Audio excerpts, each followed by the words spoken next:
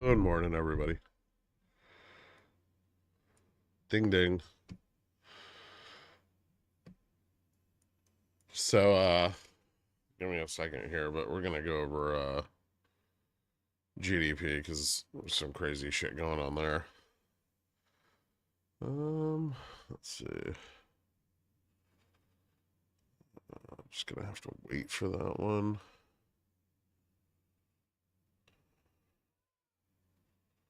This one I might be able to close today. Hold on.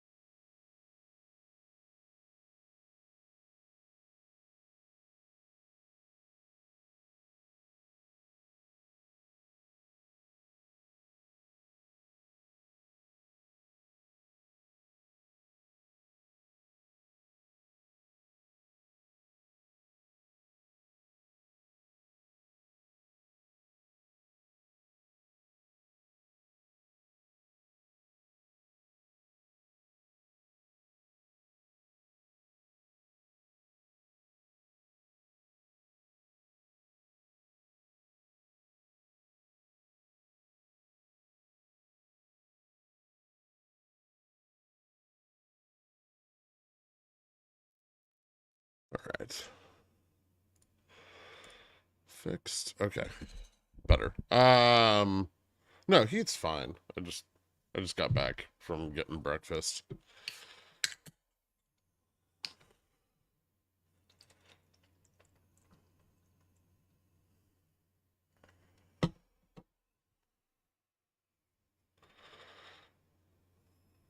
Dixie looks excited. So yeah, let's go over this morning's data. So ECB no change, right? Um Durable good orders month over month fucking flat. No demand at all. GDP super hot, 3.3 to Atlanta Fed's 2.4. Um so GDP is still way up. But Chicago Fed National Activity Index down. And then durable goods X transportation up 3x over the forecast. Um, GDP price index down. And then goods trade balance was up a little bit. It doesn't really matter so much. Initial jobless claims were up, so that's what bulls have been looking for. A spike in unemployment to back the idea that the Fed will cut rates, right? Except the giant spike in GDP means they probably won't. And then core PCE prices came in at 2 for quarter over quarter on the advance versus 1.7 forecast and flat on the prior month. So core PCE is probably actually up a little bit. And then durable goods orders X defense was 0.5. Not a lot to read out of that. GDP sales 3.2, which is up.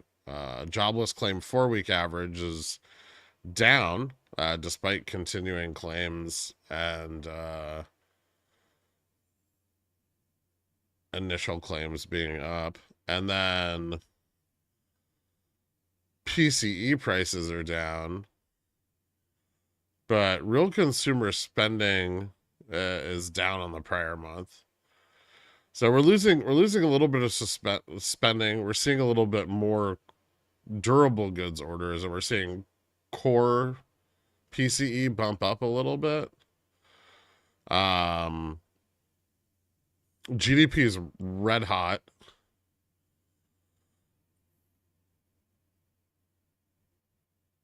Yeah, it's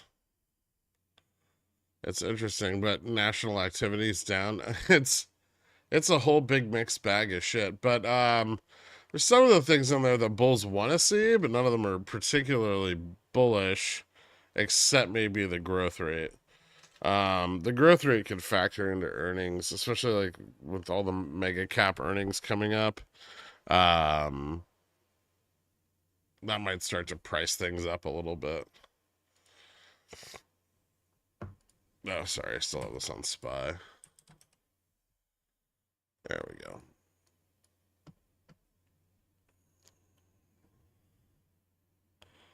Maybe the Fed hikes next Wednesday. I'm thinking if tomorrow's report shows their like super core inflation at a higher level, they might.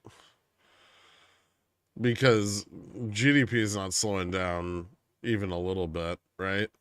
And the non-inflationary growth rate projected by the Fed is 1.8%. We're at 3.3.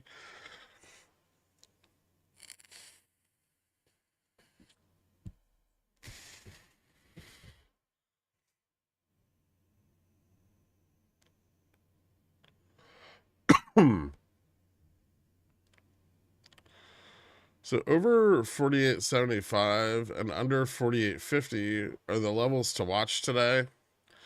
Yes. Right now we're over 75, but we're also kind of near the top of the call interest. And remember, rejections at these levels can they can turn sour pretty quick.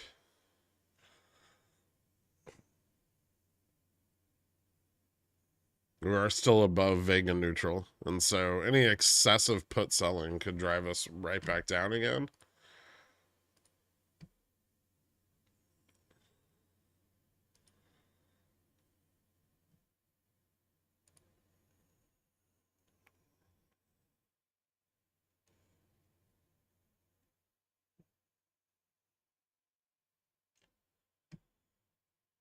What's up, Per?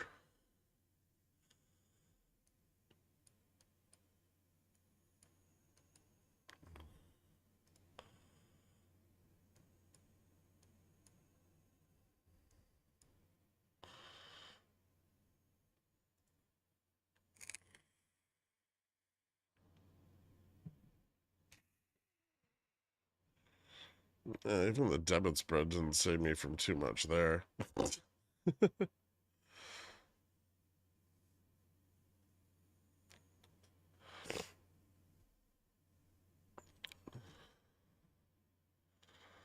Do, do, do. All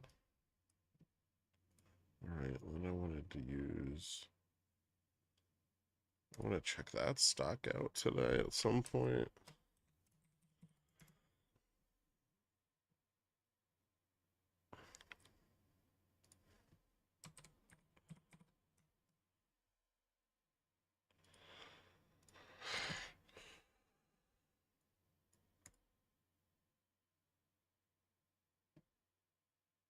Holy shit, that calculation's taking forever.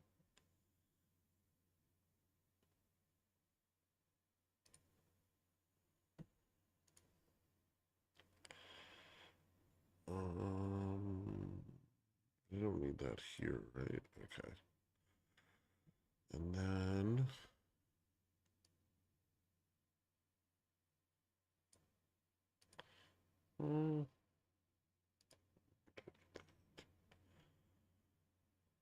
let's see how ES is doing. So ES popped back over that trend line again. See if there's any indication of us starting to fail it.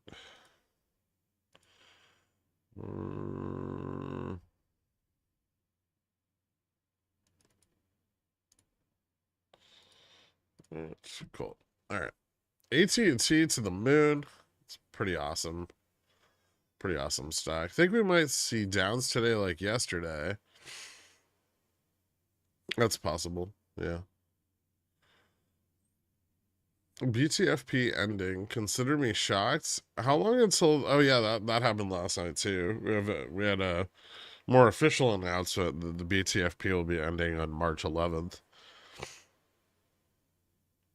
How long until they relaunch it under a new acronym? Probably just the next bank failure.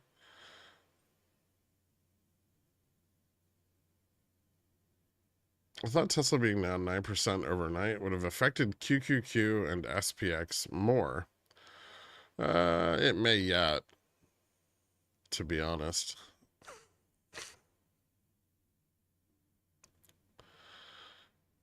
Hey, Jen Jen. Holy fuck, really? What? Yeah, yeah, really. The discount window will remain open until March 11th, at which point new loans can still be entered. But as soon as March 11th passes, no new loans will be created in the facility, and then the remaining loans will be serviced for like the rest of their term, so up to 1 year.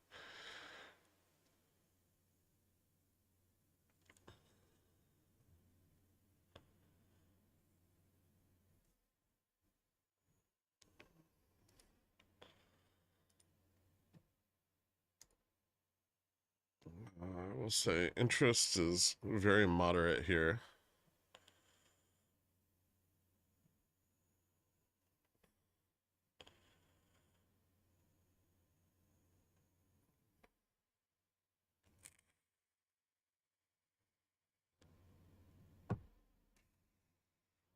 VIX up, price up. I think we should expect to see that kind of behavior. That's so the effect of that is selling the long puts.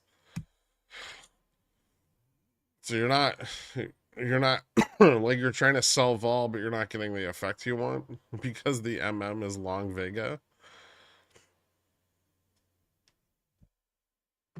Do you have anything sexy, Dork? Ooh, what is this? Oh, nice. Yeah, I like that.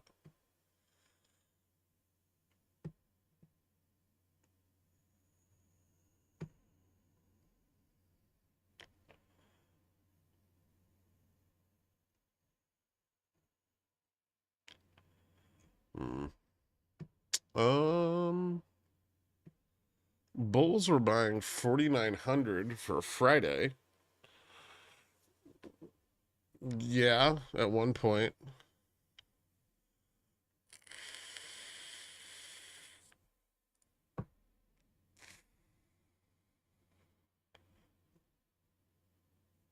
Hmm.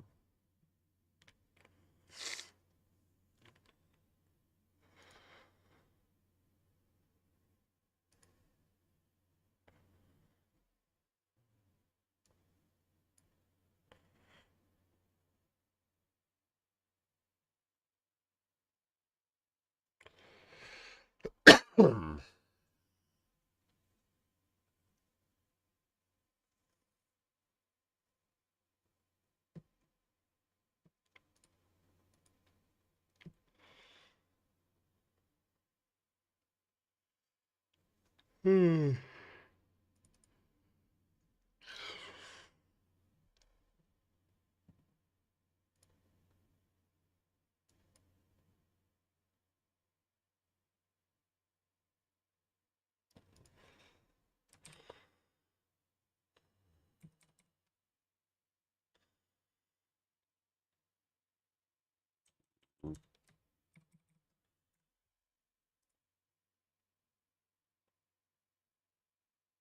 Let's see. Tesla's the only thing that's down in QQQ today. Microsoft's down a little bit. Up that much. Oh, Amazon's down.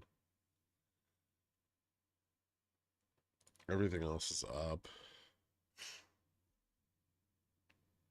Dixie almost back at 103.50. If it crosses, that'll be pretty bearish.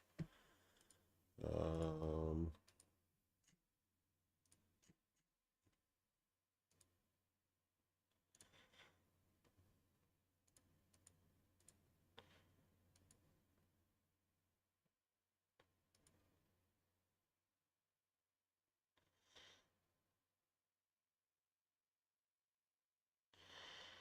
hmm.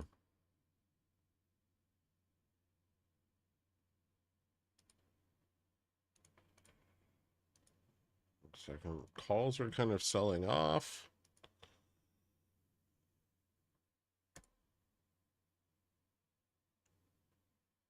puts are being sold. So that's pushing up on vol.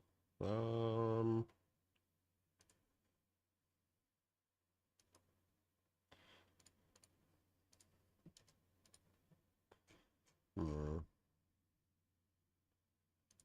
27.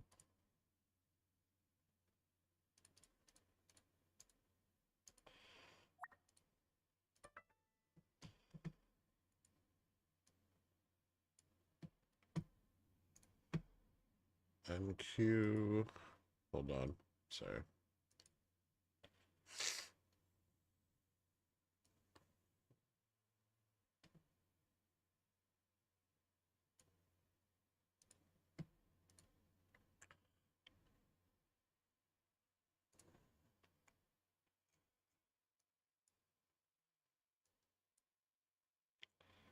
NQ's got a little lower high here on the daily.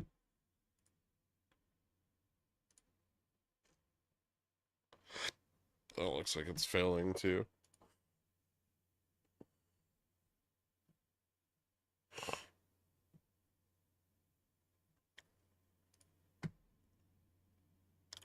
I think it's reasonable to assume that we could drop to like 48.70 if we start filling the gap. Might be a minute longer, but momentum doesn't look very bullish. Beyond having a little morning. Okay, not bad. Nice little 20-cent bounce back.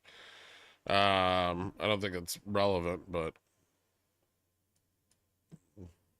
noted. Is it on Reg Show?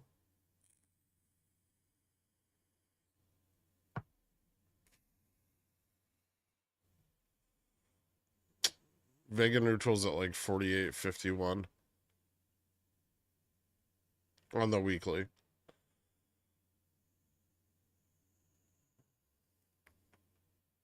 You're talking about Tesla gains? I did pretty good on Tesla, even on here. My hedge got wiped out, but I hedged like 0.5 to 2, so it's not really that bad.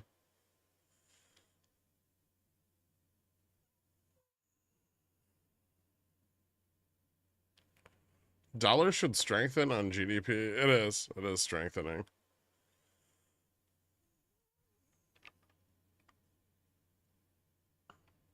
I mean, I wasn't playing earnings specifically on Tesla. I was just shorting the breakdown of delta neutral. Unfortunately, earnings got in the way of that. I mean, like most of my puts on Tesla are for like Feb 16.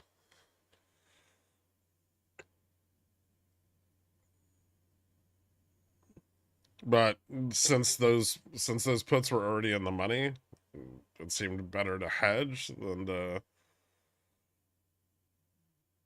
just close everything yesterday.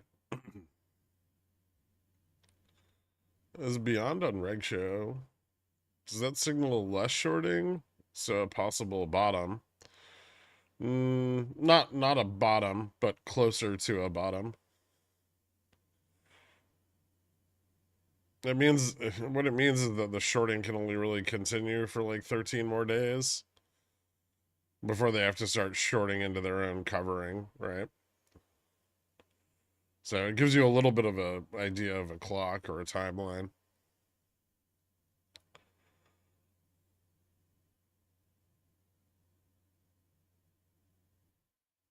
What's up, mass spectrometer? Did the dilution work for your homeopathic remedies? No. Big fan of the ECB saying the exact same thing and making EU yields die. Higher for longer, same as cut soon. Apparently. I mean, I think EU yields are dying because US yields are going to go up, right? Dollar stronger. If you were not already in Tesla, would you enter a position now? Uh,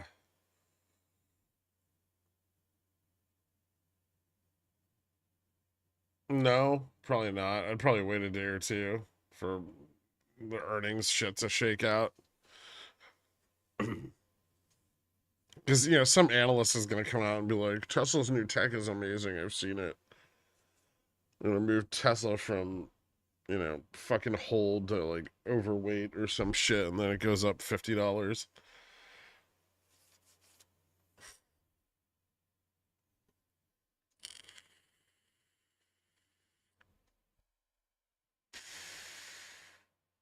Think the whole gap is going to get filled? I don't know about that. Like I said, there's support at 70. That's most of it, though.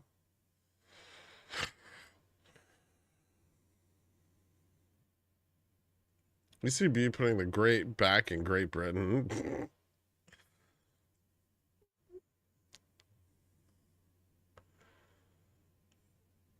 What's up with Jimmy? Nothing. It's just a bag of crap.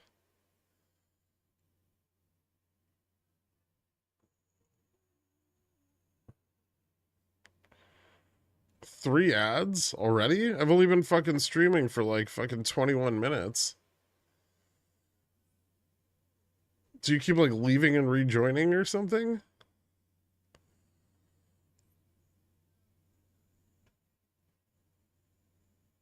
Jesus Christ. I really wish they wouldn't play ads on my fucking stream. I bought a put on that bounce. Nice.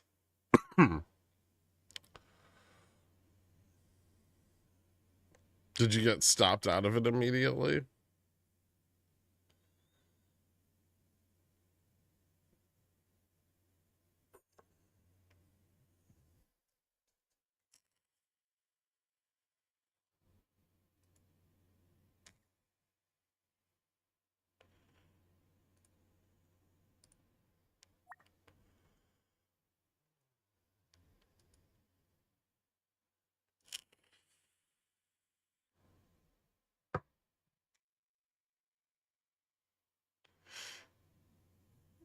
Tesla goes above 95. I can buy that again.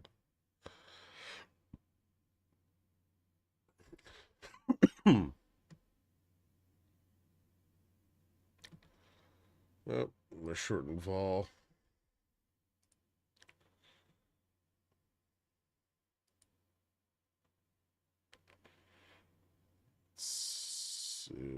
Resistance is moving down closer to 90.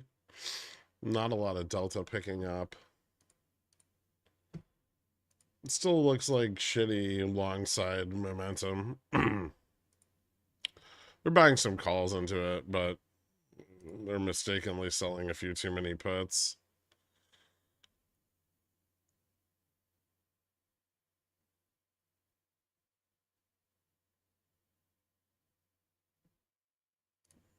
Let me see how ES looks.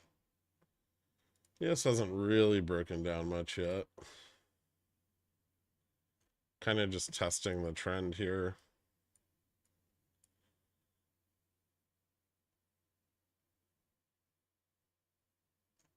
Very little volume.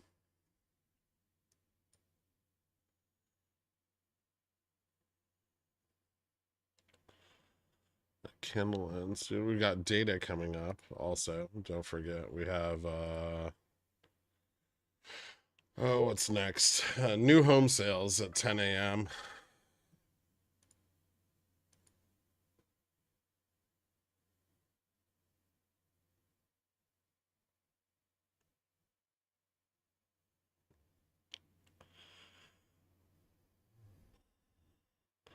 Morning Glock. I was convinced last night. I'm moving to Arkansas. Was it the picture of the corner of a fence and several dead trees?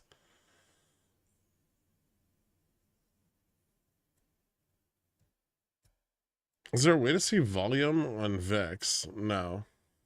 Well, yes, but no. You can look at VIX futures, but also no.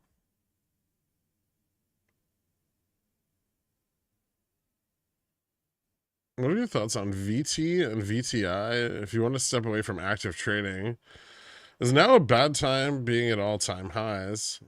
I mean, it's probably not the best time, but that really depends on if you're willing to wait for a market bottom, how aggressive you're DCAing, right?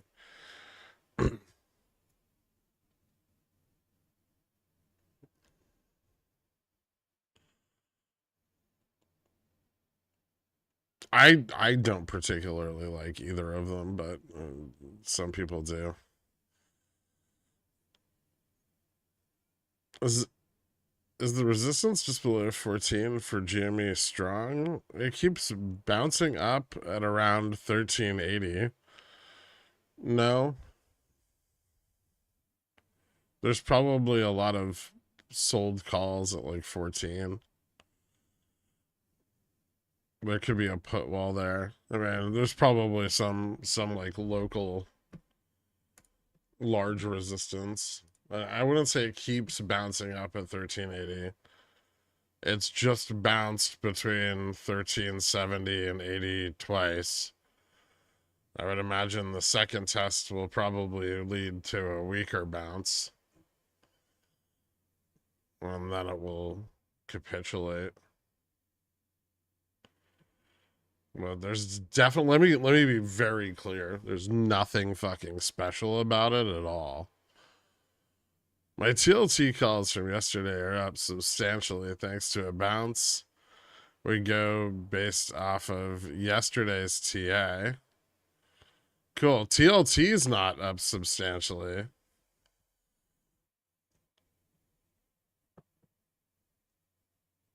But that's neat.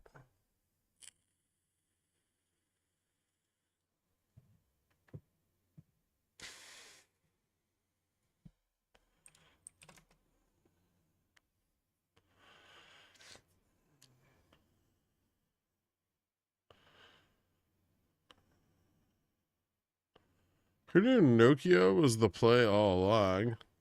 No one. Did you see Knock from was doing a rather large share buyback? I wonder if it will cause any FTD mess. I mean, probably not. They've done buybacks in the past and it didn't do anything. They have a massive float, like billions of shares. I bought Jimmy yesterday. Gross.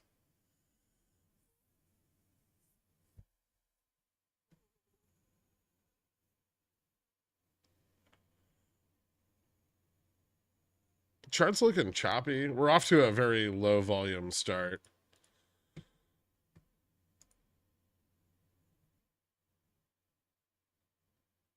Probably due to the lack of liquidity up here. We kind of ran right into the upper part of the call interest. There's a little bit of out of the money call interest building at 4900, 4910, 4920, although I'm not really sure how much of that is sold given that some of that is definitely above gamma max. A loss of 4880 is kind of bearish. Well, call interest falls off pretty hard there, but then there's support at 70, 60, 50.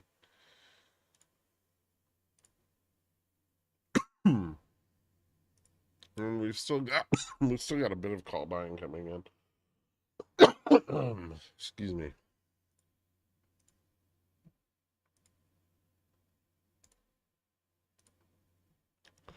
But also put selling, which does not push the price up.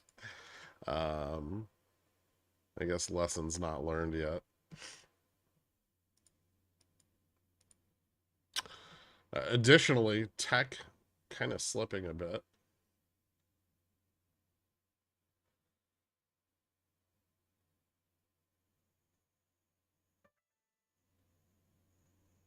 Tesla's down about $20 from yesterday.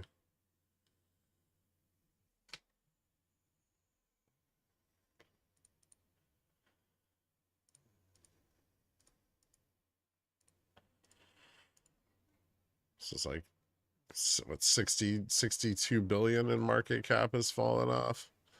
Something like that.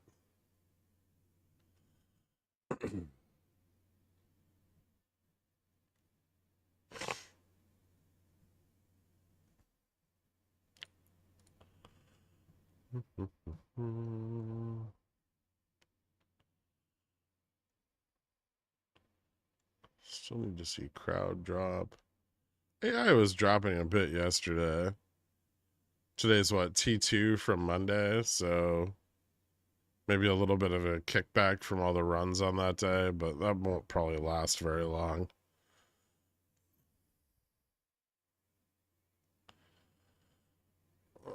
Tesla's going to build up a floor here at 89.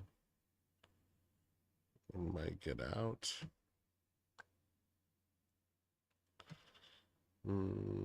Big Vic short. Vic's still above 13, though. Well, that was interesting.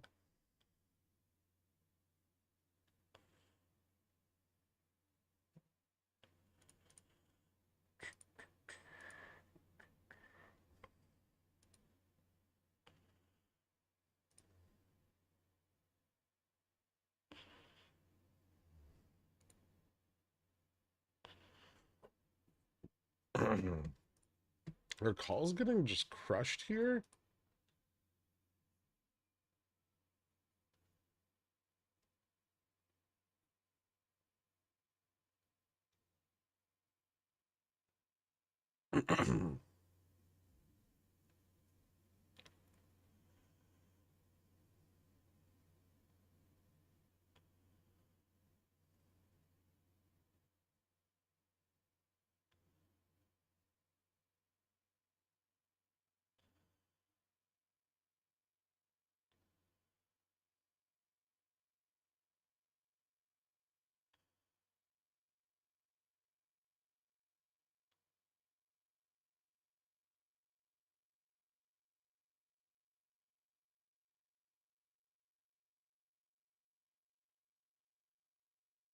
Interesting.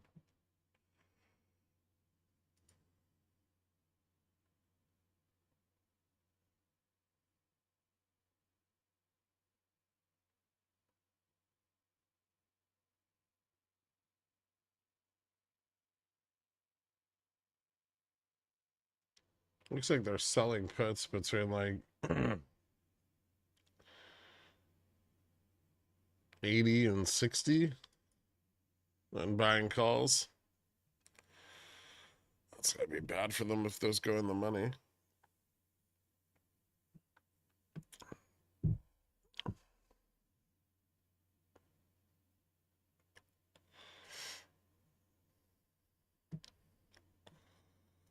New home sales as expected.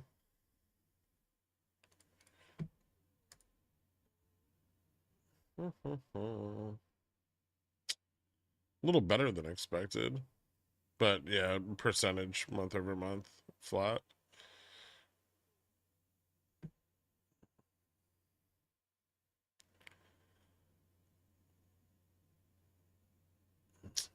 Next up, we've got, well, Christine Lagarde speaking at 10:15.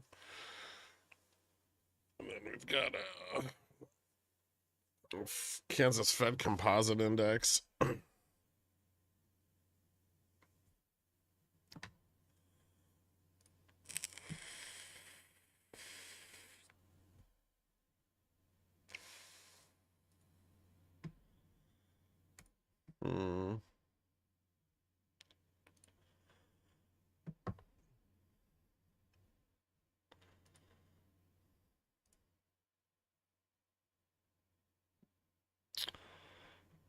Yeah, and tech's still just kind of declining,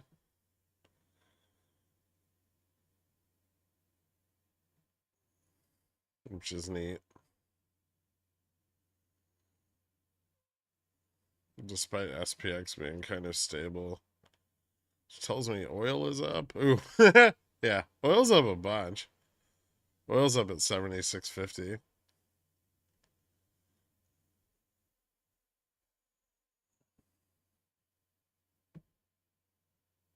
Thoughts on Upstart? No, I don't think it has a lot more upward potential. I think I burned a lot of that out already.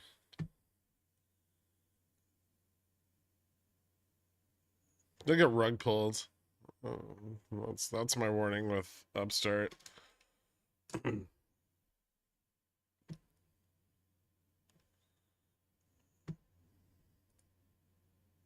Ooh, yeah, cat's doing really well. Finally broke up and tested 300. Or, well, yeah, no, tested 300.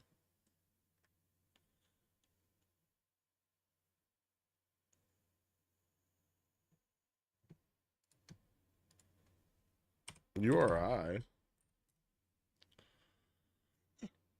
Also a very nice day. Yeah.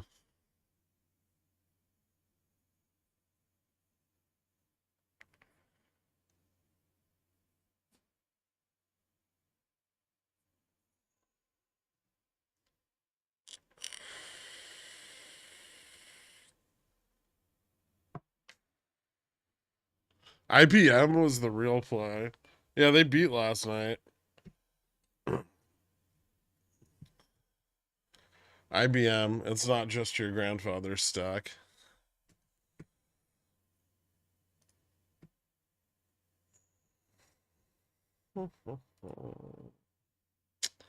Futures is slipping a little bit more. Yeah, it seems that the rampant pace of call buying isn't really turning momentum favorably to the upside still. Which means we could get not a repeat of yesterday, but something similar. If we lose 70 where they're selling all their puts, shit might get really bearish. Remember the MM's long all those puts.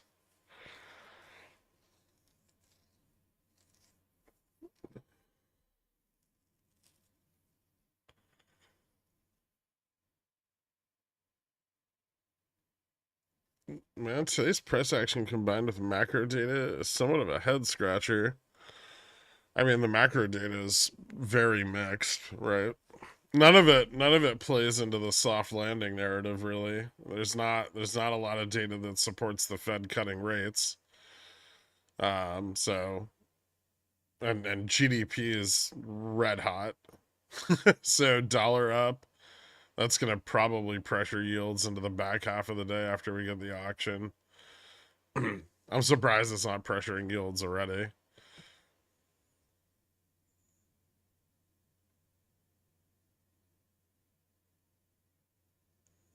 We've got euro down 0.32 against the dollar, yen down against the dollar, pound down against the dollar, yuan down against the dollar.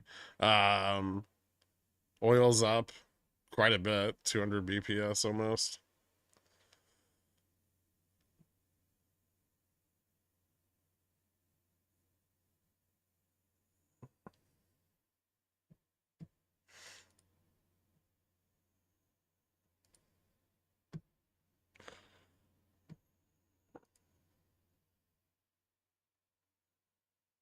Hmm.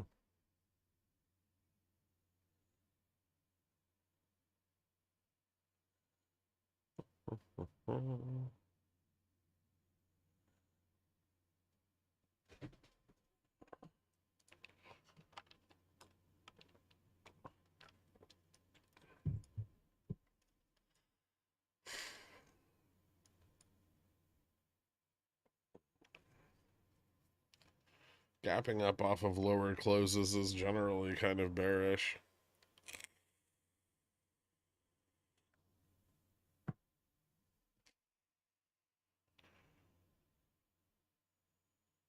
Is the rumor that the British Army would like the government to consider bringing back conscription crossed the pond yet? I haven't heard anything about it. For what purpose?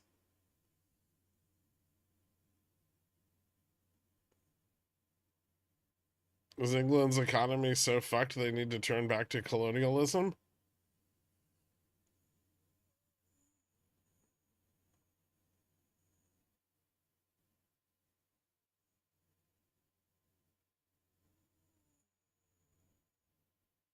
Nice, Richie.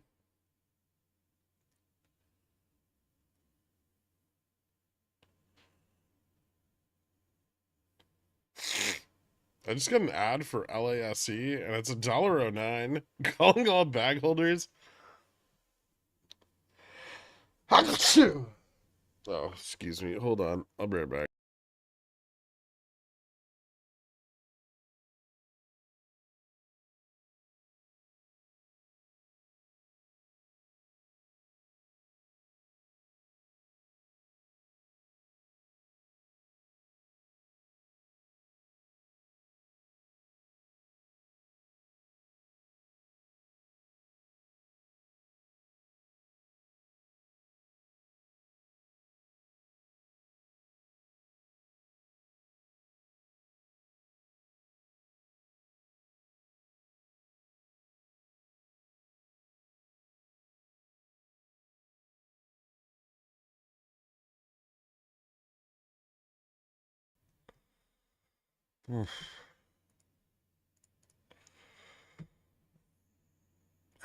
Ow.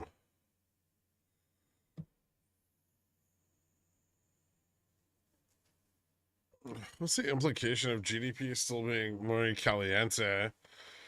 I mean, it definitely doesn't lend to the idea of price stability, right?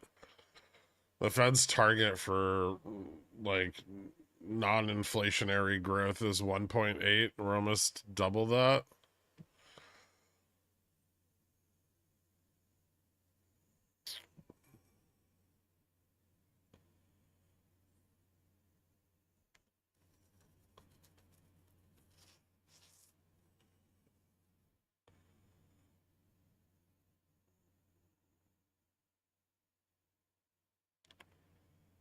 Still some optimism out there. 40%, 46% chance of March rate cuts. We could really get our GDP cranking if he did that. Tuning in for the first time this week, can you explain what's going on in the market? Current bull run. Yesterday I heard you mention you expect market to swing next week. Swing next week? I don't remember saying anything about next week. Next week's crazy. We have the FOMC decision. We have all kinds of shit. I'd like the market to drop next week, but it probably isn't going to do it very much.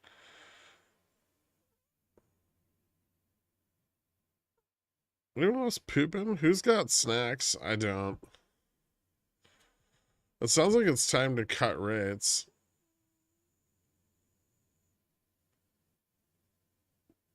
No? No, I don't think so, popcorn. Let's go on my current bull run.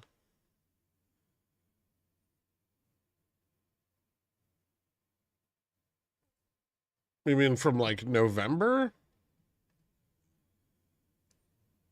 Or just like the move up since like last Thursday?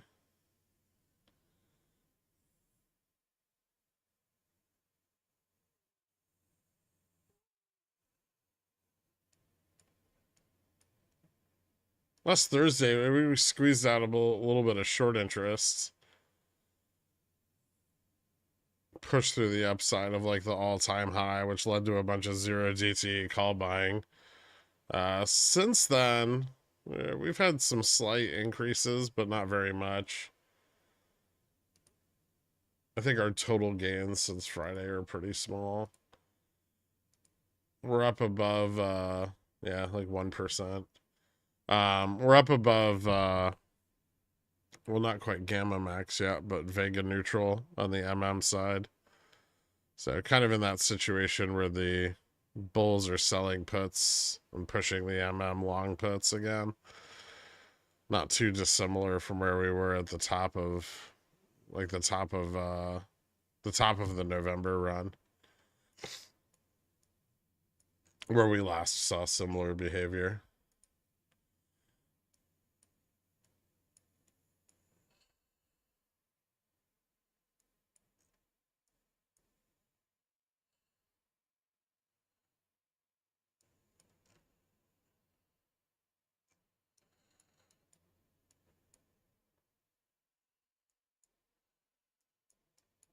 That could carry out for some time. It may not. We'll see. We've been seeing Vega interest fall off on like QQQ pretty rapidly. Positioning on SPX hasn't really changed much since last week. But we probably won't see a lot of movement until some earnings start coming in, and they are front loaded heavily into the first couple days next week. Yeah, no problem, dude.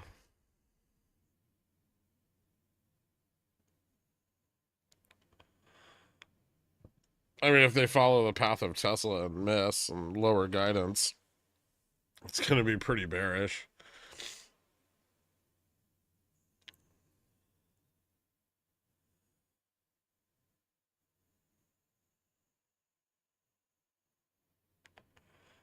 Yeah, well, I don't expect the Fed to cut rates next week, and I'm sure they're going to be more hawkish than the 7% priced in, or seven rate, like 6.5 to 7 rate cuts priced in by the market, right? And so pricing those rate cuts back out, probably not going to be the most bullish thing ever.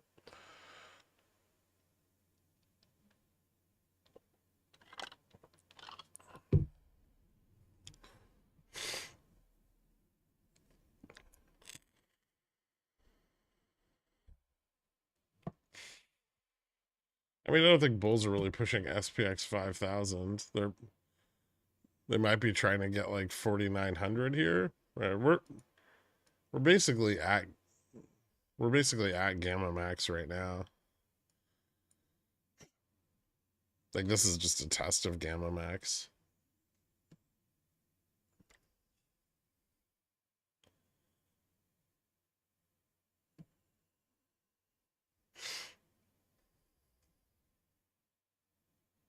Ooh, AI is starting to drop again.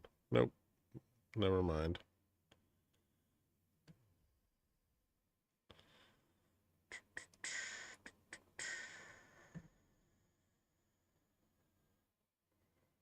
Index up, VIX up. Hmm.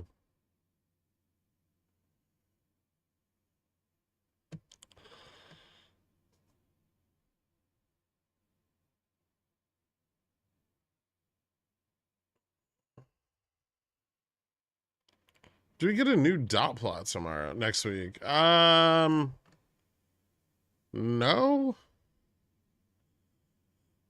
I don't think we do.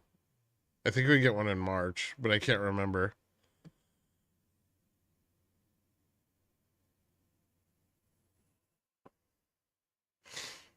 Here's a thought. Last time the dot plot came in and reflected 3 less rate cuts than the market, 3.5. Also, it didn't the last time we got a dot plot. The market hadn't priced in that many rate cuts. They'd priced in like a couple at that point. After the dot plot came out saying 3 rate cuts, then they priced in 3.5 more. Why should this time be any different? Because then if they, well, first of all, voting members in the Fed have shifted, right? We have the minutes from the last meeting, and if the voting members continue to remain hawkish, a lot of the dovish members fell off. So like the lower strata of the dot plot, where they expected larger rate cuts, like 5 of these people are gone, and they've been replaced by the people who are up here at like 5.15 and higher.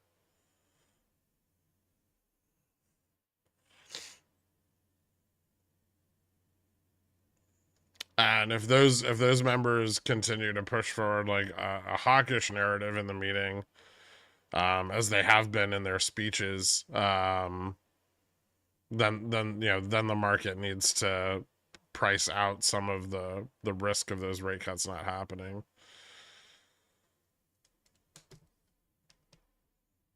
So the market's going to remain as enthusiastic as possible, right? Until it gets beat with some humility over and over and over again, and then just maybe after that it'll relax.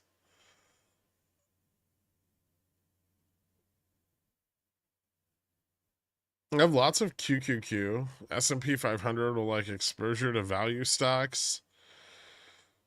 Due to current valuations, what's a good index for value stocks? Like Russell 2K. So I think there's a lot of opportunities to be found within the Russell 2K, but I don't like the index itself.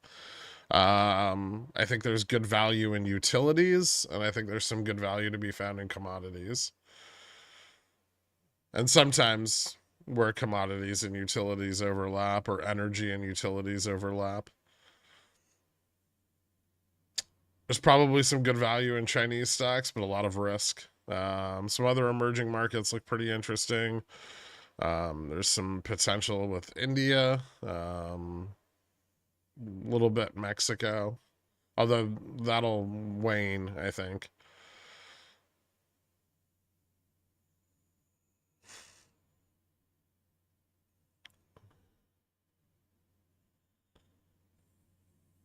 JPEG's gonna come out and just be dovish in his speech, and everyone's gonna ignore everything else.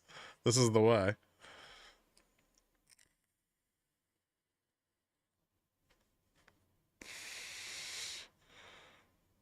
I mean, that's effectively happened already, right? Every Fed governor said we're not cutting rates in the first half of this year, and we still have like 2 rate cuts priced into the first half of this year.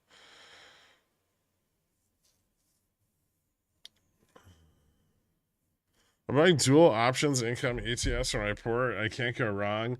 You know, you can just sell the covered calls yourself, right?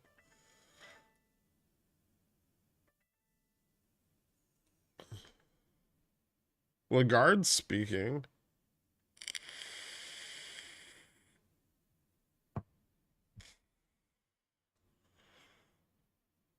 No, probably not all day. I don't think this is going to last very long. Maybe it will.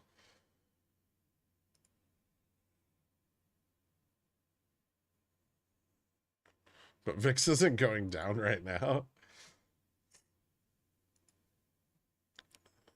And now we're a little bit above Gamma Max. I might get that 4900 test in, but it can act as a resistance the same way it did yesterday.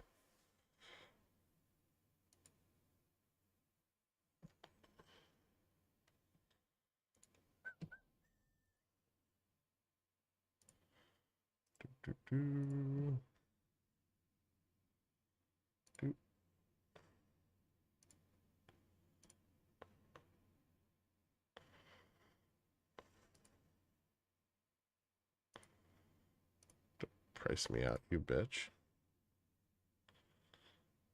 A little higher.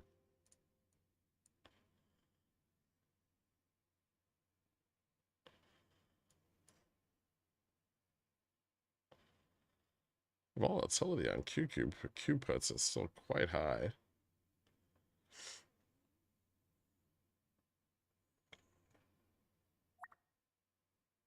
There we go.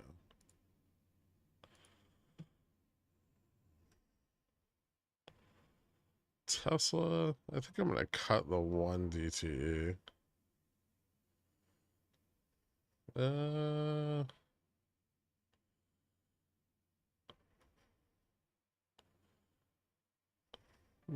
I do get a lot of money for holding it. Especially if it drops more. Yeah, maybe I'll stay in. Let me go look at the support resistances on that. So below 87.66 is 80. I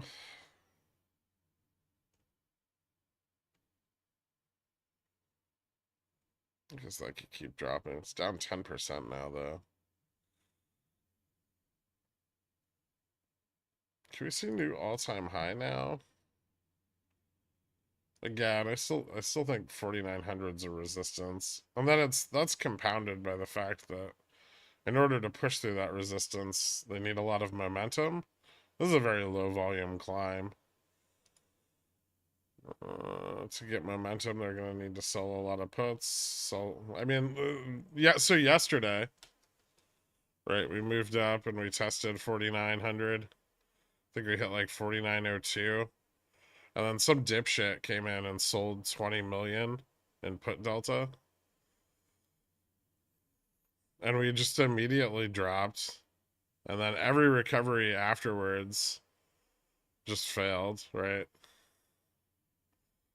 Like all the way into the end of the fucking day. All because this one asshole decided to fuck up everybody's positioning. And so, yeah, it only takes one dipshit fund manager coming in and going synth long to blow all of this shit up.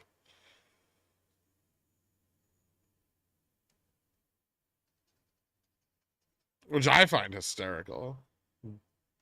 Bulls buying calls out of the money might not.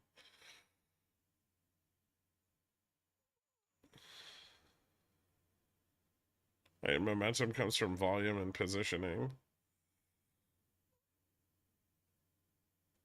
Have we finally seen an index at gamma max? We're at baby max. We've seen close to a test of gamma max on the monthly before, but generally when gamma max on the monthly is very close to gamma max on the weekly, which is not the case right now. The monthly gamma max is like at like 4,600 or some shit. It's way the fuck out of the money. Or 50, 55 or some. Hold on. I have to go look, but it's ridiculous. It's at 50.62. And gamma max on the weekly is at 48.93. So you've got like a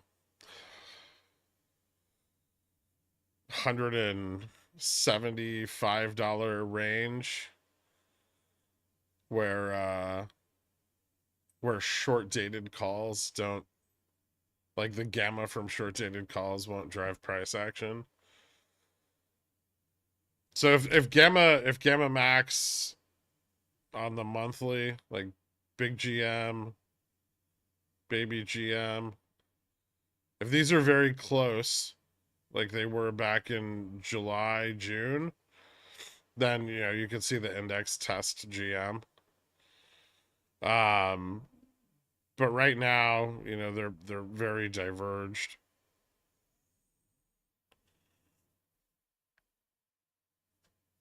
And so it's really it'd be really hard to clear that gap. Even if Vega neutral were higher, like if VN were up here, then that would be possible. A little more possible, or we could get higher into that range because they could keep selling puts through this range, but then it would ultimately fail somewhere up here because you can't keep selling puts, right? Baby max do. We call it Baby Max and Daddy Max. Bam Popcorn Trader for that song. Why? That was amazing.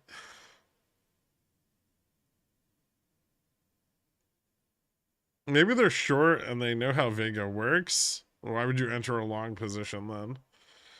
You wouldn't want your synthetic long blowing up. I mean, yeah, you could hedge it off, but risky.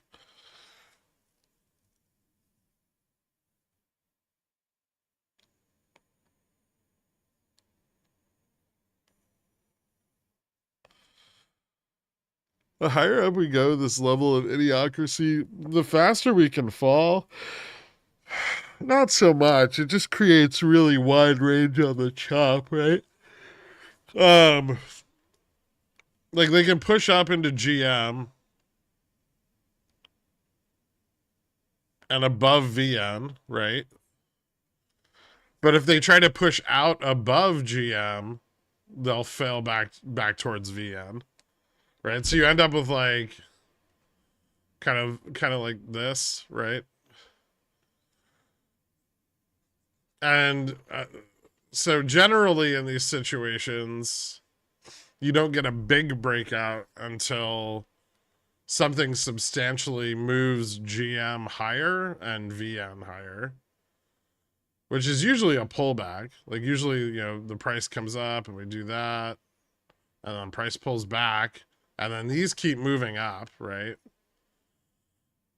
And then when price runs, it can move to a higher high.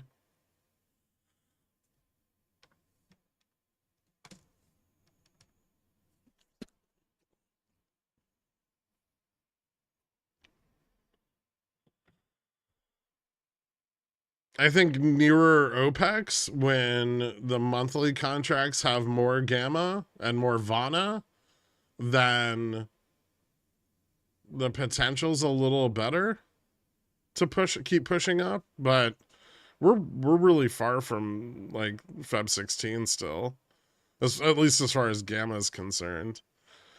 And there's not much gamma on the monthly. Like that's the other weird thing, is we're not seeing any positions build on the Feb OPEX.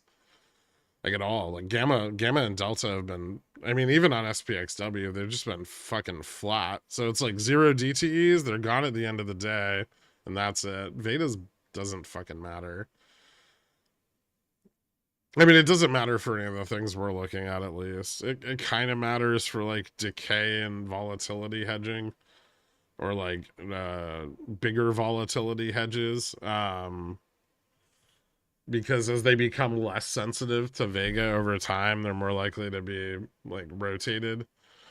But it's not like a big concern. And we're like, we'll just naturally see the effect of that with like 3-month vol and VIX futures kind of turning up a little bit ahead of cash VIX, right? As people reposition those vol hedges. Not that there are fucking any. I mean, look at the skew index. There's not a lot of volatility hedging going on anyway. Like the only person that cares about responsible volatility hedging is JFresh.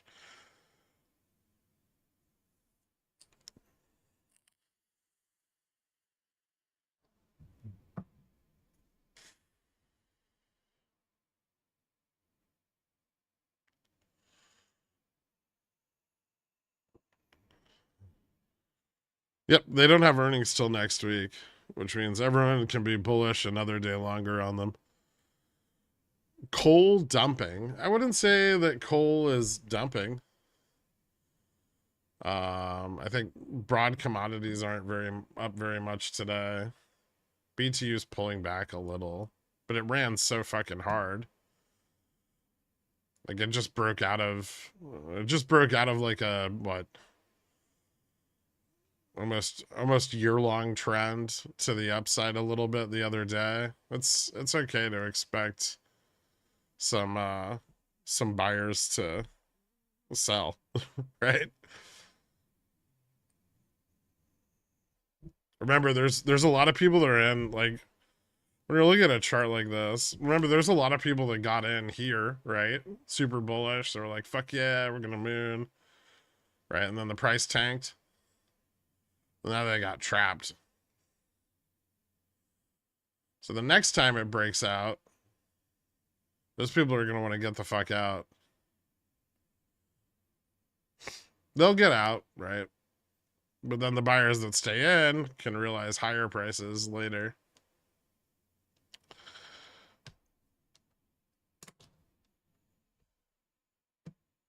What's up, Potato Tom?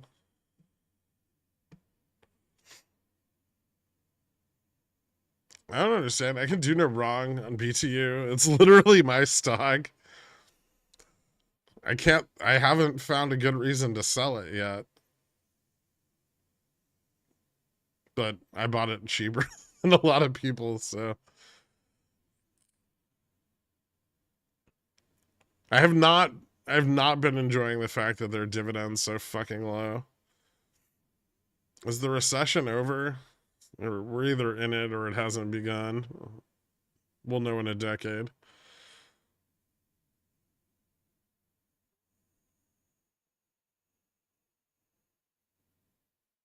We're selling the 48.90? Not so much. Mostly 80 and under. With the larger concentration of sold puts being down at like 0.15 to 0.5 delta.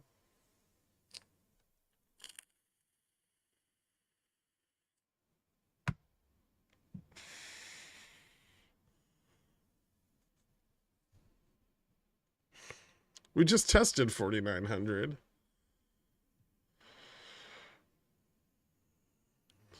I mean, 4,900 end of day? Maybe. As long as we don't fall into the sold puts, then yeah, we could. But this breakdown doesn't look particularly bullish. Sometimes you just got to be patient and wait out the nonsense. Like yesterday, just trust the mechanics, right? Easy.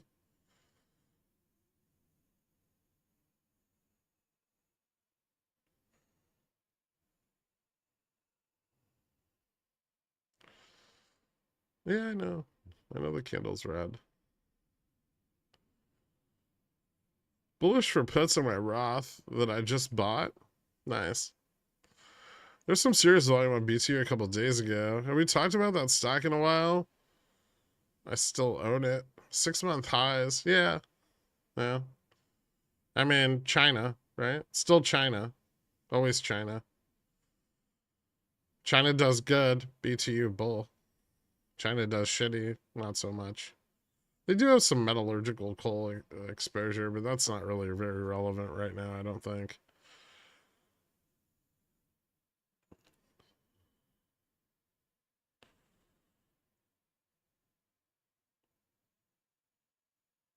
We need a bull song for every time a bull goes synth long and we drop. I mean,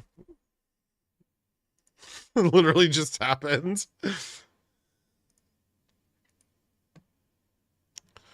How hard did they go synth long, though?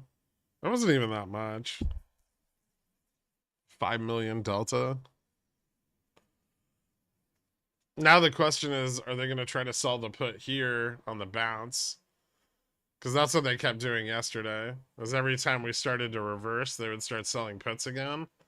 And then it ended up killing all their bounces and driving the prices lower, which is delightful. But also not great if you're on the call side.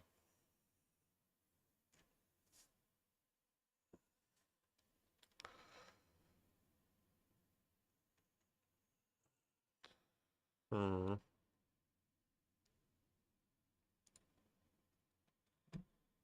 How much more time do I need on those? 516.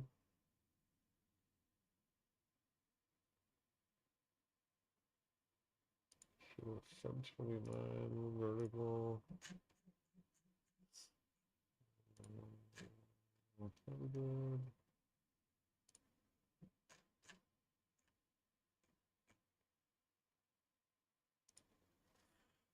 Hmm.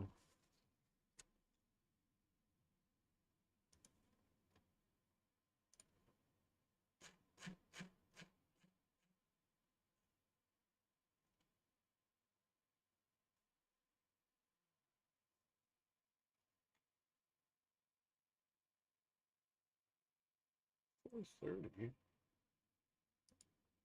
Interesting.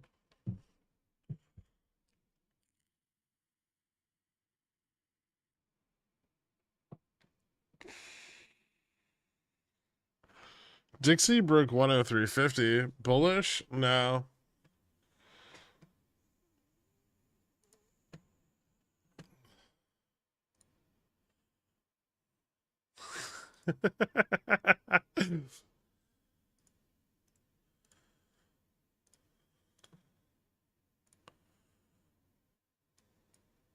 JFresh would like to share this with all of you.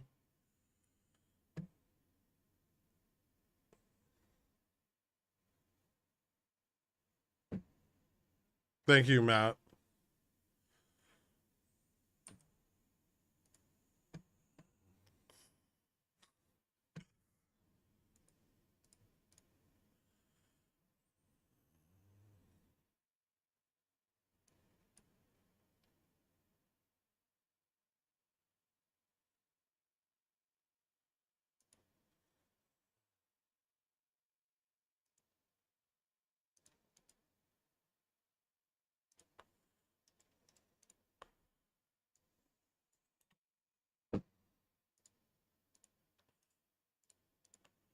Dork.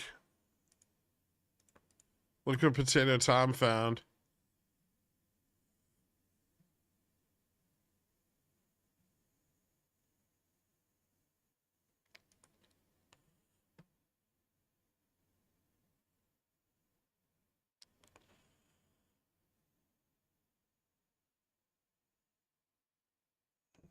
Yeah. Well, at least we were right about someone buying it. It's not the same person we thought. You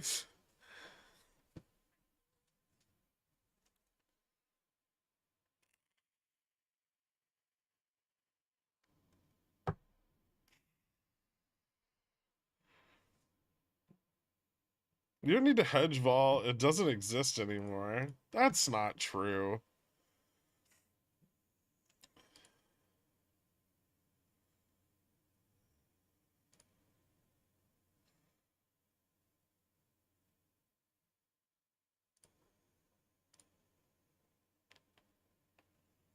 Name one vol. VIX is at 13.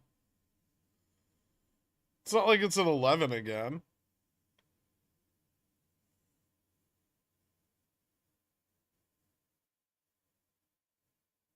No, if Pulte bought it, I'd be selling it right now. I don't want to own anything Plute owns.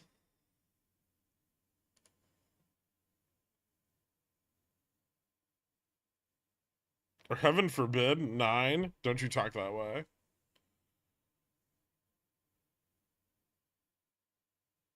How many percent of the hot GDP print is AI? 200%? Actual GDP negative? No, all of the GDP is just inflation.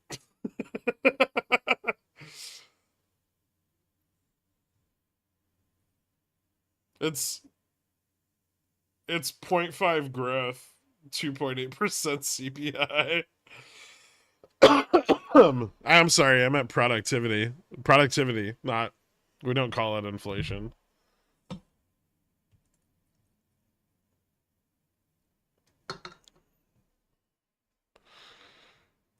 Can SPX keep falling here? Yes.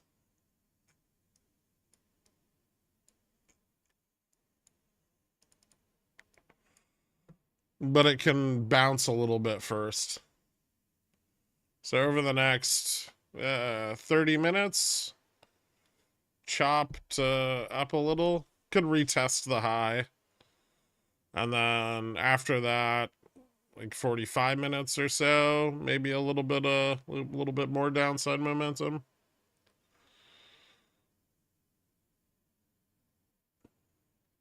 If we get downside momentum before that, it's because future sellers are coming in. And I don't see a ton of those just yet. Although the volume on the rejection is a bit higher than the consolidation to the upside. How excited are you that Portnoy is involved with FSR? Oh, I don't care. I don't own any of it.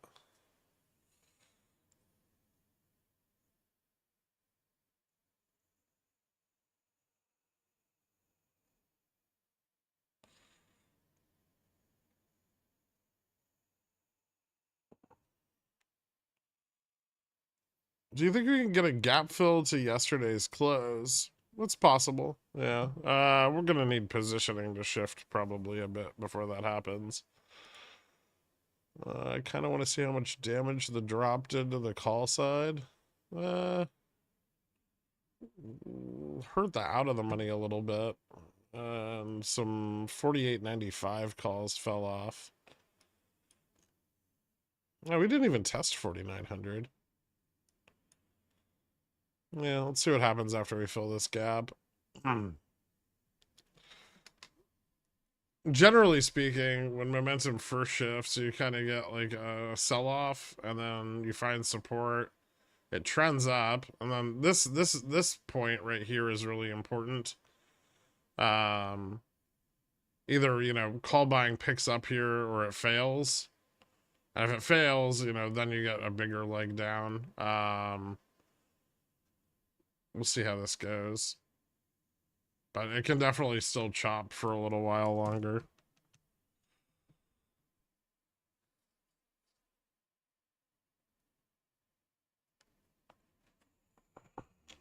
If inflation, productivity, and inflation can be caused.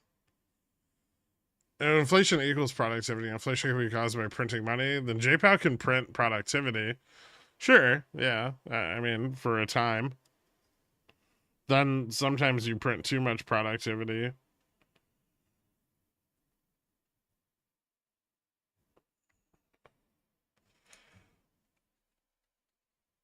Are you annoyed that people now call puts pooty toots? No. I feel like that will be my lasting mark on this community. I'm pretty sure it was boofing Fruit Loops, man. Genius idea to rename inflation to productivity. It's not bad, you know? I've just looked at FSR for the first time in a while. It looks like it's going to 0. Yeah, it does.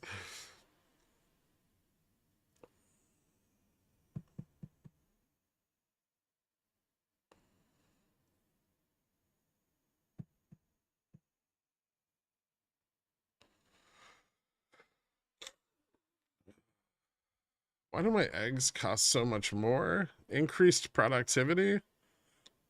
No.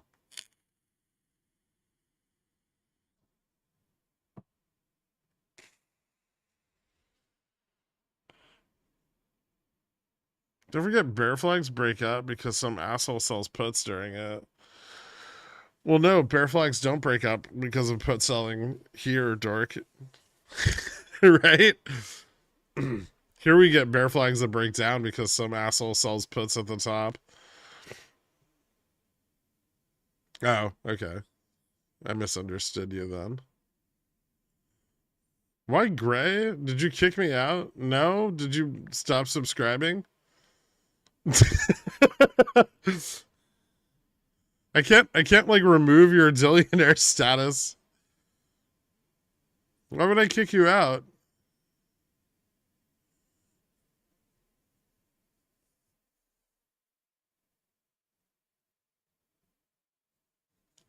What did Popcorn Trader say? Dork. Dork. Dork. Oh, okay.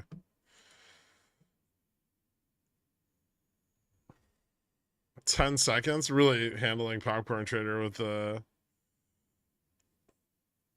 the white gloves. Dead Rabbit. I did not if you were kicked out, you wouldn't be in here.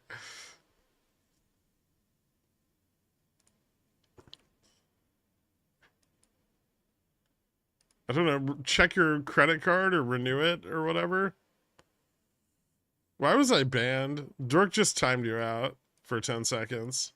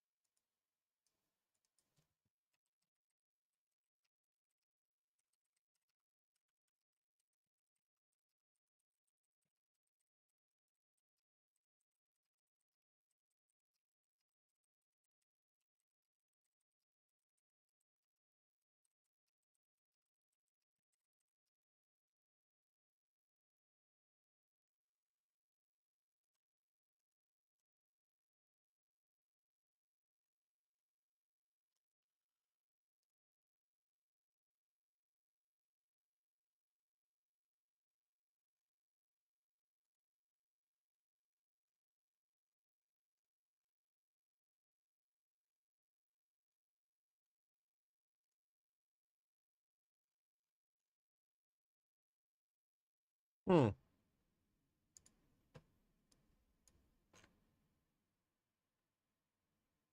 I'm really cranking the fucking soft goods out here on VIX.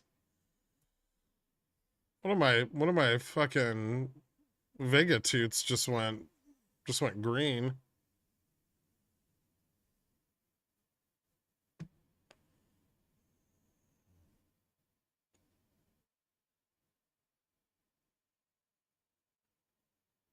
I'll time you out for 10 seconds. AY.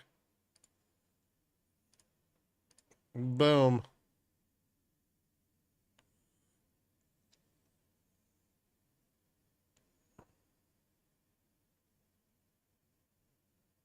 Thanks, Carl.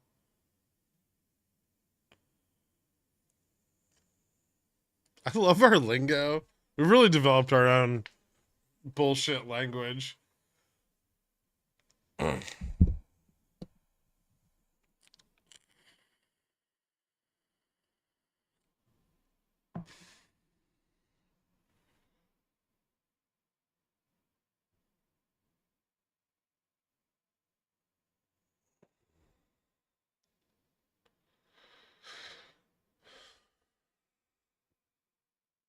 I just joined. Is a gap fill likely here? I mean, it's looking more promising. That is what some would refer to as a head and shoulders on rapidly rising volatility.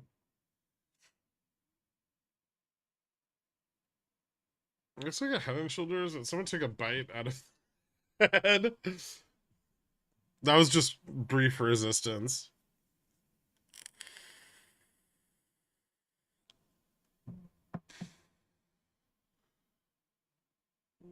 This is the dropped on its head and shoulders.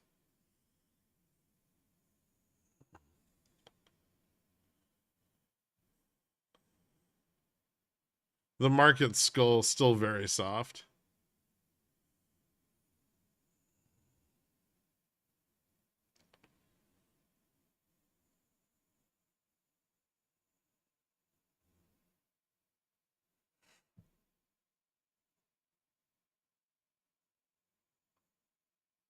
The question is, will a gap fill happen before my 0 DTE theta burns out? I don't know. Did you buy your put at the money or out of the money?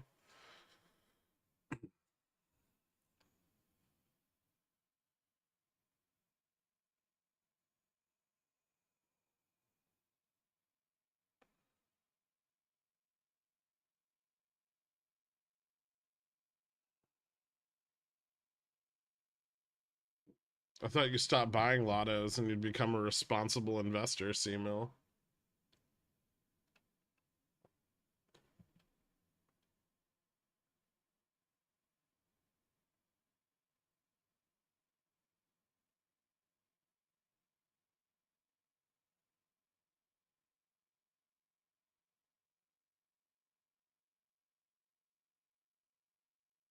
You're so full of shit.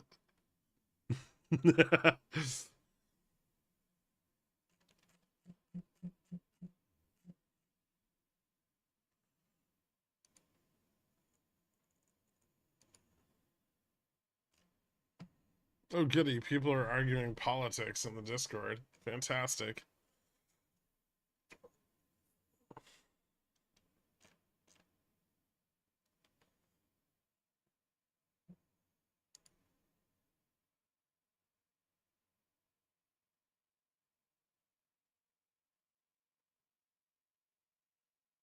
About the 4870p's and we're at 4890, is that responsible?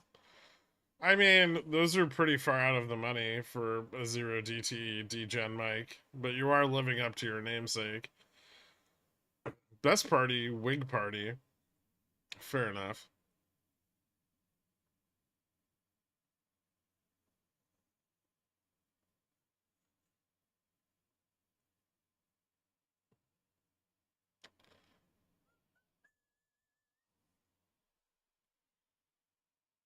Wouldn't market give more free money? Ooh.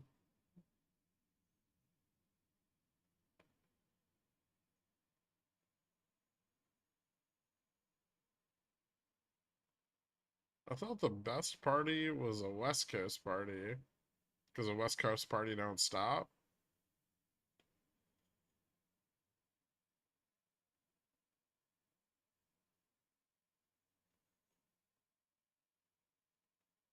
Still have a call wall at 80? Yep. Although it's weaker than the call wall at 85 and 90. So we could just kind of fall off the end of it.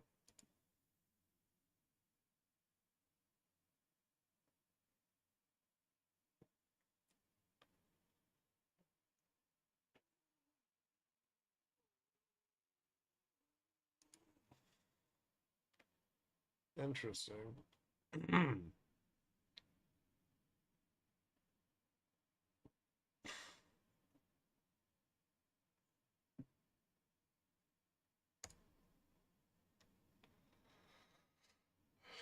Ooh, Friday sees a bunch of gamma fall off the chain. 12.2% of the gamma on the chain falls off tomorrow. There's not much left either.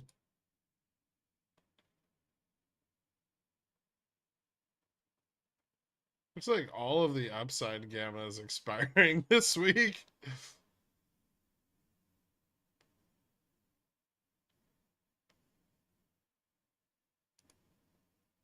It still blows my mind that bulls are so bullish, but none of them are buying like leaps.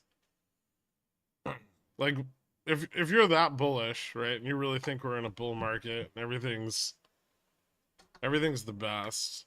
Why aren't you buying like 20, 25, 6,000s or 5,500s?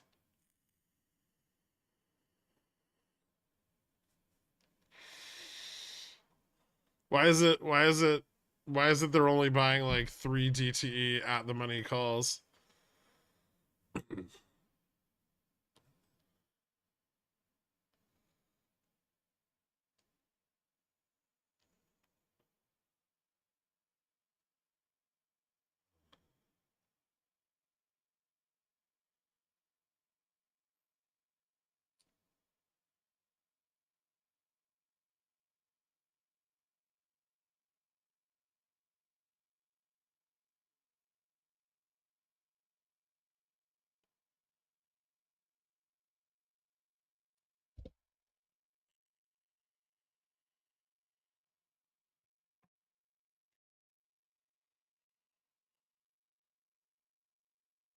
Leaps are harder to go 300x.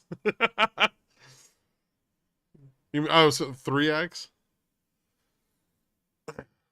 Welcome back, Dead Rabbit. Accuse me of kicking you out. Thank you so much, man. Hit me up on the Discord if you need me to get you added, but it should just open it right back up. You shouldn't really need to redo anything. Because their skulls are shaped like an inverted boomerang. Are we going to start using phrenology to analyze the market?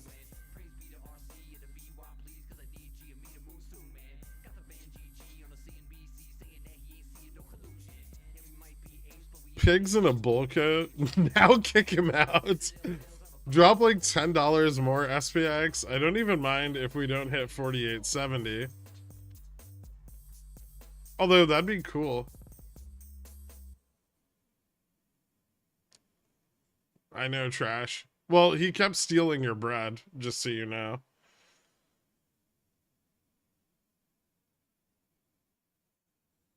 Head and Shoulders usually break up hard at this point.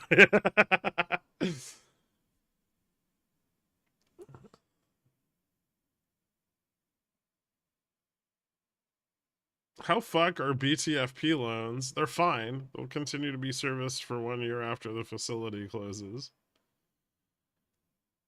There just won't be any new loans.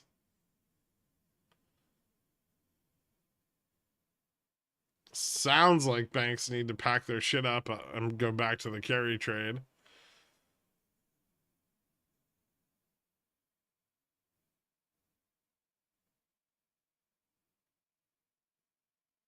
Is Goog or Google the Mag 7 one? Both of them. Combine them. Same thing. Same stocks, just different voting rights.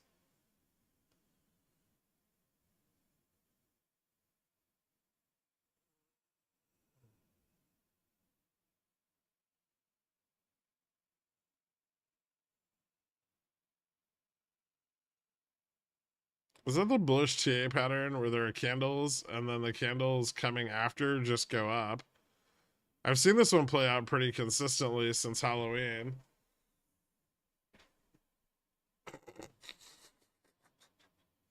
I don't think things look particularly bullish here. But we can chop a little bit longer. We failed the breakout already. Trading economics is taking forever to update Bank of Canada rate decision. Be careful around 1 o'clock though. We may get a push to the upside around then. This led me to believe Canada probably wasn't real. And then they said rates left unchanged. Good luck with rate cut. No one's cutting any fucking rates. None of the other countries can cut rates, right? Because the dollar is worth so much more than their currencies.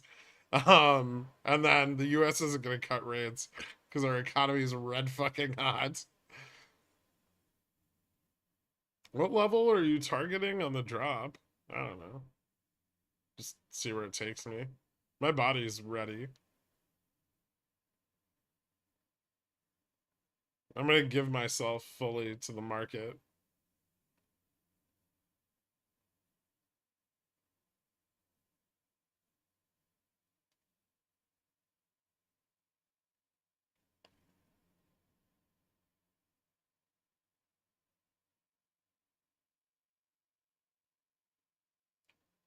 Microsoft lays off 1,900 from Blizzard Activision. All-time highs. They should just fire everybody because Activision and Blizzard suck.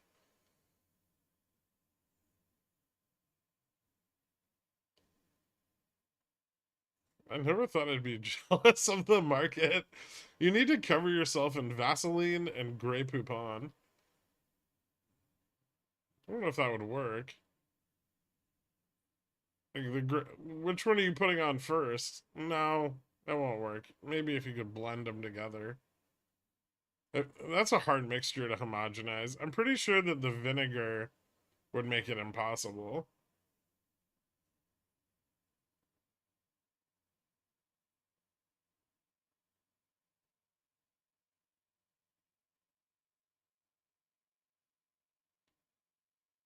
COD makes money though. Yeah, but it's not good. Blizzard used to be good until Activision bought them. Don't blame Activision entirely. Blizzard still kind of sucked. They were getting much suckier. And then Activision bought them and they got really shitty.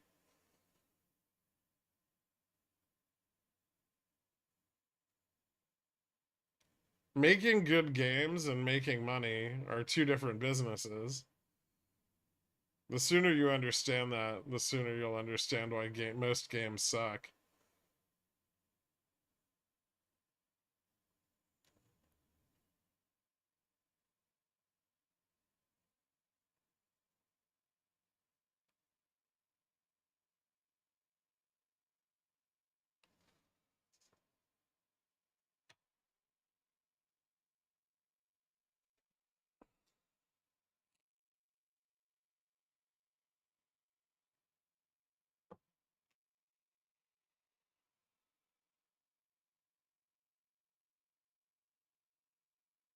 You guys want to short Canadian banks with me? With volatility from the pickle jar, we get volume from the pickle jar. We can take over Canada, but why would we want to? That sounds like a lose lose kind of situation. Like you lose money and then you've got to deal with Canada. The Blizzard thing makes me sad because they used to be my favorite game company. I even went to BlizzCon way back in the day. Warcraft 3, StarCraft 1, 2 are still the best strategy tactics games. I would argue that League of Legends is better than Warcraft 3, but whatever. Um, StarCraft is definitely top notch.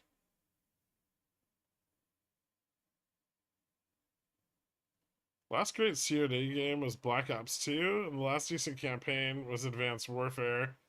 A sequel would have been great, but everyone complained about boots not being on the ground. Hmm. Haven't they made 50 sequels?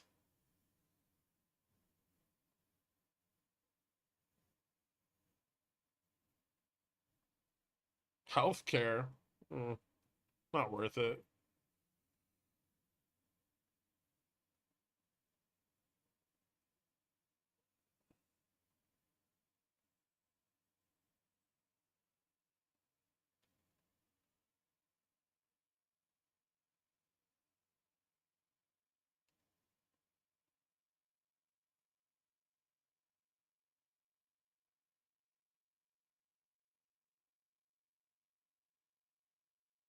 Starforge is going to be the next best RTS. It's got SC devs and Day 9 running things.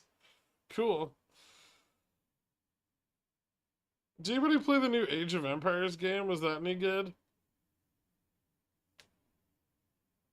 They had 20 years to make it. You'd think it would have been amazing.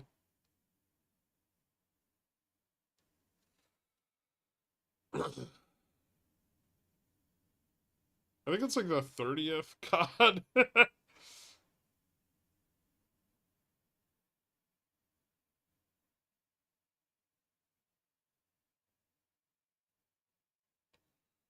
The FUD campaign on Boeing is insane. What do you mean? What FUD? They fucked up hard. Are you kidding? Oh, okay. That's not FUD. That's just the truth, which the news rarely reports. You should be relishing in the moment. Also, you probably shouldn't be long Boeing.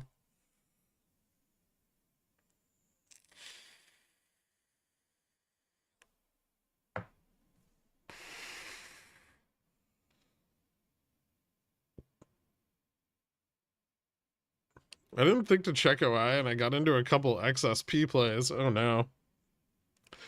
Does anyone actually trade this index? Nope.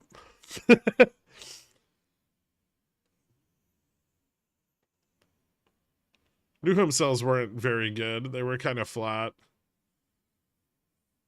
And home sales were down in the most recent report. So overall, the housing industry isn't doing particularly well, despite prices being up.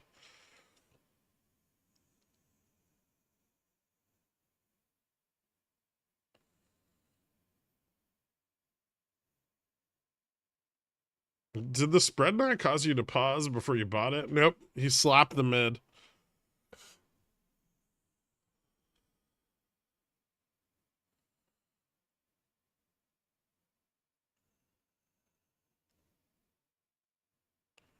I told you guys they would start cutting jobs as soon as the new year rolled in.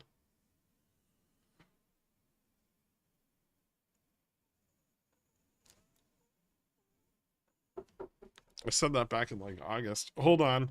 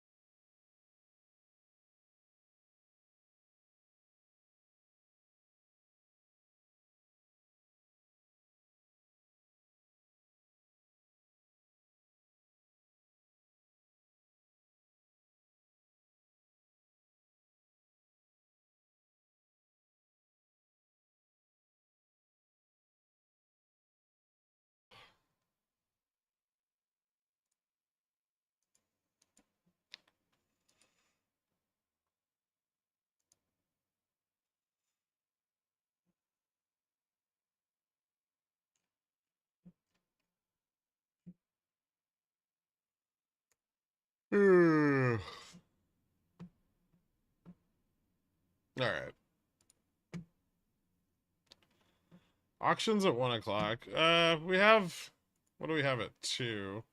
Or at 11:30? Kansas Fed composite came in, -9, -17. Jesus. 4 and an 8-week auction, and then the 7-year note. We're getting more buying here. Nah, a little bit, not a lot. Nothing crazy.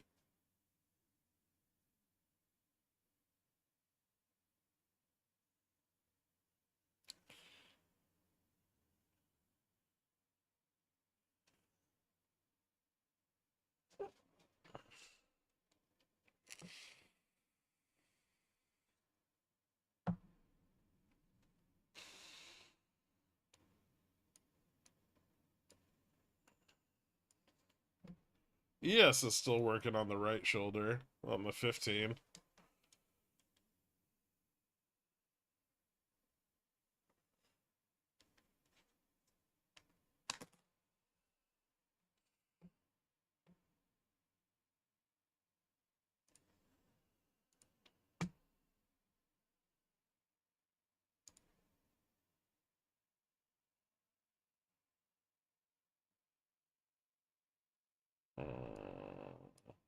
That fails. That could be kind of interesting.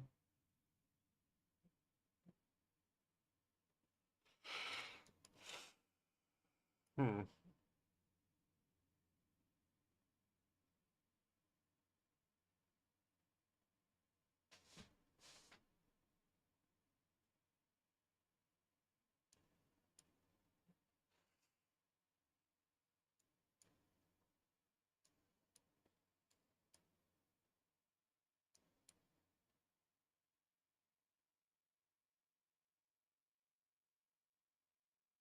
Mm. Hmm.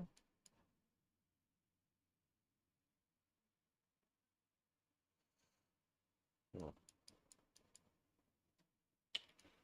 All right.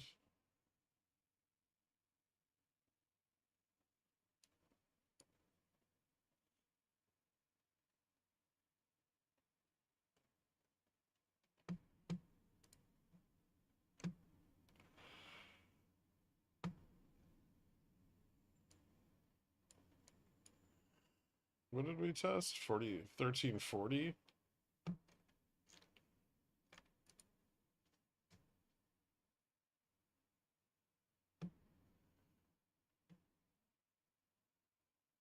Did I get lip fillers? I wish.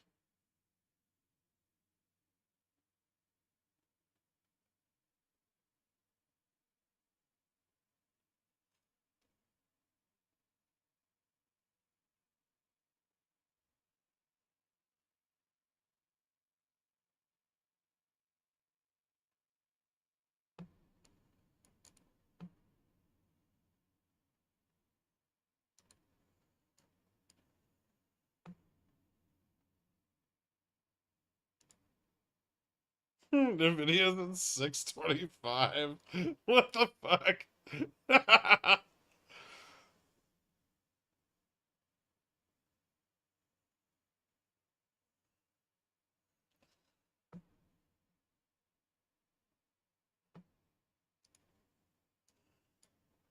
Dude, did Baba fall back to the trend?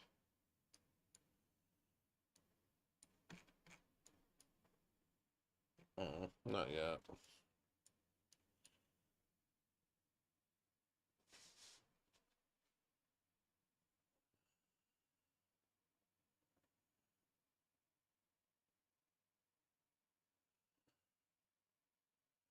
Is that all our downs before the auction? Not necessarily. This could fail too.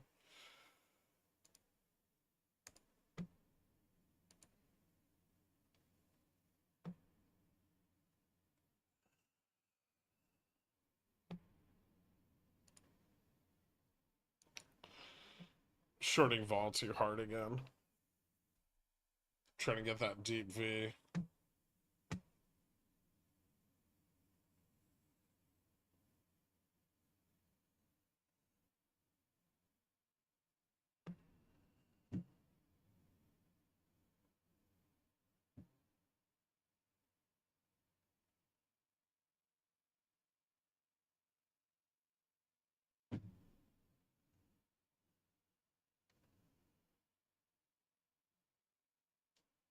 They're trying to get Dixie back down. Yep, that'll be the goal.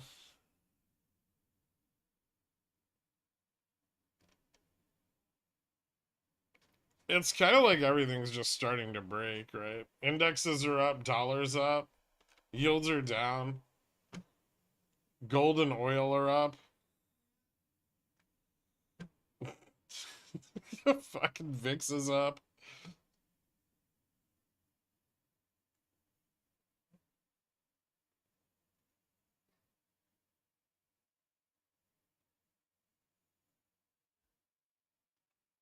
VIX broke last week.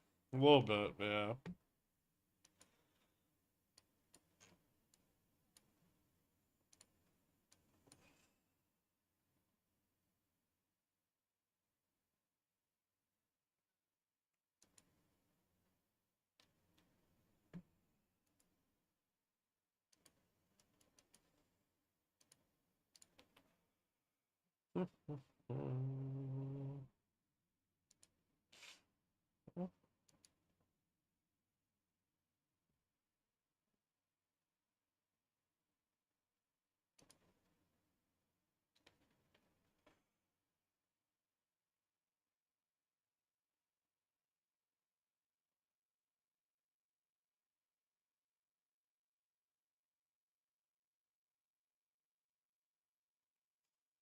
Let's hope tech stays elevated a few more weeks so I can sell some overpriced RSUs.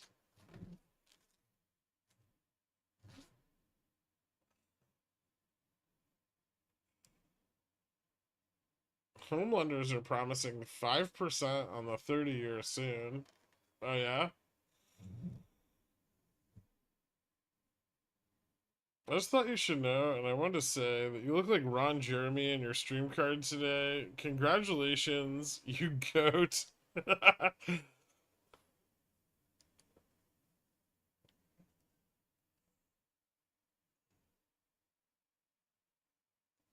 Ew.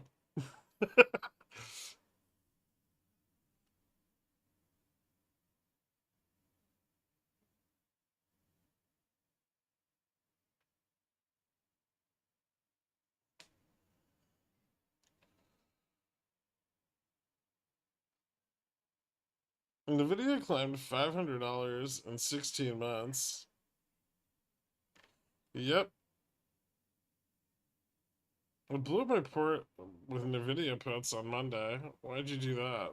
Because I'm an idiot. What should I look out for to see a reversal and watch NVIDIA come back down to like 400? Well, that's not, definitely not happening before their earnings. But if you're looking for a reversal on NVIDIA, you need to look for like sell walls to build up. You get big piles of like sold calls at psychological resistances. So like 600, 625,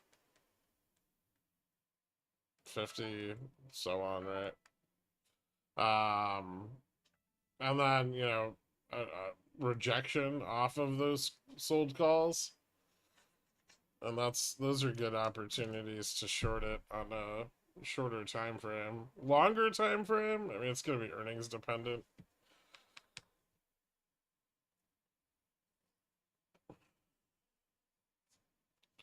Probability of the tail on the 7-year auction today, I'd say pretty good considering the bid to cover on the 2-year sucked. The FRN barely moved. The 5-year had the fattest tail since like September of 22. So I would say it's a decent chance. It's a smaller auction. It's 40 something billion, but it's also not like a very high demand security.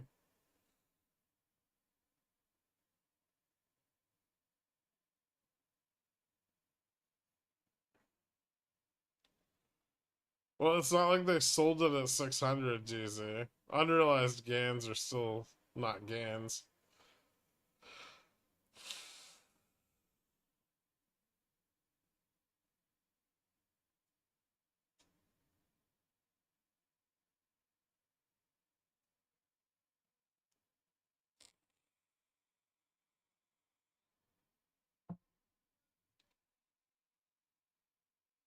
For sake of argument, we break under 48.75 today. How fast would we drop if that happened?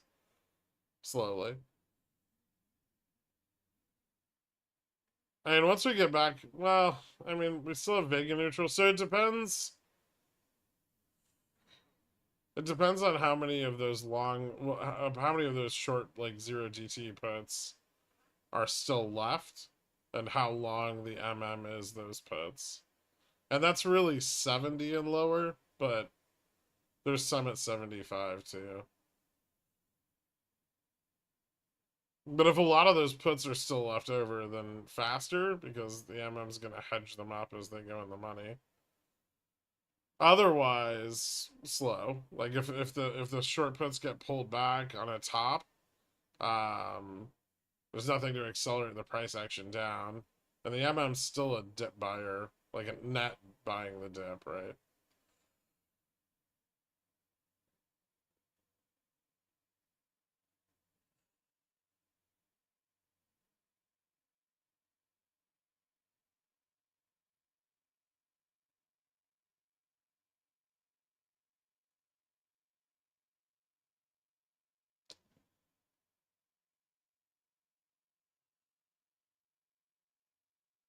Is this failing soon? Um,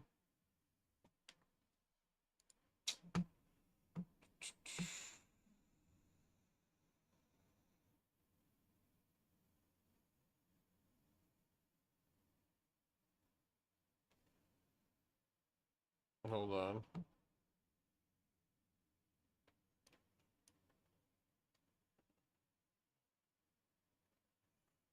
Uh, Possibly. It's too early to tell, I think.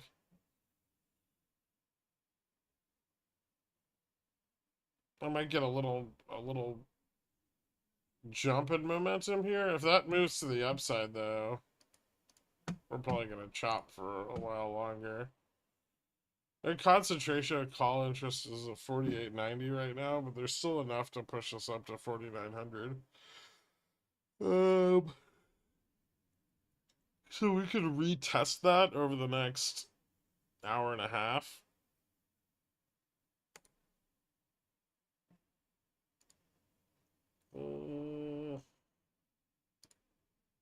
Put selling's pretty flat. Nobody's really buying a lot of new calls.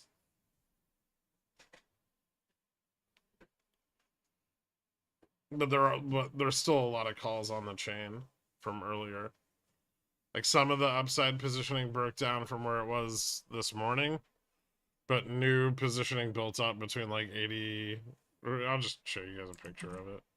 It's easier.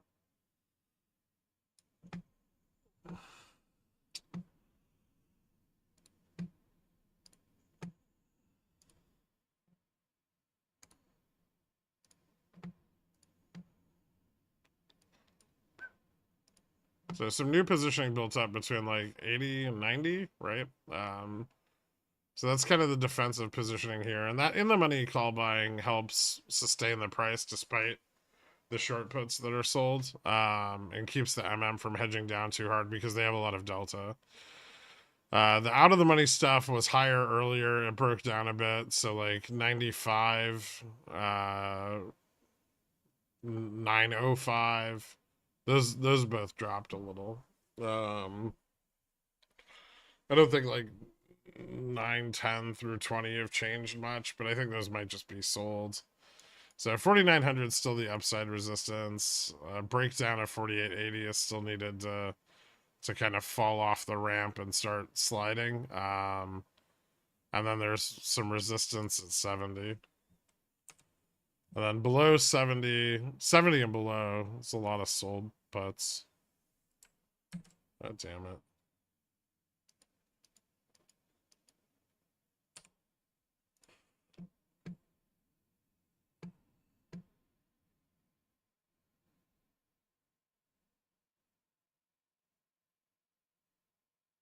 Any chance they risk off in case of a tail? Sure, but like, what's there to risk off? We're already at 48.92, so it's like there's like $8 more worth of calls to the upside to risk off.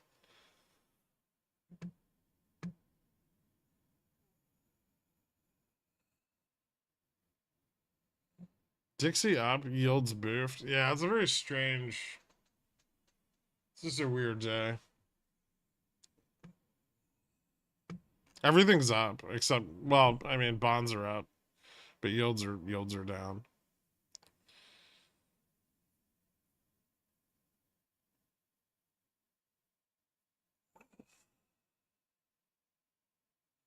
Yes, Head and Shoulders invalidated. No, I don't think it's completed yet.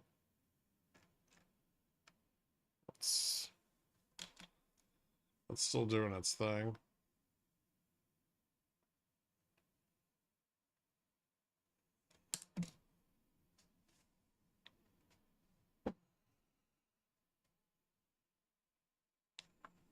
Risk on for everything, including dollars.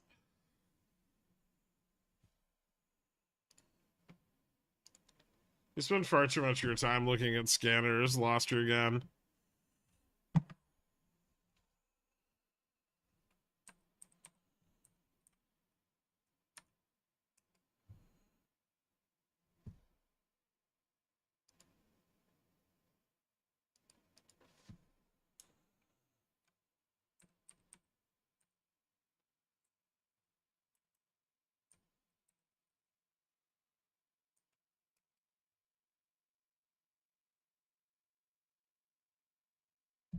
How does that look good? It just looks like it ran 13% at open off of earnings.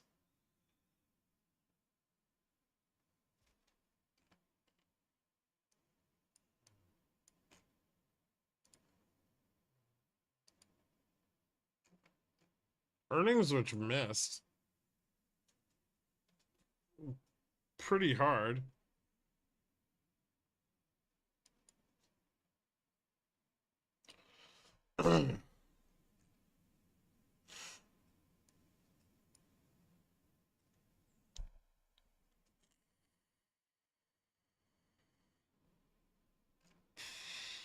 I look through all my watch lists every trading week.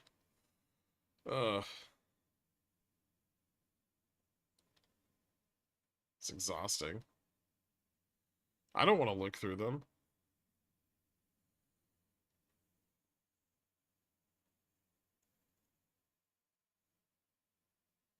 Jesus Christ, the payout ratio on their dividends, 94%.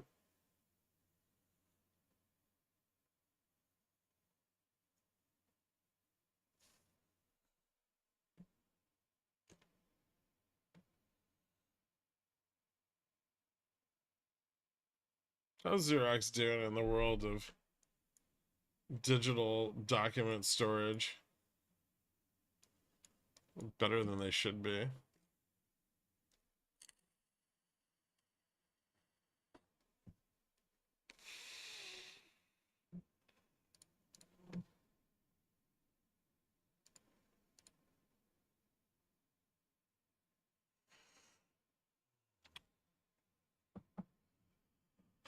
Tesla 100 finally? Well, they're going to sell less cars now. That's their new plan.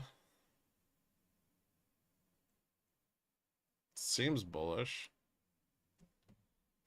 All that car selling was really getting in the way of their business model, right, Magnanimous?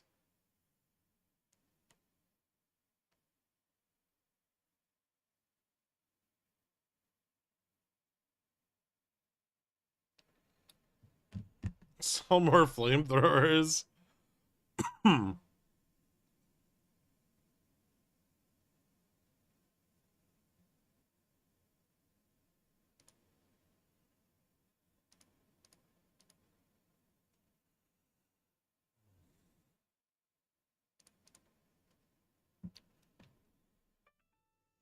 Mag 6? Well, what about Netflix going up, though?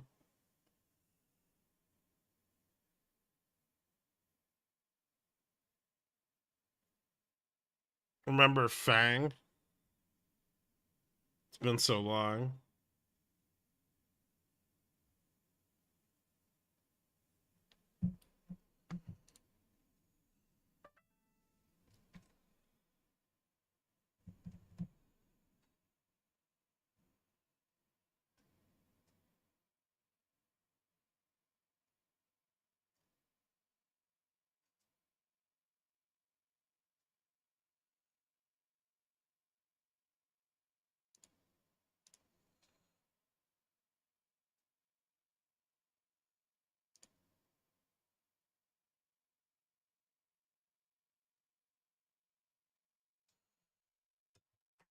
Ah.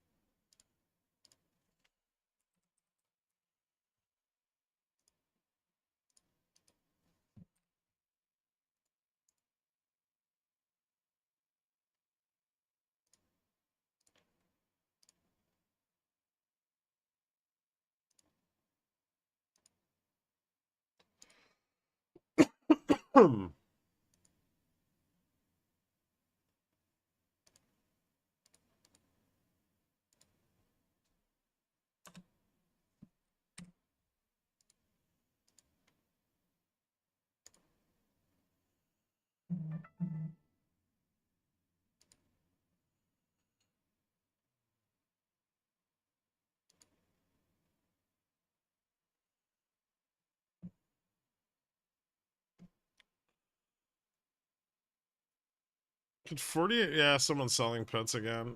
Could 48.90 be a bull trap? I don't think it's a bull trap. It's just like hard to push up higher.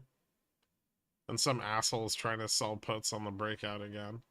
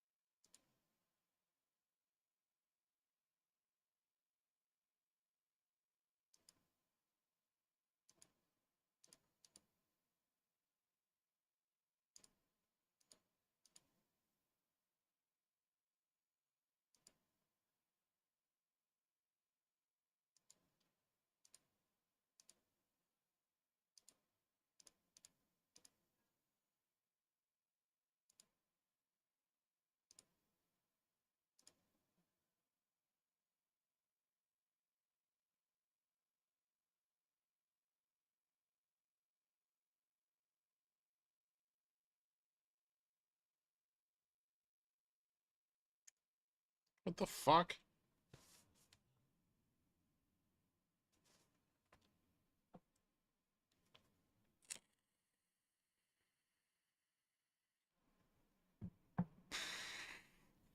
Do you think we see a higher high today? We could. Maybe on like call buying into the auction or something.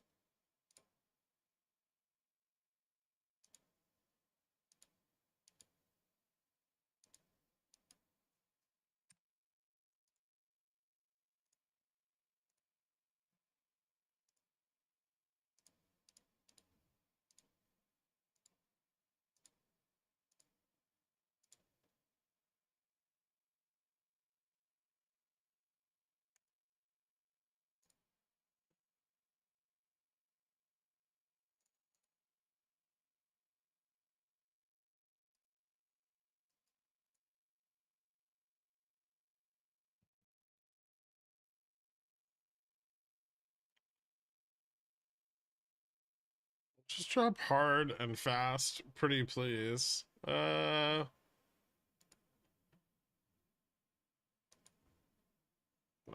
not yet. Although lower high so far.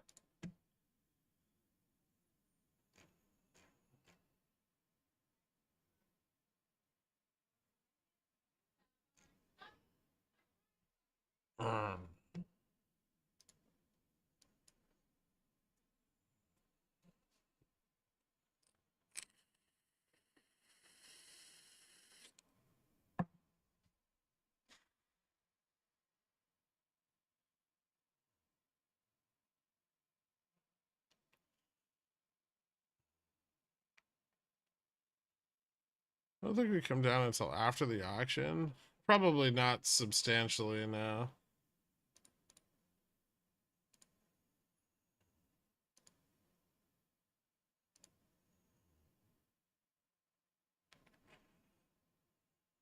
I just want Jimmy Dizzle to slap his big old dongus on the market and smack the futures bid so hard it makes Tom Lee's eye fly out.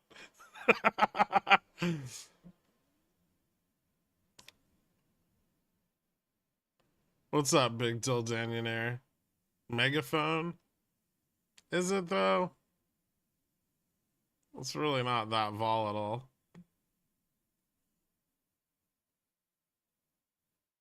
If someone just stayed the same, then a slip similar to yesterday is quite possible. Yeah.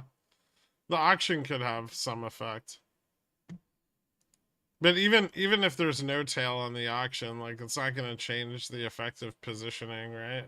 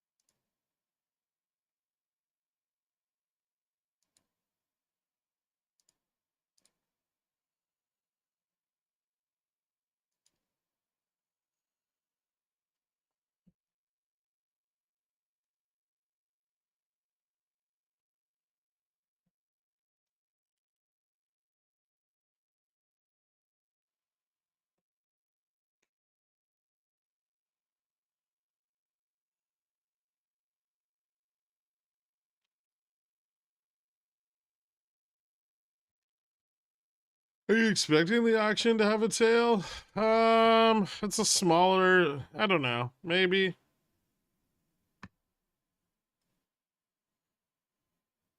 Yesterday's auction had one, but it was bigger. This one's more duration, so it's more likely to see a continuation of that low demand, but it's a smaller overall auction, so it could be a little bit of a flatter tail. Usually not a high demand security though, the 7-year. So yeah, I would say the chances of it printing a tail are probably a little higher.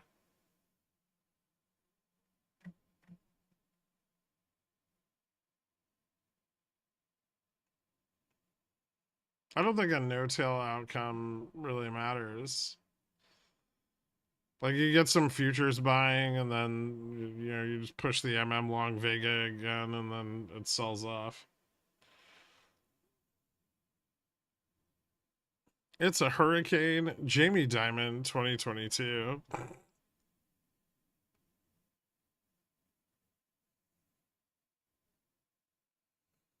Bull Pump Friday, regardless of PCE in the AM. Why? Because it's Friday. Didn't we go through this whole Fridays for the Bulls thing like a while back, and then found out that like Fridays were in fact for the Bears? I feel like we did an aggregate of Fridays over like the last year and found the average. And despite volatility crushing, they still usually closed lower. Someone bust out the weekday seasonality chart.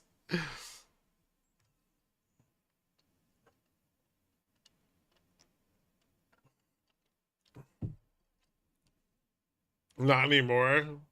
New year, new market.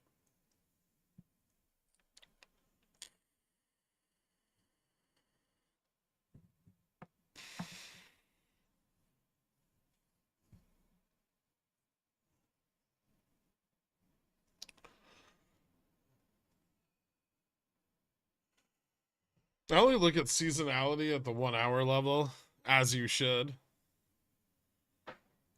Okay, Dork, you want to do some fun stock research? I need you to dig into something foreign and weird.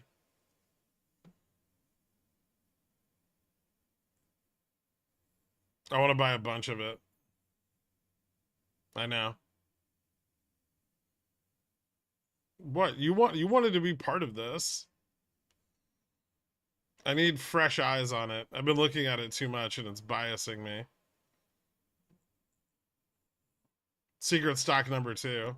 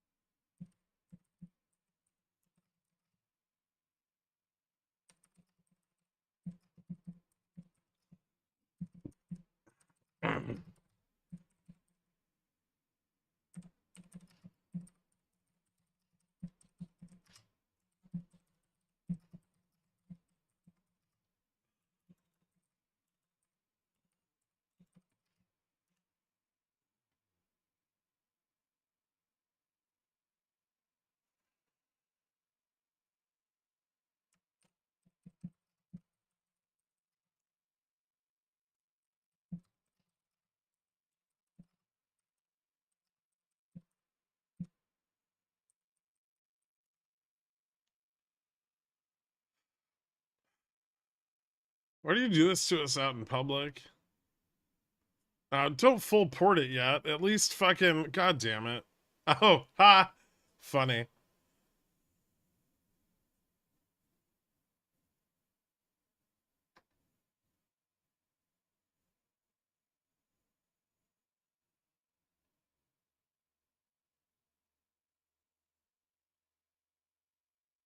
The auction's at 1 o'clock.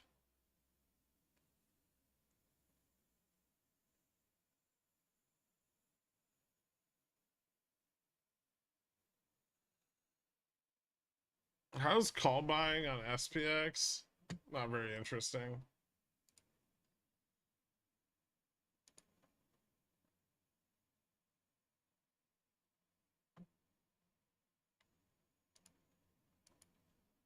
Still just doing chops.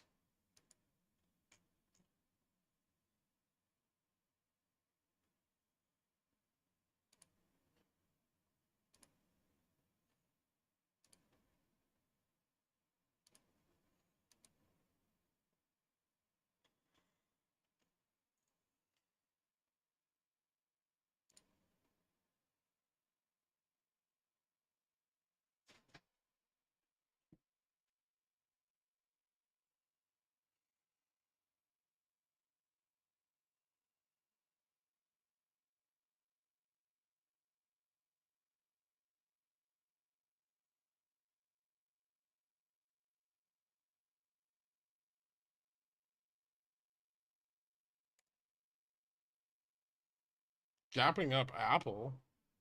Really?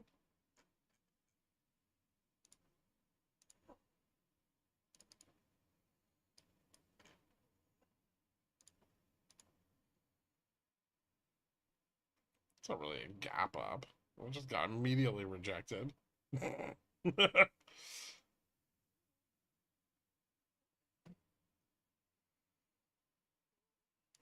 Ooh, can I sell calls on Apple for tomorrow? Wait, should I sell calls on Apple for tomorrow?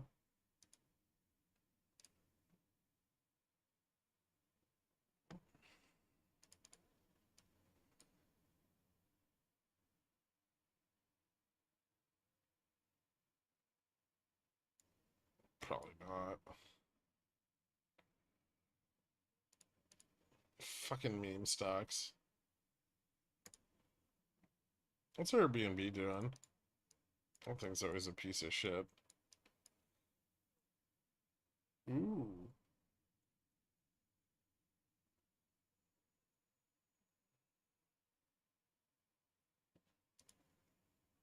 Hmm.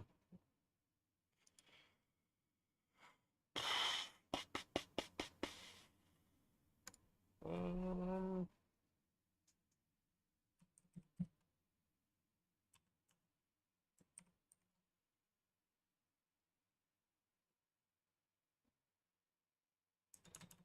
hmm.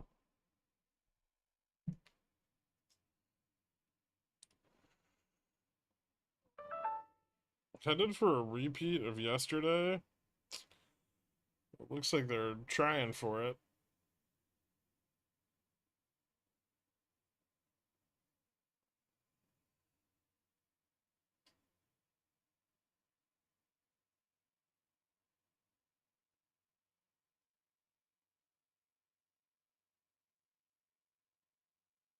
Hmm.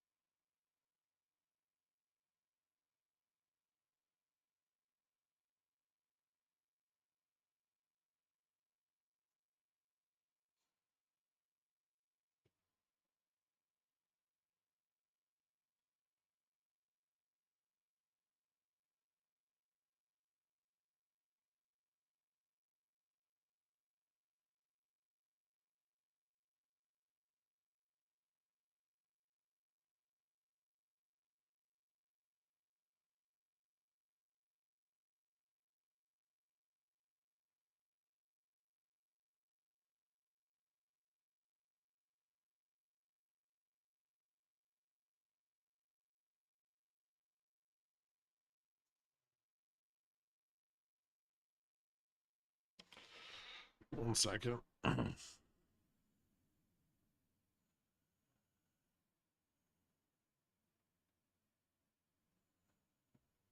Wait, what?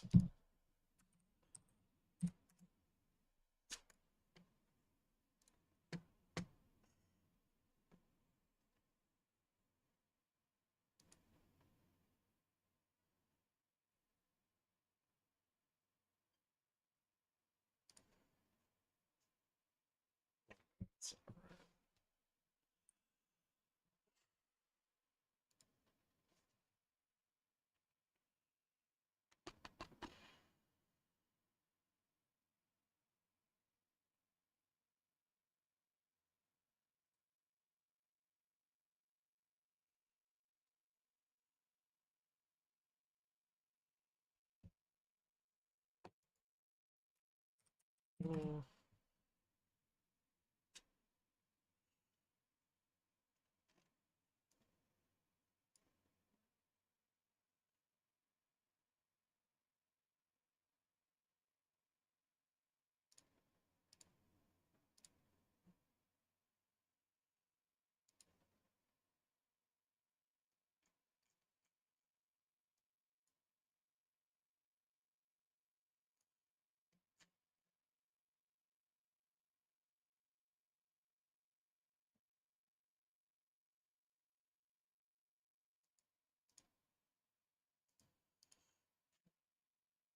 Hmm. Hmm.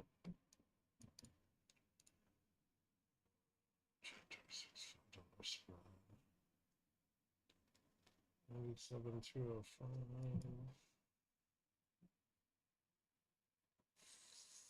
40 cents. That's not worth it.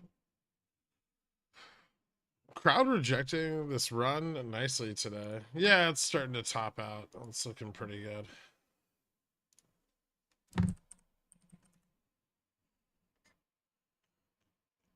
Finally failed 300.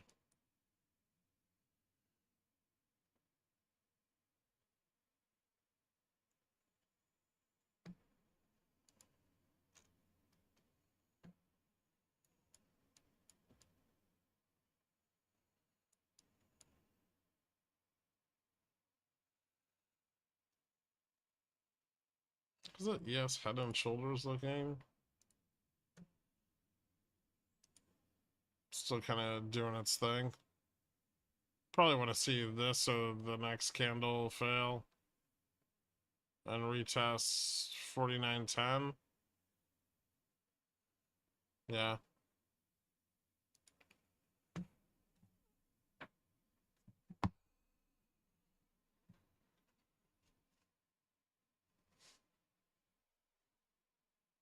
Failed breakout on what?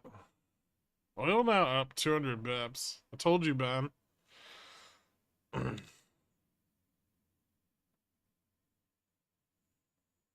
QQQ. What about it?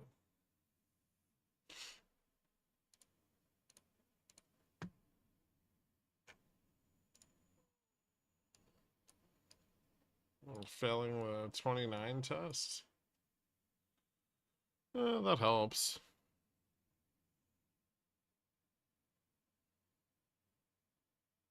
The oil would go up.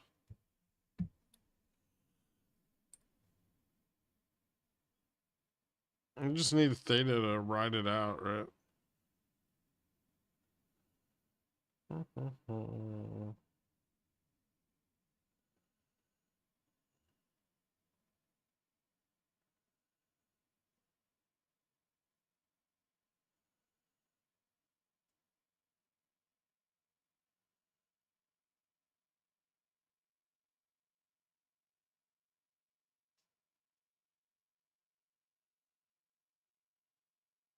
And people are bullish as fuck on Amazon right now.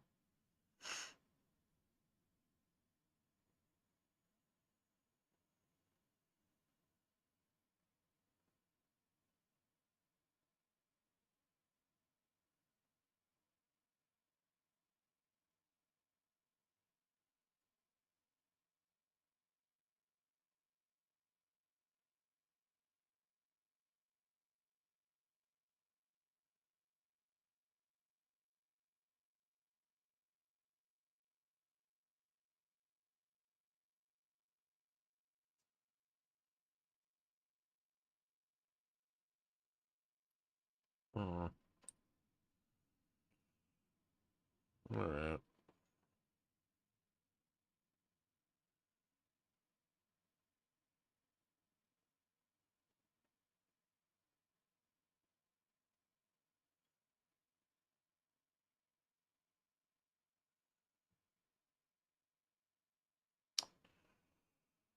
Hold on. Nope. Forward.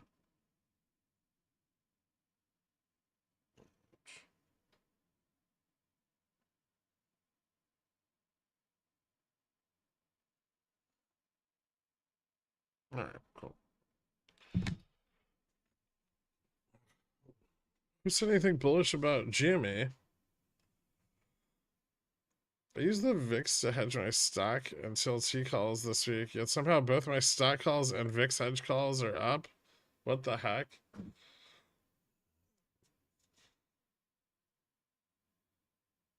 Hmm.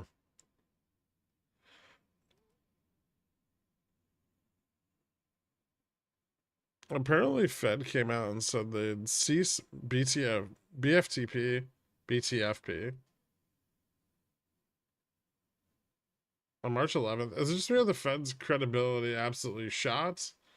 And they're just as likely to keep it open past March 11th No, I don't think they're gonna. I don't think they're gonna keep it open past March 11th.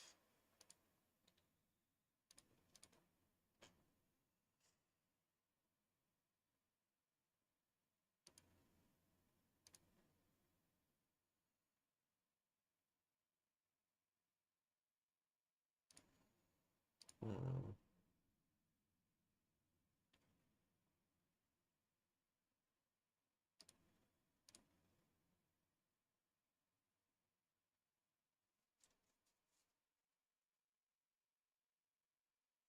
Hmm.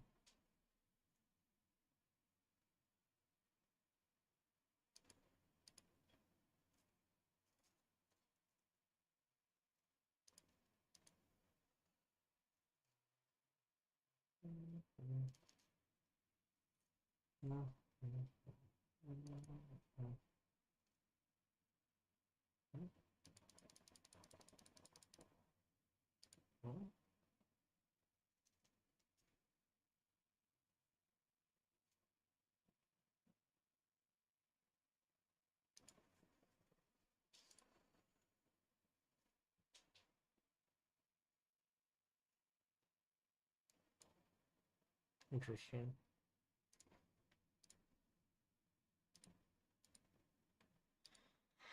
Uh,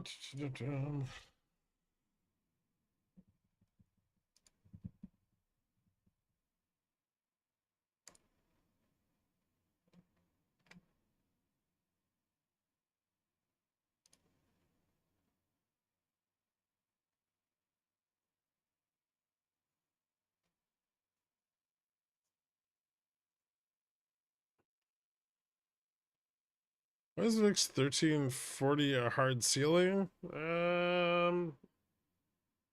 It's a good question. Could be that we're seeing like incentivized uh call selling as VIX moves up. I've been selling some out of the money calls.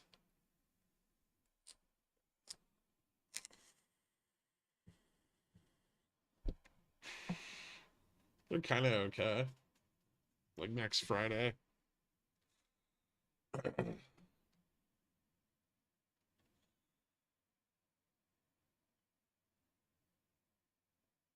Hmm.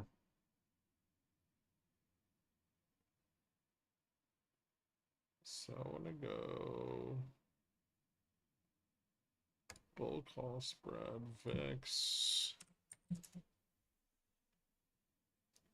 Do I want to do 1520 for April? 1525 for April. 1626 for April.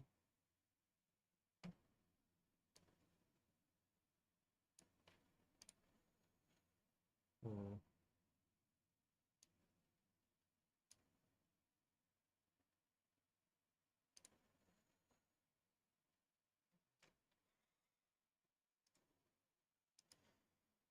Is it worth it?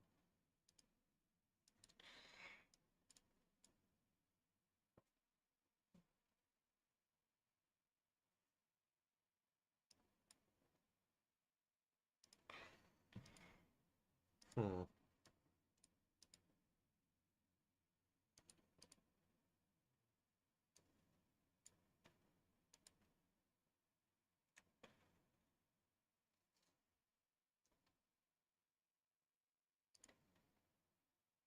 Interesting. Phew, Tesla's falling off another cliff.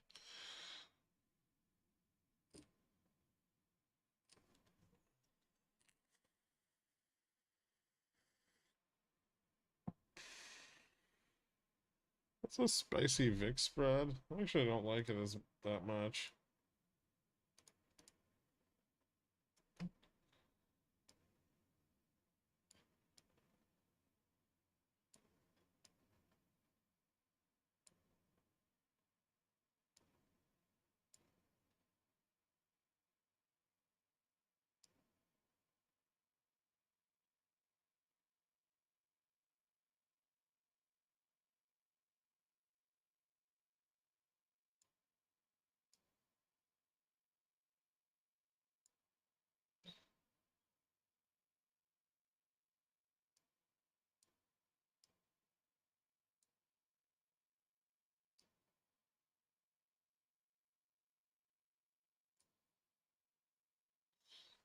Hmm.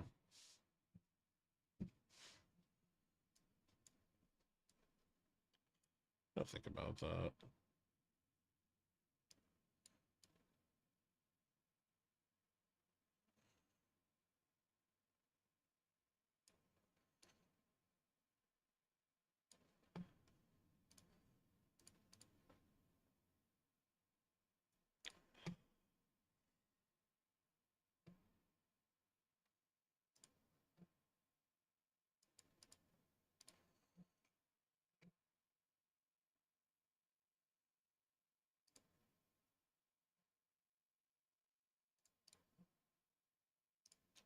Versus just 2x 18.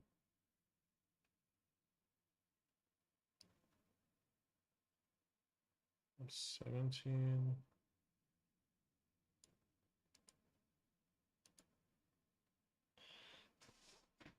Hmm.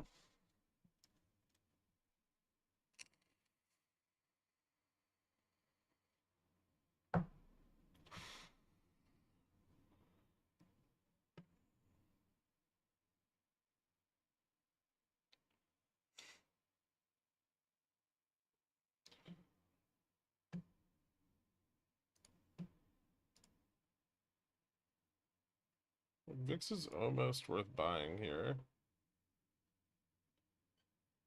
I'm not a big fan of buying VIX generally.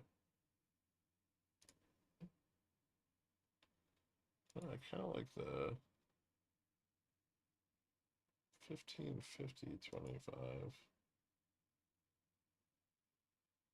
16, 25,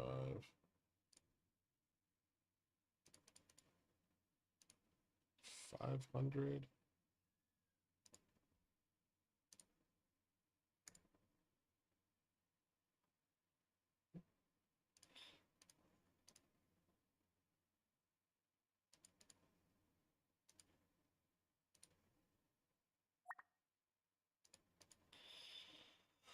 Nobody wanted to buy my dead Tesla debit spread?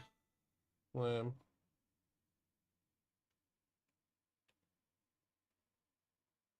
Ooh, CrowdStrike's getting close to my break even. Fuck yeah. Thanks, Pickle Man. For what? Wait, what did I do? Oh, no problem.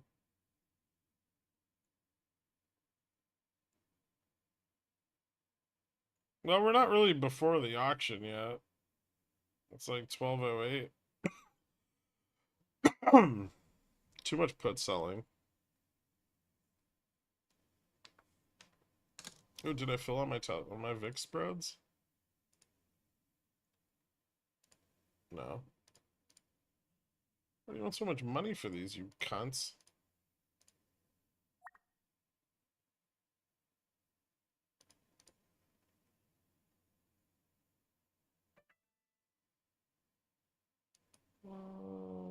I'm willing to pay that. I don't want to. I don't want to pay. I don't want to pay 115. I'm just gonna leave it up at 115. Ugh.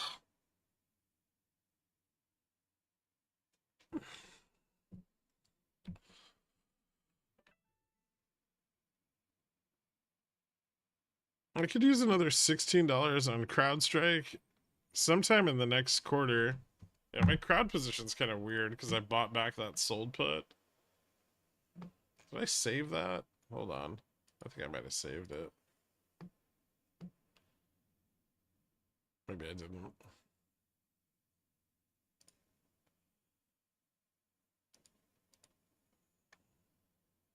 Nope. I did not.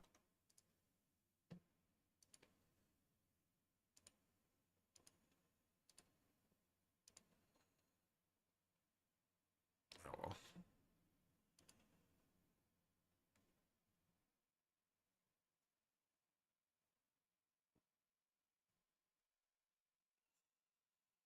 You'd also be bullish on Amazon if you saw my December credit card statement. Credit card debt at all-time highs nationwide. My wife says, "You're welcome, bulls," or was it "bulls are welcome"? Either way, it's provocative. It's true. It's a very provocative statement. Thanks, taking off Friday.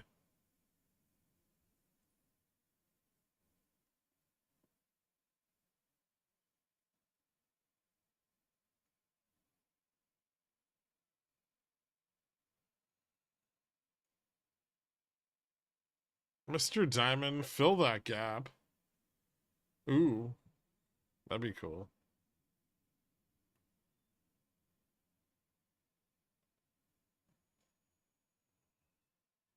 Are they buying out of the money calls? Not really. Not like yesterday, if that's what you're asking. The algo's not on today. Not at all. The full tilt out of the money call buying is definitely receded. After the market makers stole all their money yesterday, you'd think they'd be broke by now. Do you have a take on VZ? Weak on financials, but steadily going higher. So I own a little bit of it. Yeah, I'm not particularly fond of their financials, but I think they're stable. Like, their dividends not going anywhere or anything. Are people wrong, or is it a good example of don't listen to analysts? I would never listen to analysts. Most of them are idiots.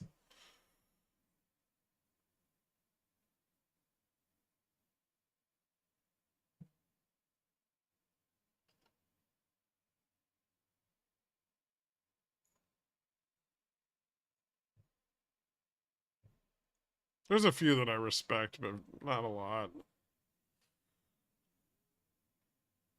Not just idiots, but malicious idiots. Well, frequently. But, you know, Hanlon's razor and all that.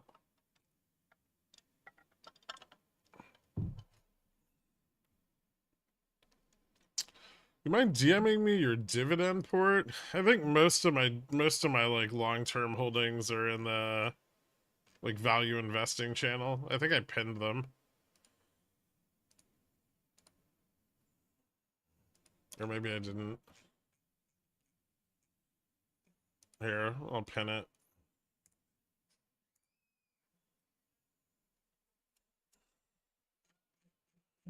I wouldn't suggest copying a lot of it because you're not going to get the same entries as stuff I bought years ago, right? And ghosting it one for one. I just pinned it.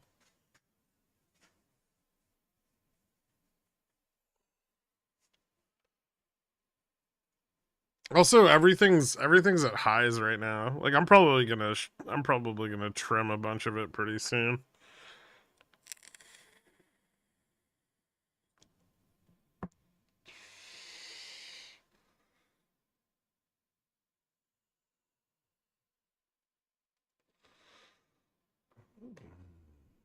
How do you feel about use of traditional valuation like DCFs? DCFs are okay.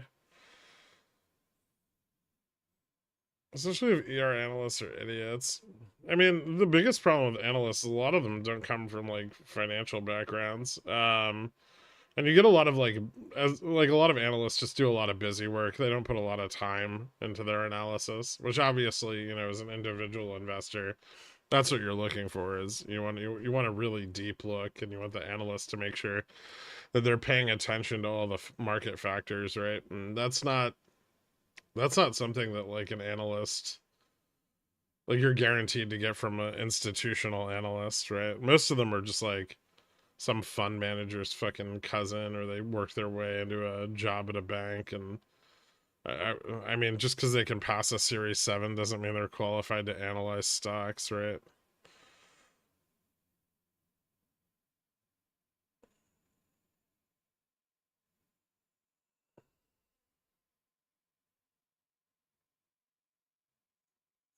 I have new respect for the analyst who just came out and he said, yeah, honestly has no idea how to correctly value AMD right now.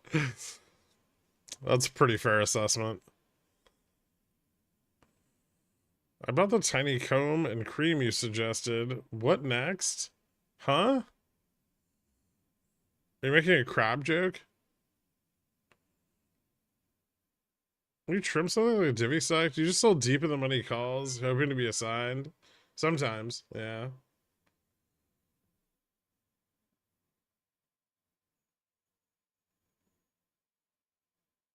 So my plan is to take all my excess capital and money market funds until we get an actual correction and then load up. Okay, yeah, that's not a bad plan.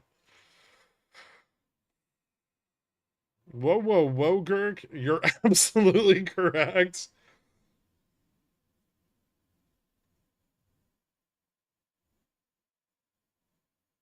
I'm guessing crayon sharpening. Oh god, I don't think anybody goes in that channel. Market mechanics, terminologies, and TA. I mean, just ask. I think most, like, if you go on the SPX channel, which is probably the busiest one, or options, the options channel, you'll generally find some people that at least listen to what I say. So if you have, like, I mean, if you have questions, just post them. Don't be shy. Right? People will answer you. If I don't, other people will, and usually I will.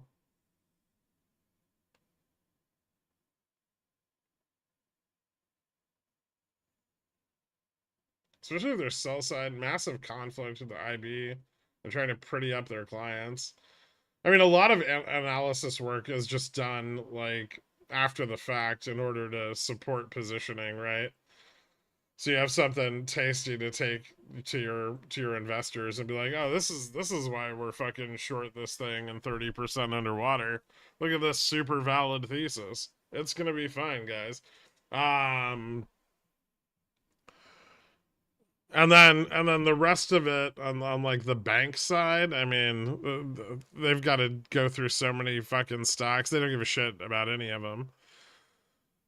And so, you get partially, you get a half-assed job, and then the other side of that is you just get people who don't know what the fuck they're talking about.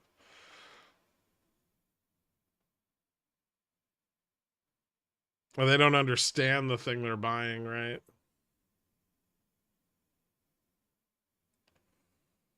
That's just a money market fund, Edwin. I mean, there's no catch. I guess if there was some sort of treasury liquidity event, you might be unable to access that cash for a while.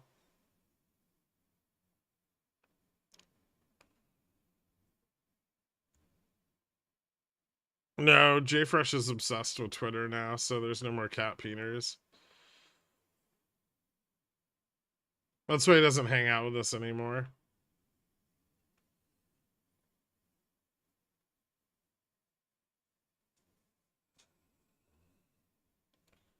How do I convince my wife that paying off our mortgage at like 3.3% is dumb? Show her the math? Show her that you can take the money that you would use to pay off the house, receive a yield greater than the rate of inflation over the percent of the house, your percent interest on the house. It seems pretty easy, right? I mean, you fucking find some blue chip with like a 6% dividend, or like just a money market account, right? 5.25 to 3.3.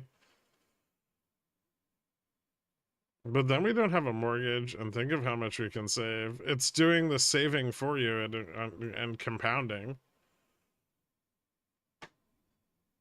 Take the payoff money, put it into 20-year, and use the interest payments to pay off the house over time. I mean, you just sell the 20-year when it bumps and then pay the house off.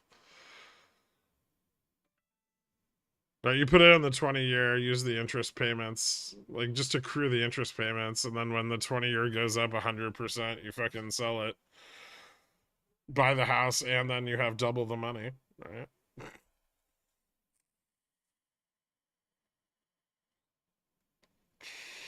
You've got 20 years.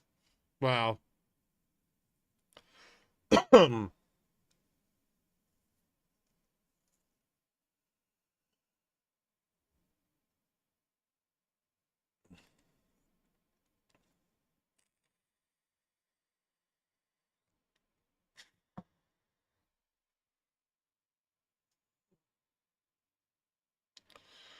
Ooh, I have a wife and I can pay off my mortgage. What if we become Pickle Jar? Where are the 510s?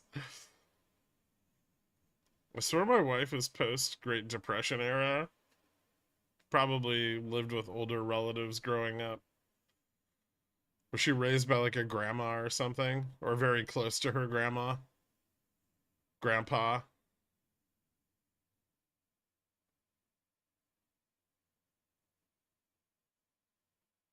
You see that a lot with dealing with clients. Cartel violence, family lost a lot from Mexican corruption. So yeah, well, financial instability, a bit different than the homegrown one here you get in America. Here in America, it's always like older relative influence because they don't trust banks, they don't trust the market. Not that you should. None of those things are trustworthy, but you can still make money off them. But yeah, I mean, like childhood financial insecurity is gonna create a desire to want to have a financially secure future, right? Just makes sense. But I'm sure if you show her the math, like, hey, look, this is the risk-free rate, this is our mortgage rate, we make the spread, she would understand. Although you have lost a lot of money on certain puts, she may not trust you.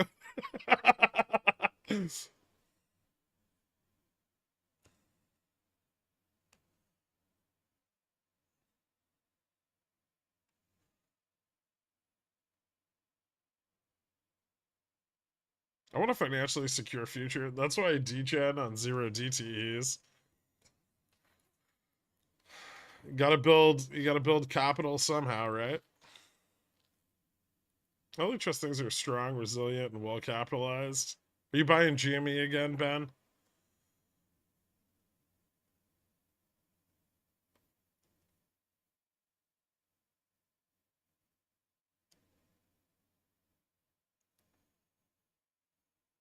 I'm on sell side, so I may take the actual exam if I move to buy side.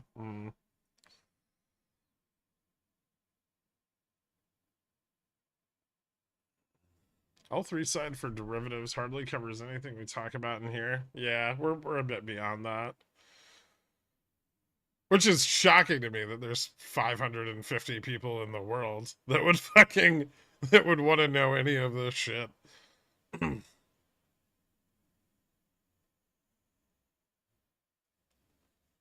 Oh, I saw this people who wants to buy a house for each one of our potential kids, rent it, and sell it for tuition instead of a Reg 529. Oh, Jesus. What? Does she know what REITs are? You need to explain compounding REITs, and you need to wait till after the pregnancy.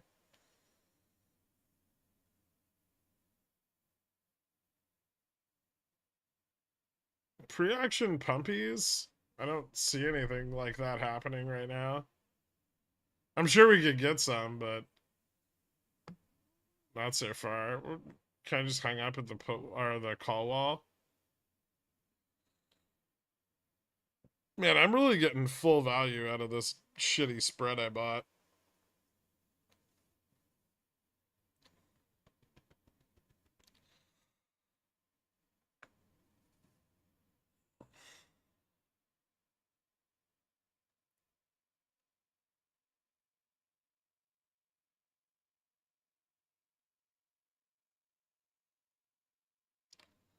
Shoulder complete on ES. 4900 test next.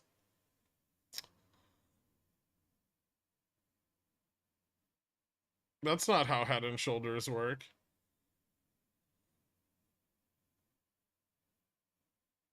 I mean, I get what you're saying, but that's not how they work.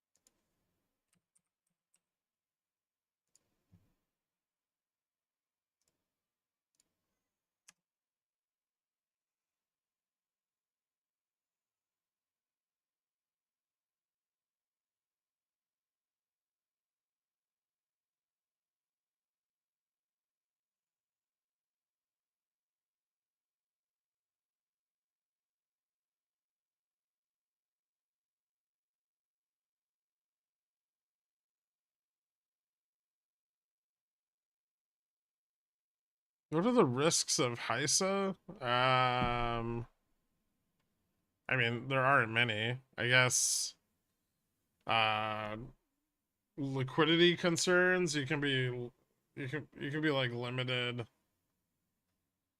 You can be limited on like when you can withdraw without a penalty. Um they may not like I mean, you don't have to worry about it right now because the Fed funds rate is so high, but there's definitely periods where they don't keep up with inflation. And if inflation spikes again, you could find yourself behind. So they have kind of like some interest rate, like fluctuation exposure, right? Um, you can only put like they only insure up to 250,000 per account or per deposit or per bank. Um, I think that's mostly it. They're not really considered like a high risk product. They're probably less risky than money markets, but they can still have the same withdrawal limitations and during a liquidity event or built into the account structure. She does not know what REITs. Explain it to her. Other people own the properties. They do all the work. You get the money.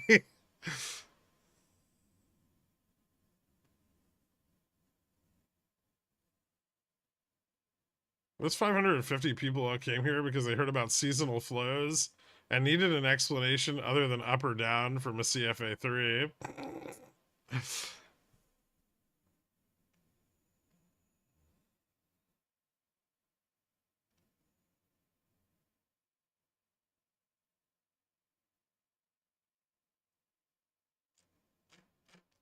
I think that's because institutions can't use these strategies. Possibly. I mean, although I don't give away too many like specific strategies. Um, some are definitely scalable, but yeah, I mean, it would be hard. It's definitely outside of their wheelhouse for most places. A lot of pod shops already do. Well, similar stuff, different but similar. Yeah, and it's definitely better on an individual level. The biggest issue is risk, generally speaking. Most places aren't even set up to manage options risk.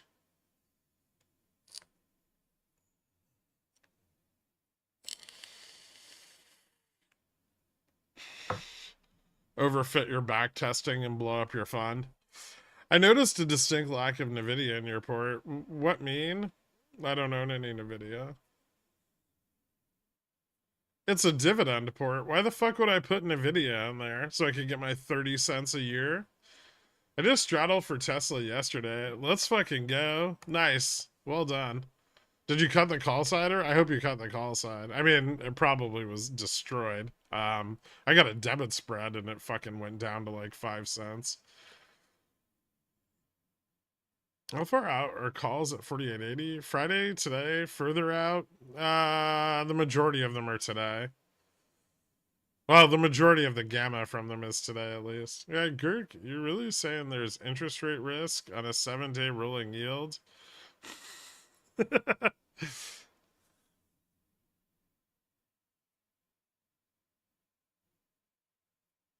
Who's funding? Wait, who am I funding? Lots of us are just here for the recipes. That's fair. Yeah, your kids can dump their 529 to their IRA when they finish school.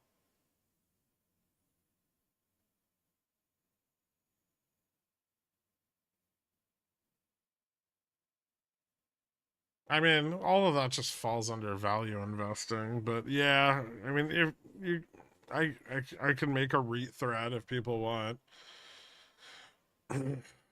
They're not that interesting.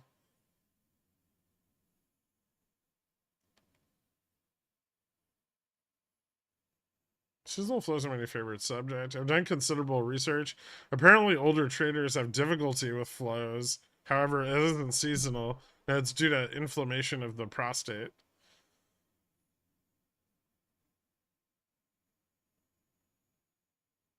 Call side dead? I mean, I hedged off like a little bit with this like out of the money debit spread yesterday, just in case. Who the fuck knows, right? Tesla earnings.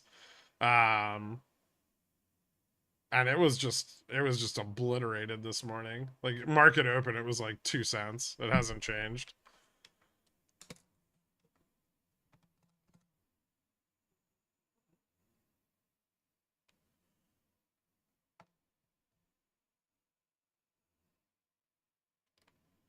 I guess the gravity of 4880 is a lot. I mean, it should be a support, but we're slowly grinding it down. Is your dividend port and options approved port or retirement IRA account? Just curious if you sell CCs and whatnot in there. I do sell CCs. It's also split between a couple of brokerages. It's not all in one place, which frequently leaves me forgetting pieces of it. But like that website's pretty cool because you can hook up your brokerage accounts and it just loads everything in. Um, and lets you like you can track everything there in one place from multiple accounts.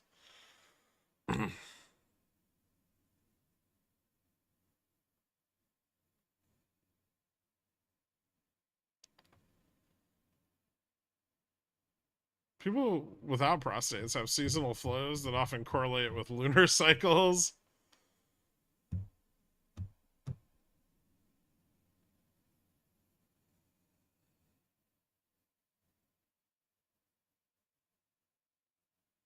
You can be whatever you want to be taking off Friday. Did something happen to PayPal? I don't know. Did they stop being shit for a little while and now they're surprising people by being shit again? Well,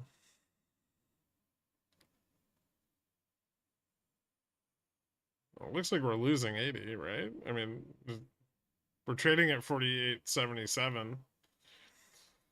It's usually a pretty strong indication that we're losing 80.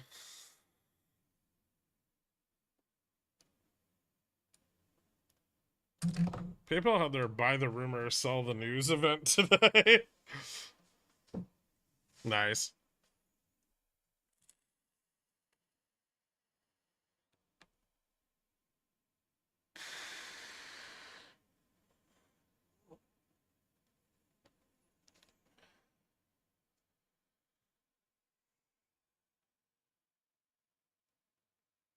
I keep a bunch of my shit that just pays dividends and I can't sell options on in one brokerage, and then I have stuff I can sell options on in another brokerage.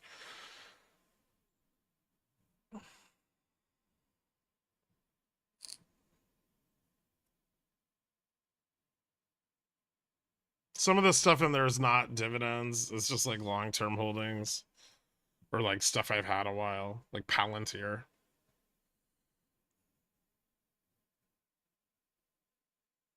Although I'm actually out of Palantir now. I finally got assigned.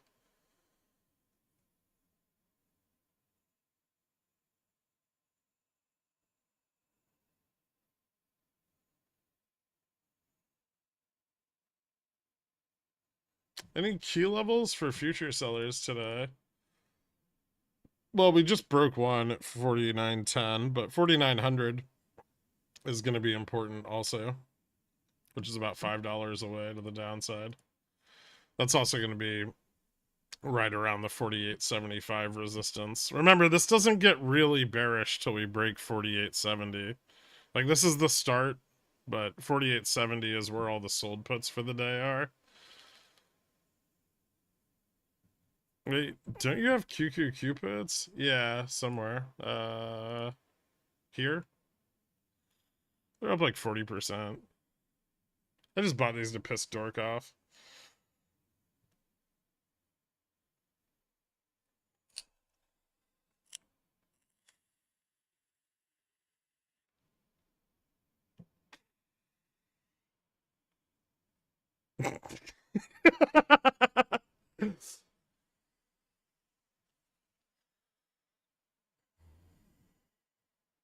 I don't know what you said except just to piss Dork off, and now I'm pissed.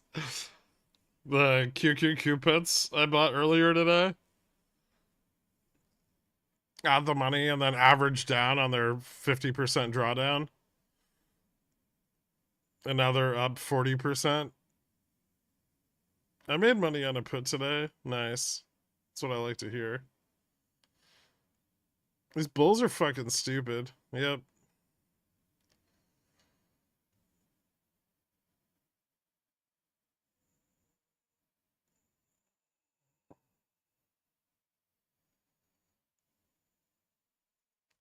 The things that are certain in life: death, taxes, and idiot bulls selling puts above VN. Imagine being like a put seller, like one of the vol shorters, and then you know that you're fucking skewing vol by selling puts, and so you stop, right? You stop, you start selling out of the money calls, and then buy, like, you start opening debit spreads to the upside, right? And you start grinding the market up, and you're like, yeah, fuck yeah. And then some dipshit comes in with $25 million and just sells nothing but puts and blows up your whole fucking position. I love it. Every time I see it happen, it makes me smile.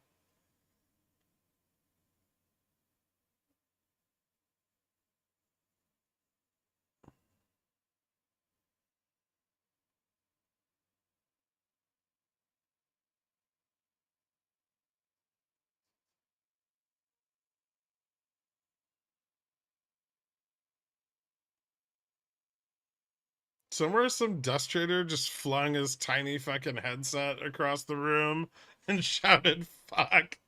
Exactly. Any calls or signs of a pump coming in? A little bit of support coming up, but we're not there yet. Like a little bit of support at 75. I guess on the longer, on the, like, on further expirations, more, even more support. There's a bunch of support at 75, but on the 0 DTE, there's not so much. More of the supports at 70. I mean, we're getting a lot of long put interest because bulls keep selling calls to the market maker. And the market maker is long those puts. So, I mean, it's not looking particularly good for the bulls. The vast majority of their calls are starting to fall out of the money here. Especially if we lose 80 more substantially. I'd say if we lose 75, bulls are probably pretty fucked. I mean, so this is what's happened since our second high test. I can just show you.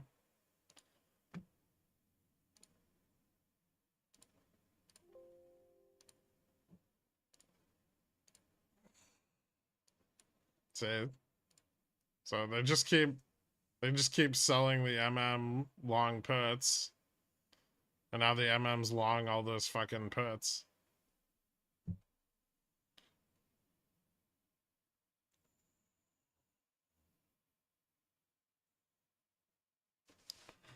People be asking when bullishness is if there's more than 1 second candle warning before futures get slammed to push the index up. There's usually a lot of warning before futures get slammed. It's just you have to be looking for it, and it's easy to miss. But I would say there's usually about 10 or 15 minutes of warning before futures get slammed.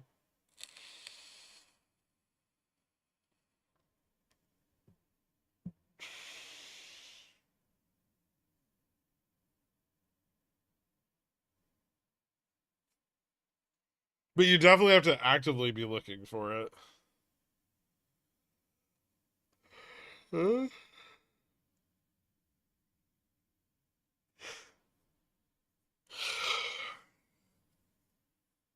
I sold my Tesla put side for 400% gain. Thanks for all the education, Pickle. You got it, Brendan. Congratulations, man. How low can Tesla go in the next month? Sorry if you said this already. Ooh, I don't know. It's kind of below all of the like relevant Greek levels. I would say next stop historically probably around 168. We're getting near the bottom of the like uh like the long-term trend here,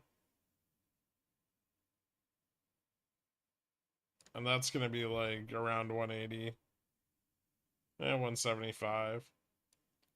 But if it breaks through that, the next big downside resistance is 65, 50, and then below 50, like 101.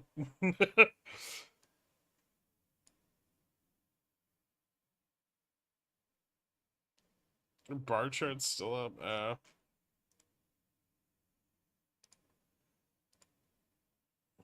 What's this? Uh,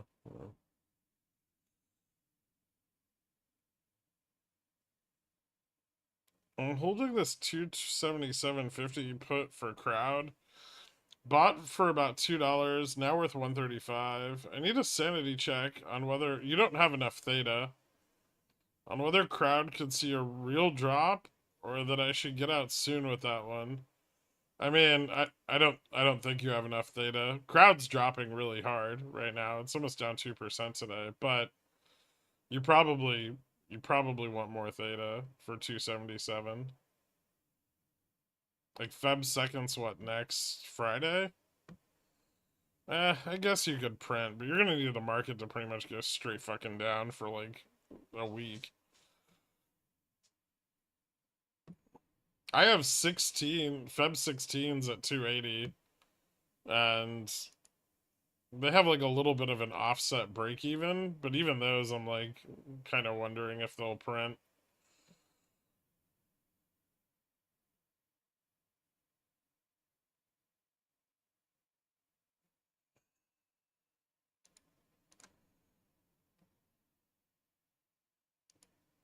Ooh, my AI prints are back up again.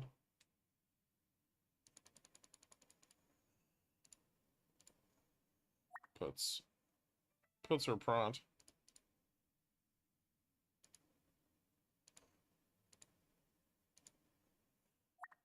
There we go.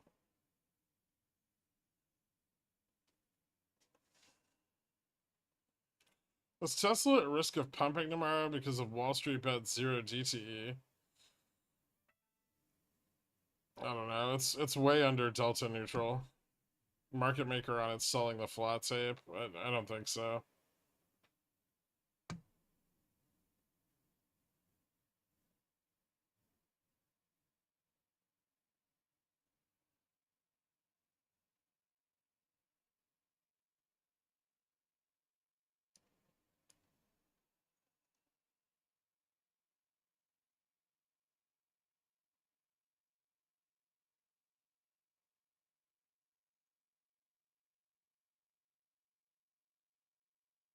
Any advice for how to learn backtesting?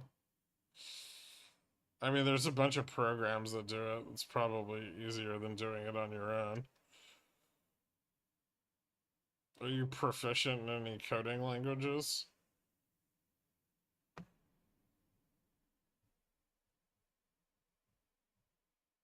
I haven't had breakfast. I haven't. Actually, I haven't eaten since yesterday. Whatever I had, I don't even remember what I ate during the stream. I think I had like a soup.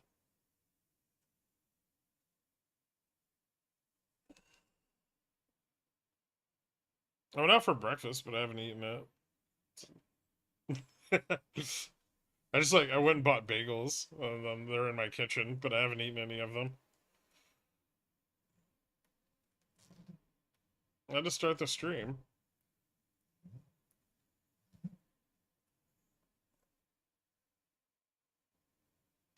Any good platforms? I don't know what there is on the retail side.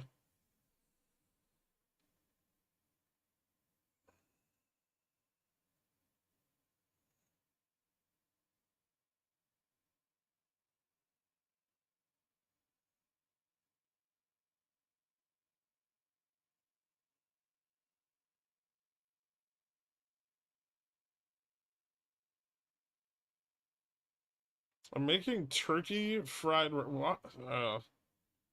Why turkey?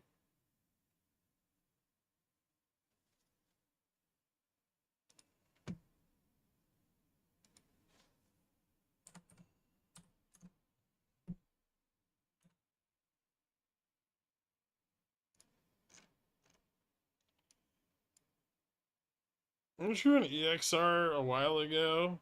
Yeah. I sold a bunch of it though.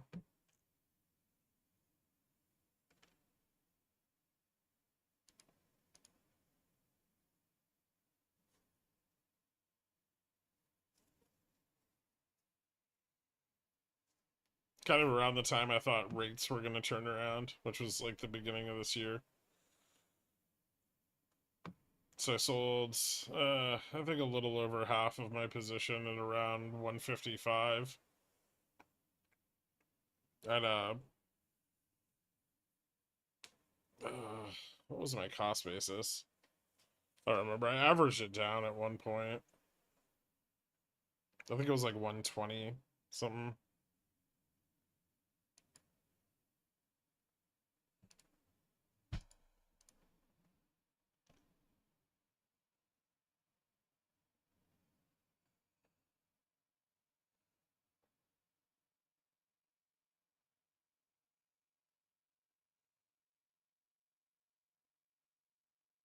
I love when the market's dumping because someone sold a bunch of puts, so they freak out and sell a bunch of puts. That's because to shift the momentum, they need to sell puts. So instead of just giving up and letting the momentum, like letting the market drop, they keep trying to sell puts into the falling market, which is unbelievably fucking stupid.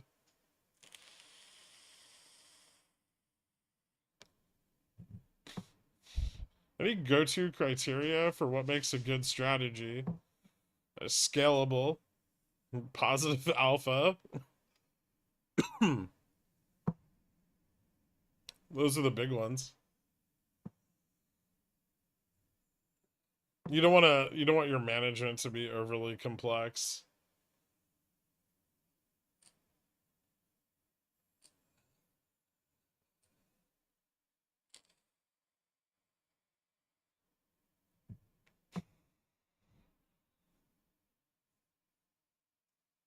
Ideally, if you can build multiple positions that all rely on the same hedge, that can be very useful as far as management is concerned.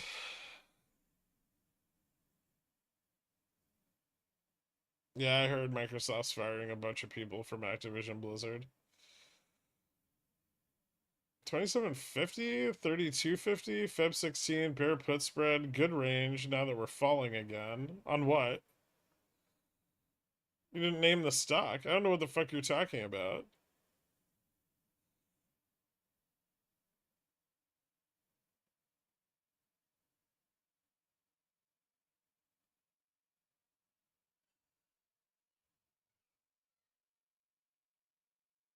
I got SPX to 4K by end of day.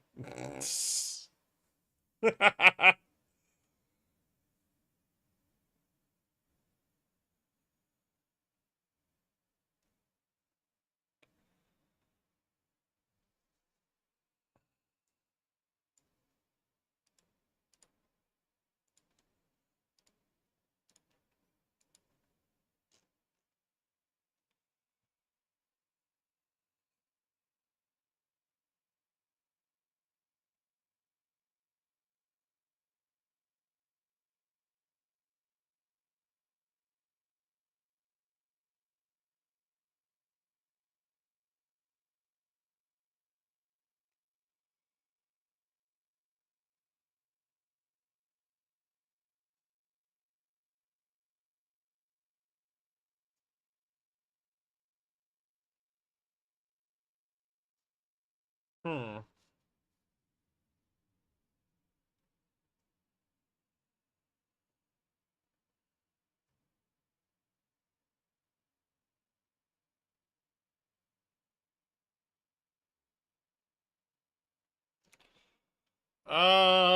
Okay. I mean, first off, why Saber?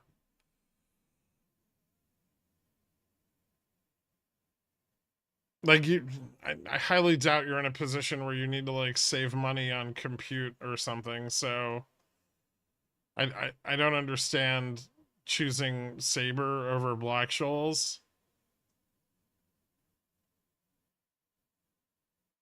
But you generally want like a beta somewhere near one because that would imply the vol skew is like proportional to the underlying. But that's kind of a generalization.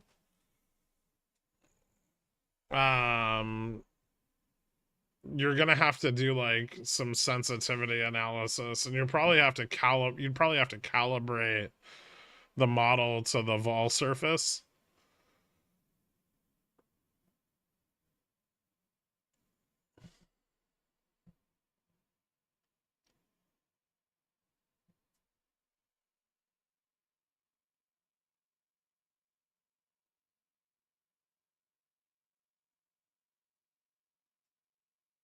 Well, you either have to do sensitivity analysis or you need to calibrate the model to the vol surface live, which you're not going to be able to do. I'm learning and reading. I can't find the answer to that question. Yeah, so that's how you would select a good beta. Is you would first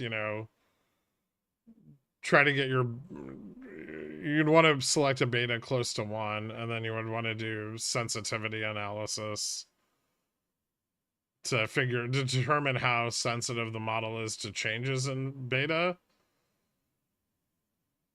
And then you would want to calibrate the model based on either the sensitivity analysis or calibrate it to the vol surface.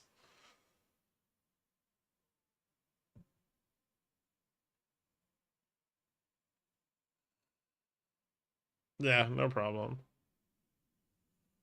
I told my wife she selected a good beta when she married me all the time. Did Gurk just start talking gibberish? I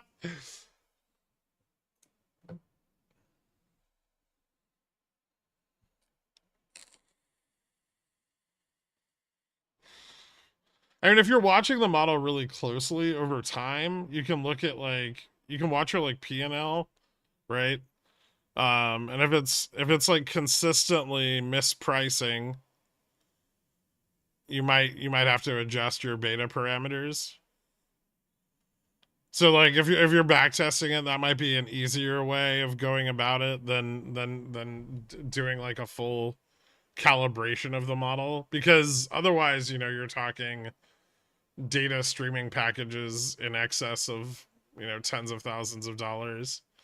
And not just the data, but like the ingest of that data is wildly expensive.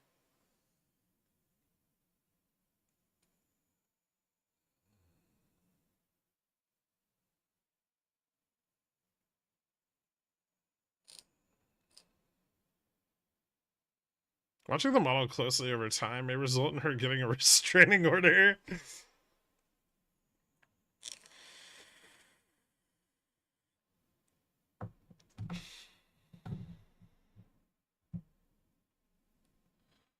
I haven't looked at QQQ on the daily in a minute, and boy, is it something.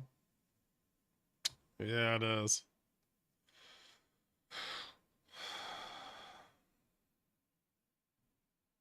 Auction prediction? I don't know, but I'm gonna set some stops on shit.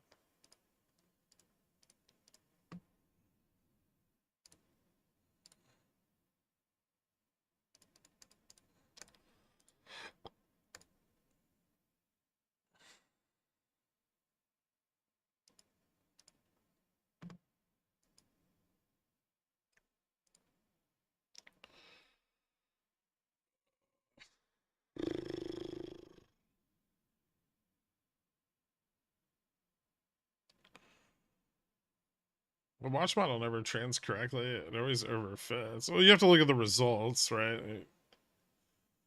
You're gonna have some amount of overfitting no matter what.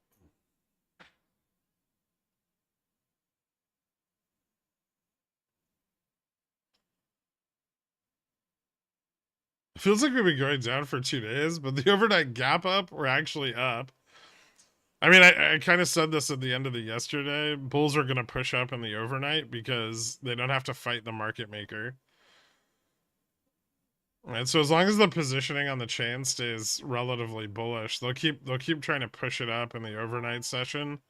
And then when the market maker is more active in the intraday session, their positions will fail. I trained my model using rubber duck JPEGs and Bard. All right, well, to each their own.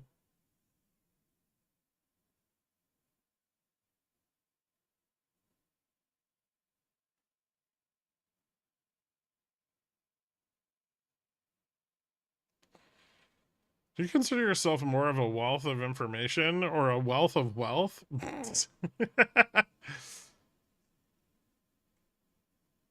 It's definitely overfit to duck JPEGs. That's fair. I have a lot of those myself.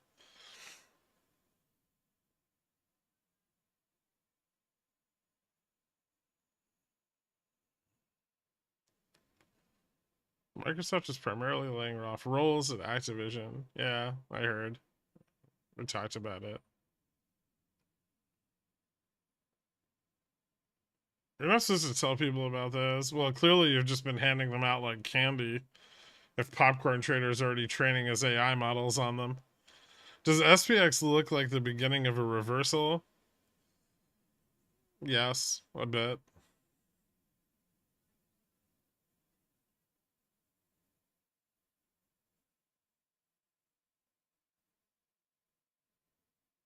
You paid good money for those feet picks. I mean, what about the non-compete?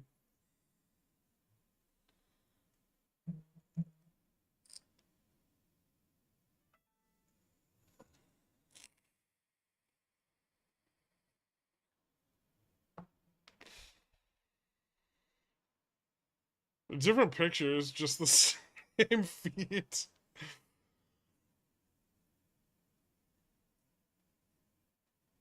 Oh, fuck. Look at them trying to buy calls and short vol. The fucking price isn't going anywhere. What a bunch of geniuses. I'm looking to try and predict pricing for a given change in time and underlying price, not actual OI.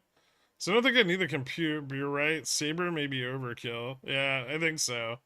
Also, I mean, using any options pricing model for anything besides mispricing of options, like they're really not very effective for like trying to figure out future pricing.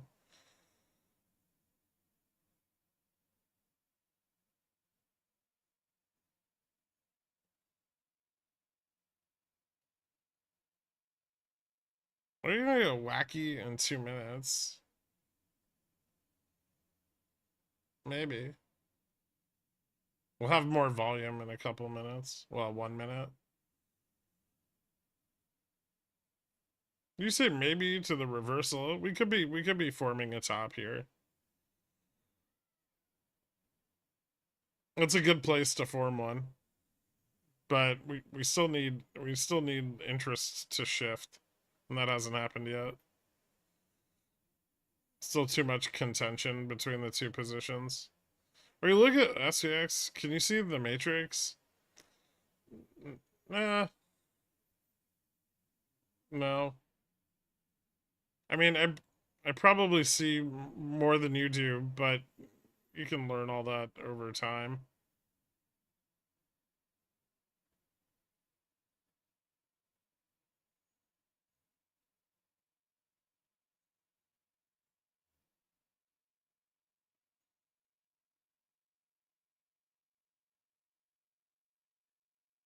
It's forming a top, but we're at the bottom of the day. Forming a top.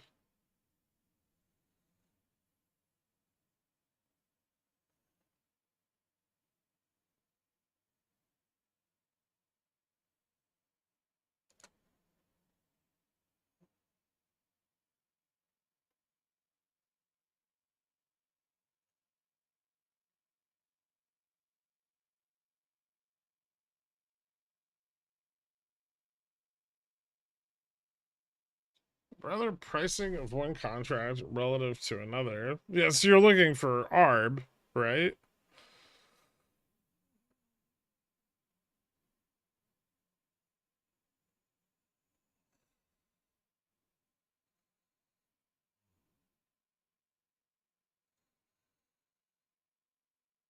None of it.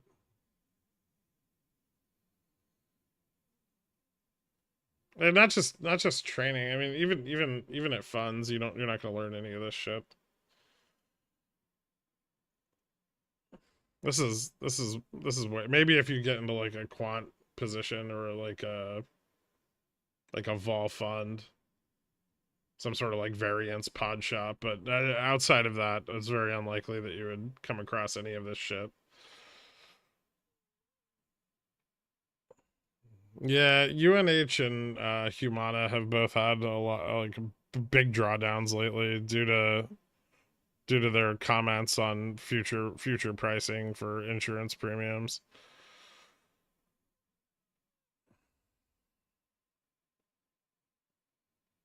Everything I've seen is all fundamental. Yeah, for the most part, that's what you're gonna run into.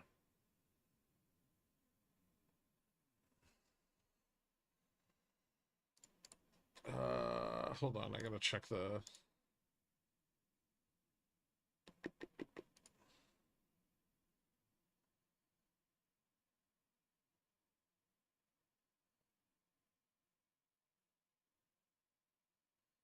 Mm,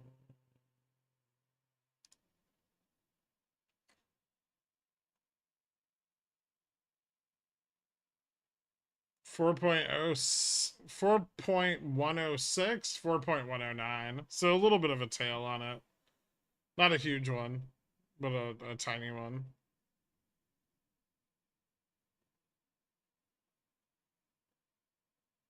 Three little bips.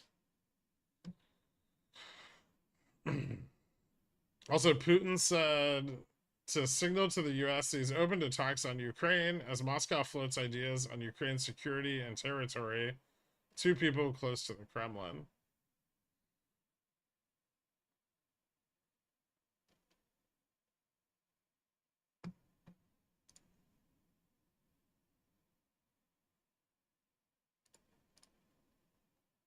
I got stopped out of those. Tesla kind of turning up a bit. Not very much. VIX getting shorted hard. Very hard.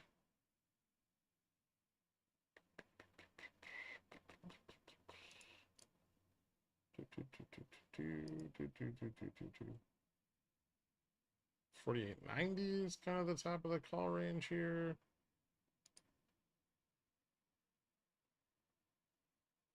Still a little bit left over at 4,900. Still quite a lot of puts. I don't know how long this lasts. This might just be an attempt to burn some puts off the chain. We printed a tail. It wasn't a huge one, but a tail nonetheless. Yeah, I think this will probably reverse. I'm gonna sell some calls here.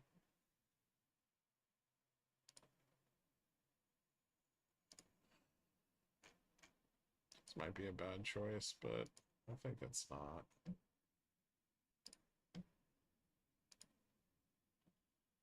Um,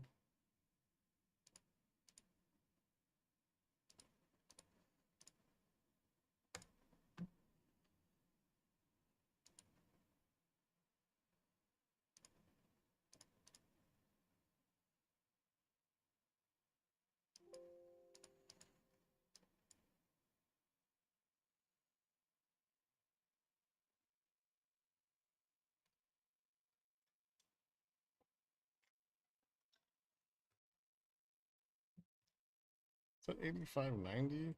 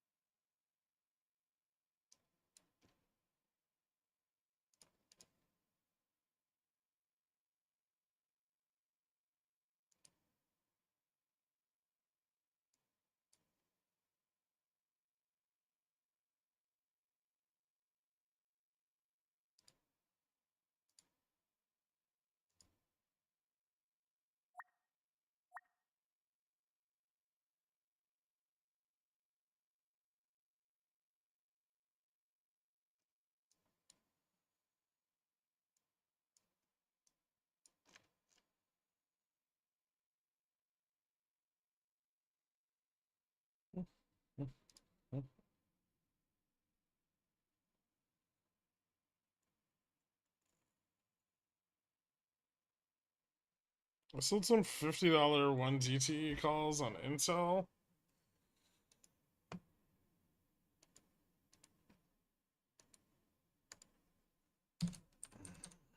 No semiconductor earnings tomorrow or today. Tomorrow morning or tonight. It's kind of neutral. Could swing either way. I got some resistance.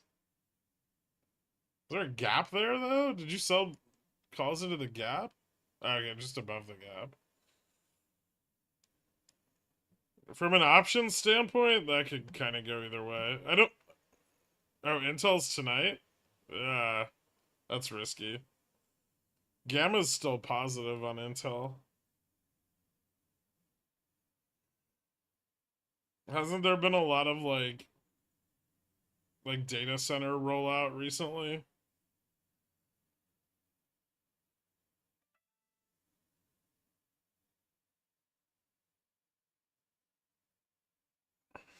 QQQ backtesting its trend.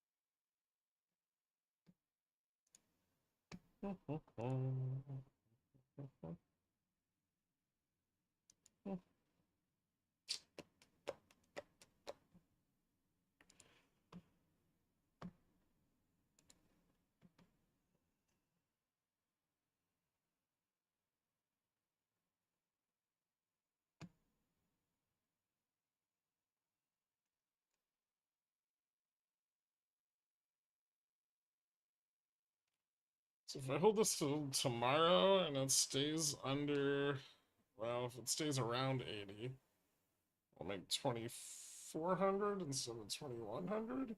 That seems worth it. Fuck, I have way too much theta on the other one.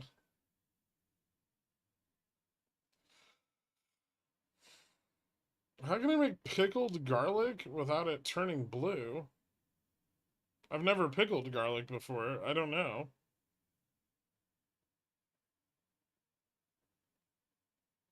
It has something to do with the brine you're using.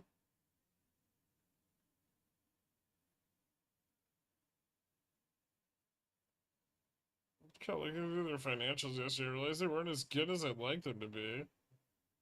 And the calls are kind of elevated for weeklies.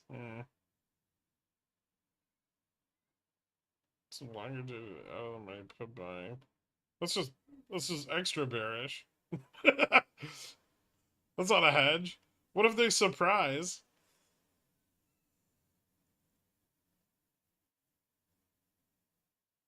I don't know. Selling calls against semiconductor hype seems like it could be dangerous. Also, it was like, wasn't there like 500 billion in data center rollout pumped in like capex over the last 2 quarters? I can't imagine that Intel didn't get any of that money. Not that they'll do anything smart with it, because they do suck as a company, but it turns blue because of the acid. Still safe to eat. Blue garlic is the best quality. There's gotta be a way to like balance the pH or something though, right?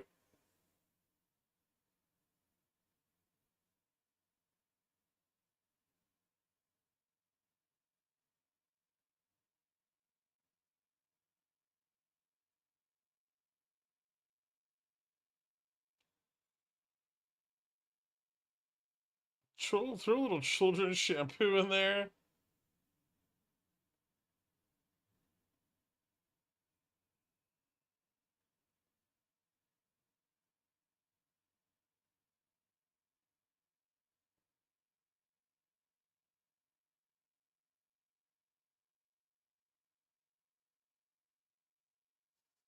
Pickle jar now concerned with actual pickling.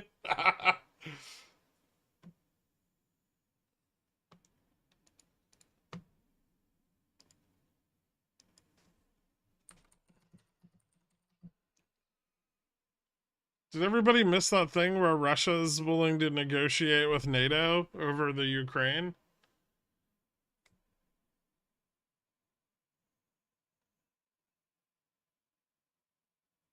No?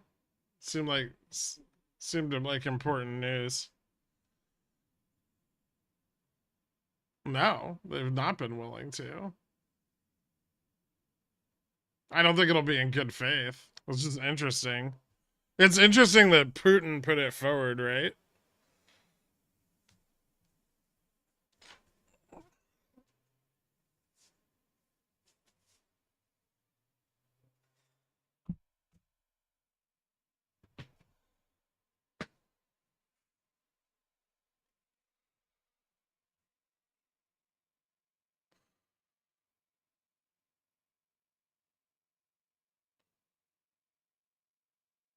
FTC looking into AI deals.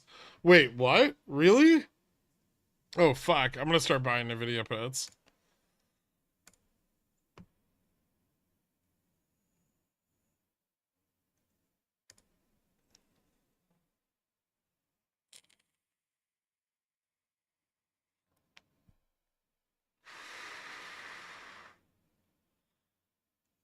Now that Ukraine is running out of munitions due to who controls our house right now, the tide is slightly turning in Russia's favor, so he no doubt wants a territorial concession. Oh, I'm sure he does. Yeah, he's gonna want like Crimea and stuff.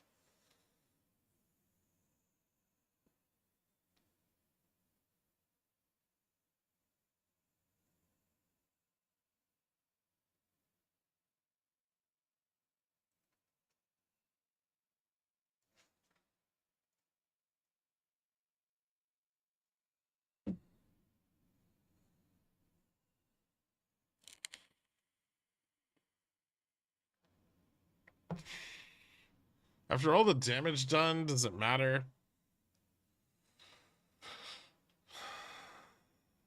Is there a source for Putin news? I can't find more info.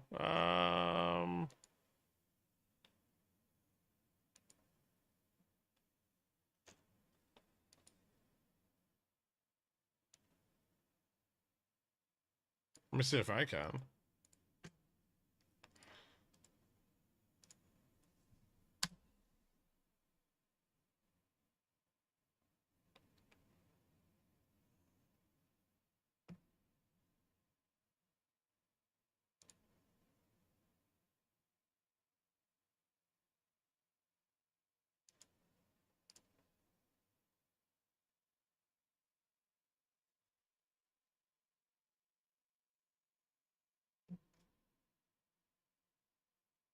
Looks like it was reported by Street Insider.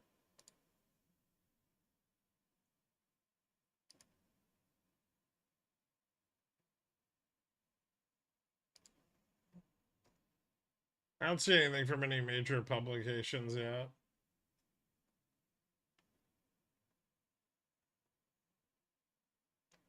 So maybe just chalk it up to speculative for now. Till there's some better sources. Energy EXCH is another website posting the same thing.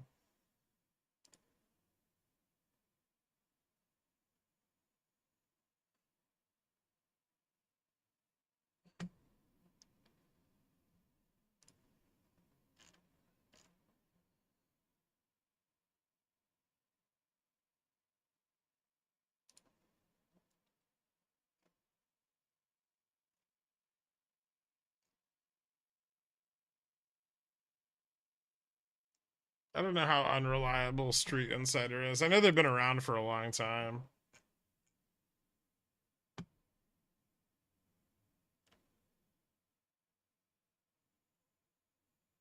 But as far as the source goes, I mean, it's not like New York Times or anything like that.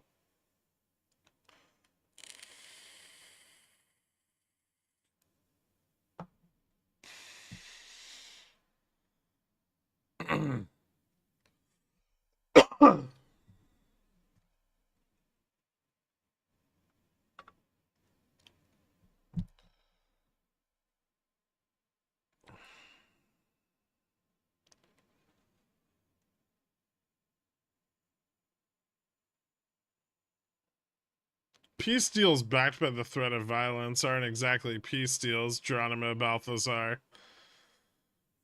And mainstream media has outlined the history of the Russia-Ukraine tensions in the past plenty of times.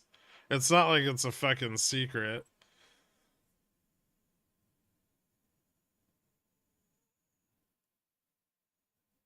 But going to a country and say, giving us the thing we want or we're going to attack you is not the path to a peaceful relationship.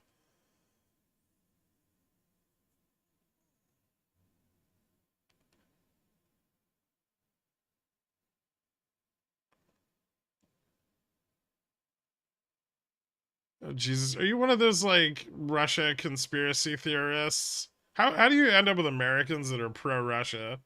How did fucking conspiracy theories on the internet go this far?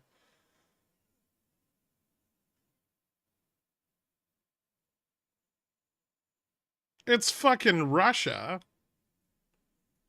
They're like the quintessential bad guy.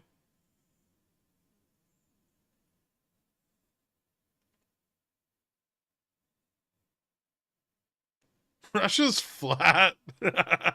We defunded the schools. Yeah.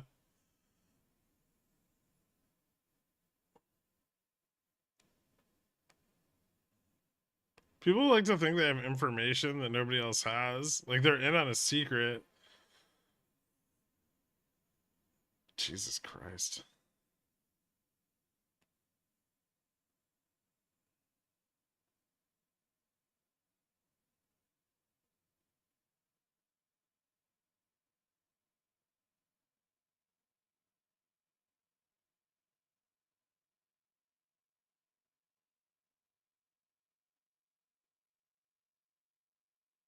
Same news came up in December and a little bit in November.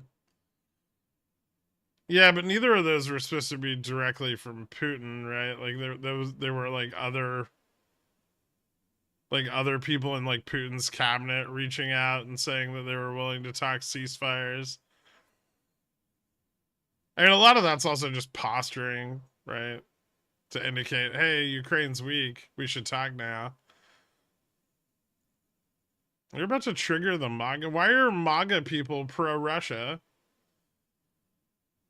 Cause fucking Trump's got a mail order bride.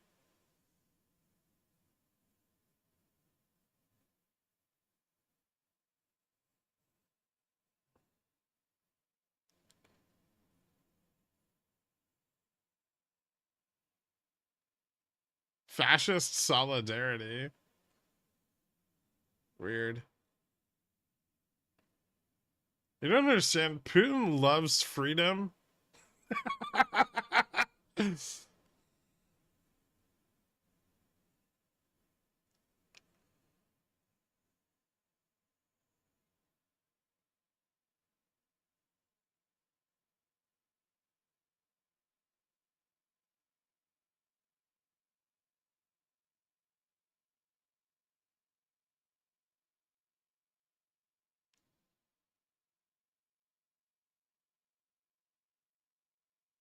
I can't believe the Wagner leader backed down from his mutiny that was going smoother than butter, then walked off thinking he wasn't going to be killed. I mean, would he have been better? And Putin's definitely a fascist dictator.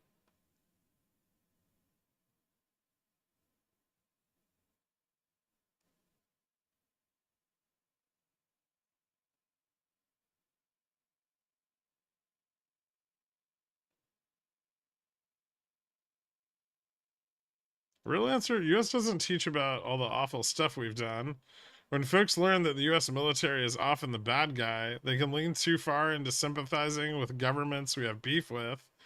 It's not support of Russia, it's an extreme distrust of the US government and military complex. We are the bad guy. That's the coolest part of living here.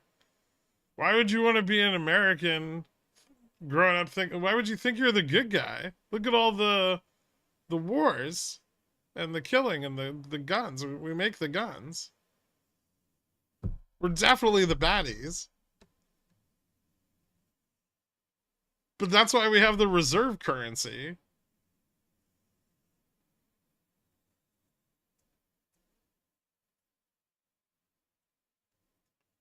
It's called freedom, yeah. And we want to spread it all over the world.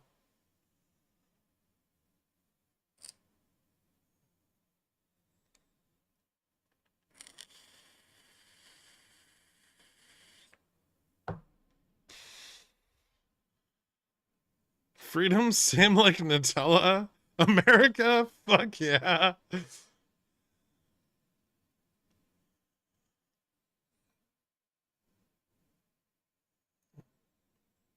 These are the same people who believe Jesus was American.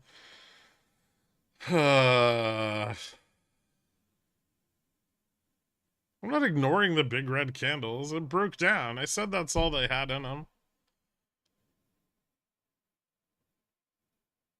How are we looking, Gherk? I mean, I sold calls there. What else do you want? I was like, I'm gonna sell some calls here.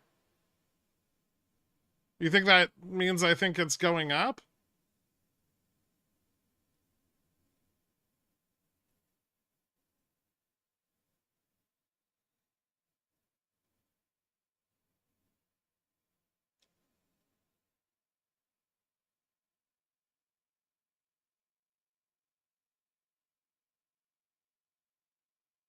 I think there's a part of human nature that really just likes the idea of someone making their decisions for them. That's why we had kings and shit, right? This whole democracy thing doesn't work. It's a failed experiment.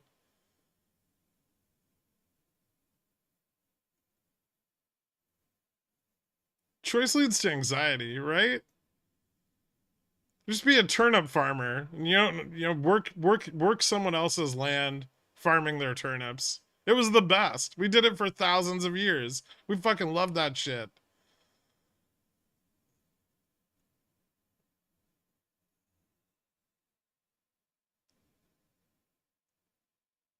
Choice paralysis.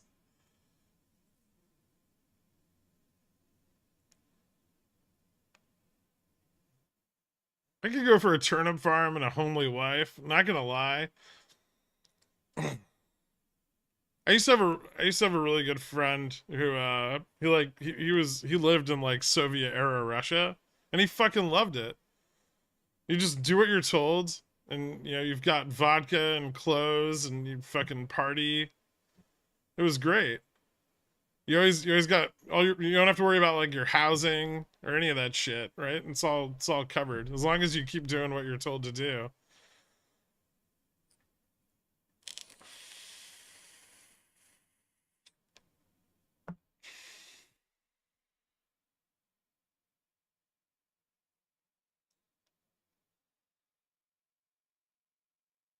The homely wives do the things you know you shouldn't ask for without asking. Yeah, so do the ones that didn't grow up with dads. What's your point?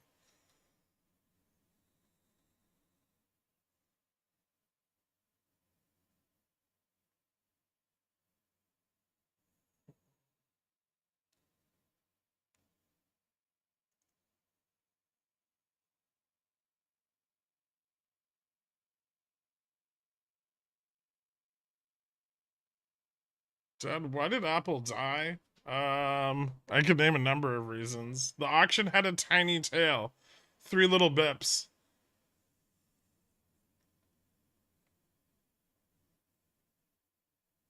Is this the part of the trading scene where you tell those of us who lost it all to go be a farmer? Might be a career path. I don't know. Do you like dirt?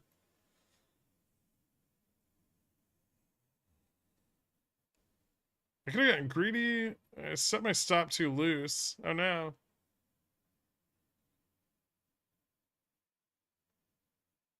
I'm not gonna be told what to do. I'm gonna tell you what I'm unwilling to do.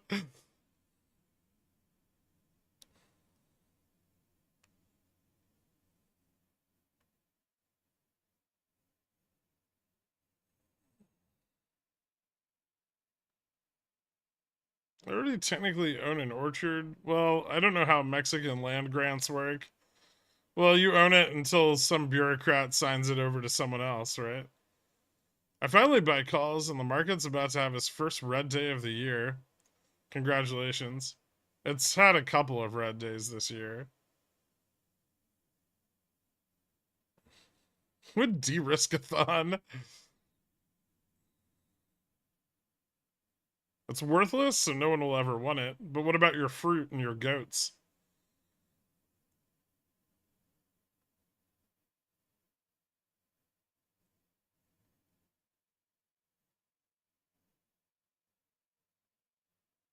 Bring back indentured servitude and just prima noctis. People loved it. Okay, you've watched Braveheart too much. I think most of the historical representations in media of the life of a peasant in medieval times are a bit skewed. I mean, sure, sometimes their village would get attacked and they'd all get butchered, but the rest of the time, pretty chill. You got to give half your shit to the Lord or whatever, but the rest of it's yours. The other half of those turnips, all yours.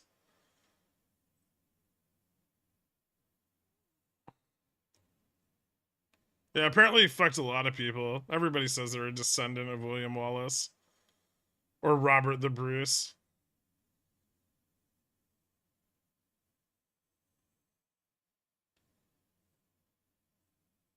Explain how we can be the bad guys and have a bald eagle as our national bird. What? Literally don't make enough to pay the workers who harvest it. Well, there go your aspirations of being a Don. You could have been Don Popcorn.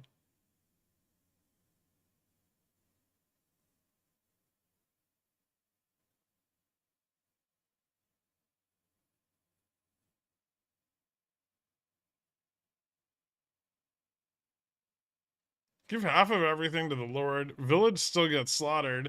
Well, yeah, because you're disposable.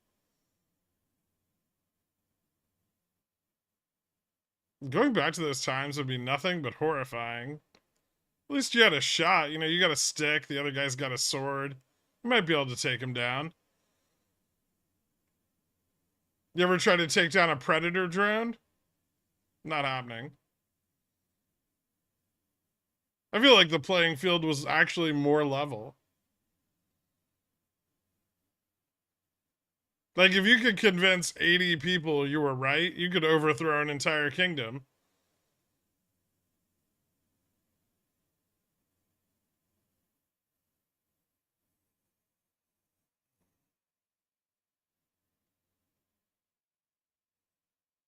Can you imagine the Middle Ages? No Q-tips, tiny sticks, little rags on them.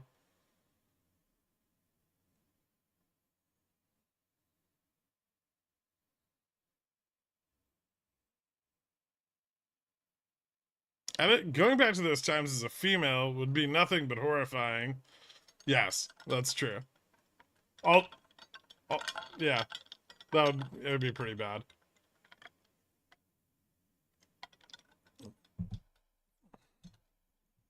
But 80 people is more than you saw in your entire life.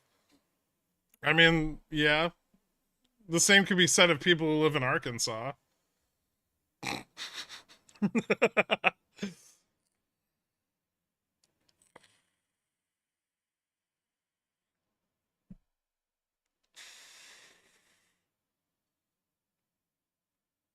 You guys talking about medieval times? Those times where you got a fever and you were gonna die? It just makes you want to live life to the fullest, dork. Don't worry, in like 10 years, you're gonna get a fever and die from it too, right? We're using up all the antibiotics faster than we're making them. We're just history is just a flat circle, man.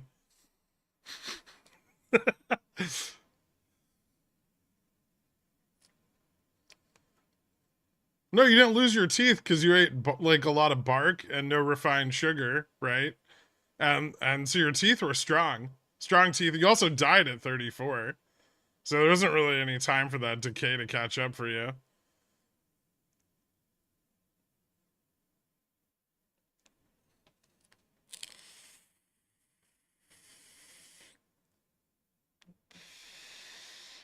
Do you think Henry VIII would have enjoyed Five Guys or In-N-Out Burger? I don't know. I don't know if he would have enjoyed Five Guys. He murdered 5 wives.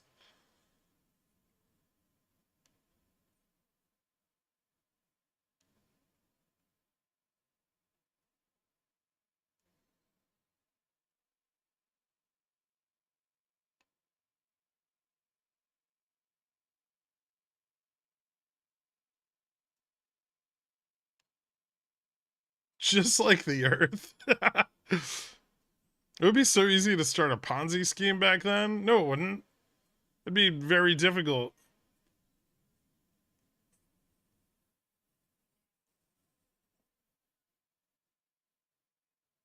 Had executed isn't exactly murdered. Okay, when you make up a fake reason to execute someone, that's just murdering.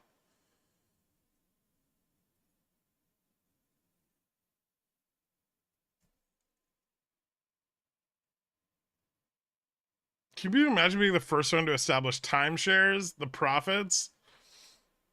Just go to different feudal lords and be like, hey, we've got this lovely castle in Cornwall that you could stay at over the weekend twice a year for a small fee. You can enjoy the English beach in summer.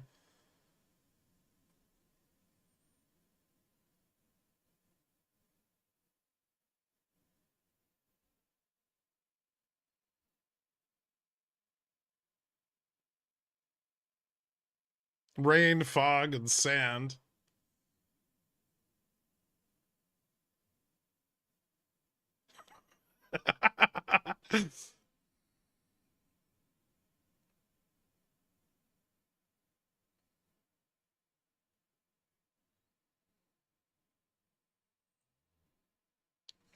You have to respect Henry VIII, who was so desperate to get a divorce, he created his own religion and forced it on the country.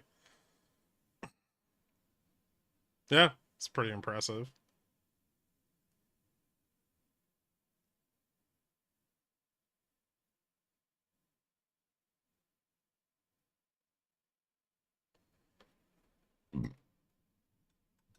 We could keep modern plumbing, Dork.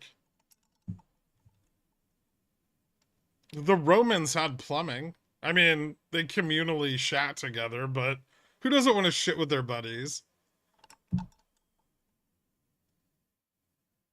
Maybe the Romans had it right.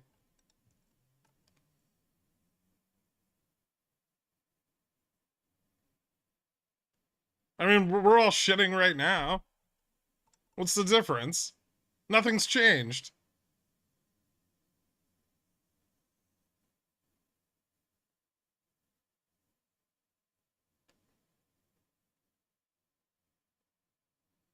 I guarantee 4 people in this chat right now are pooping.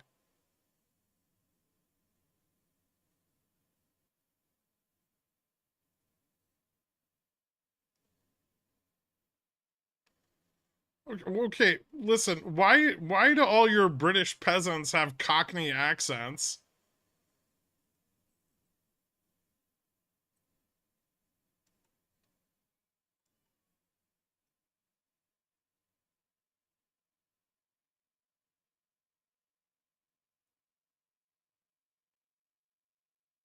Are we going back to the Victorian era? There's chimney sweeps.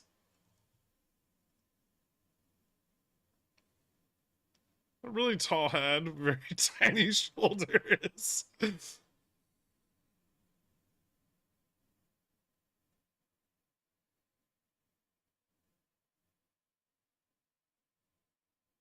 Shitting and farting all day long. Yeah, well, the cholera ensures that you can spend all the time in the communal toilet that you want.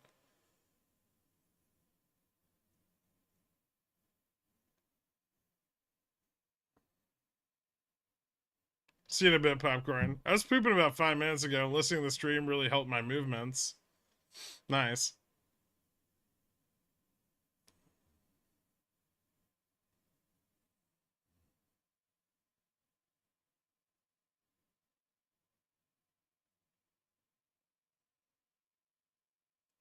Honey, the farm's gone barren. It looks like we're gonna die.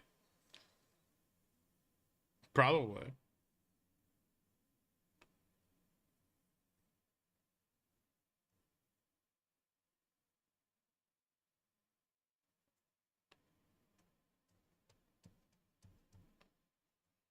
You know, I would argue those people were more free, right? You know, you fuck up or commit a murder, you just cut your hair and leave, right? No one will ever find you again. Hop in a dinghy, go over to France, whole new life.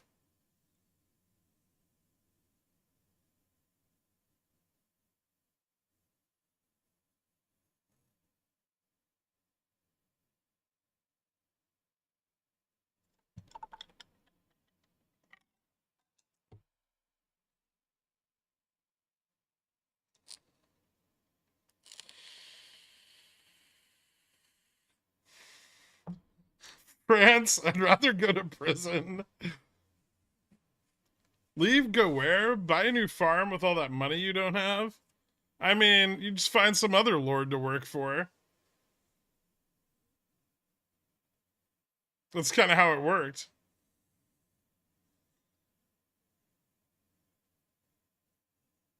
Hop in a dinghy? It's not the Atlantic, it's the English Channel.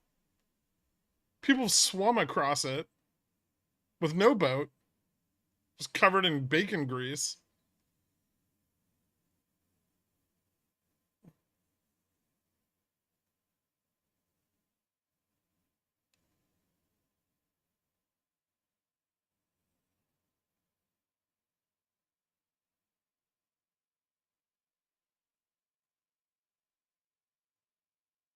Are we required to be British? No, you could go the other way. You could go from France to England.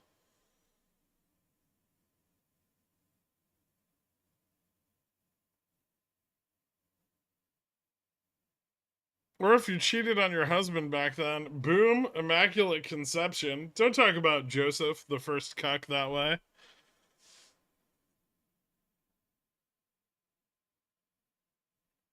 You know what? You know what I love most about religion is that we all come from Adam and Eve, God's first man and woman, who then had two brothers.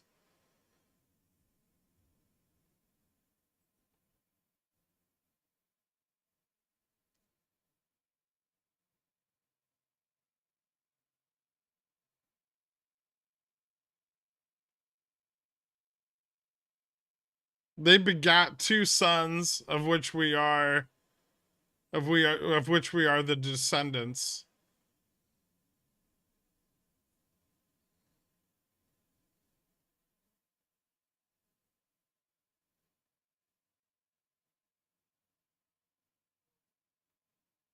And it all happened 600 years ago. 6,000.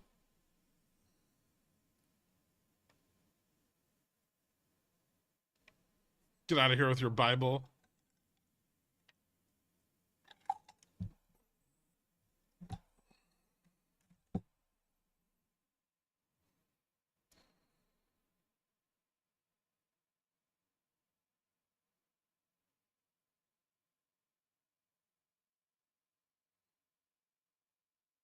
Medieval Asia had fireworks.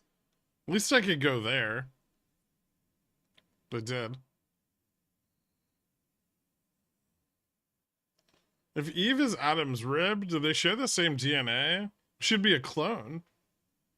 So God cloned Adam, made Eve.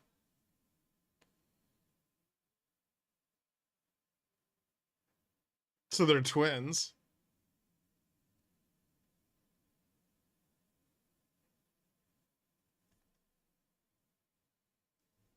Market data.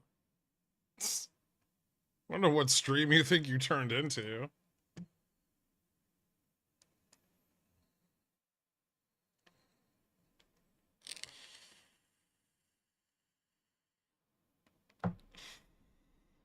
Still just bouncing on resistance at 75.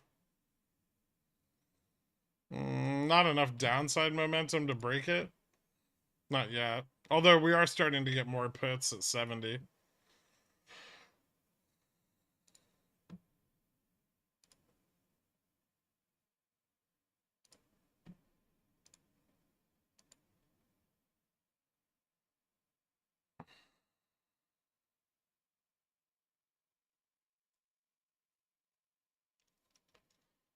Where did Cain and Abel find their wives though?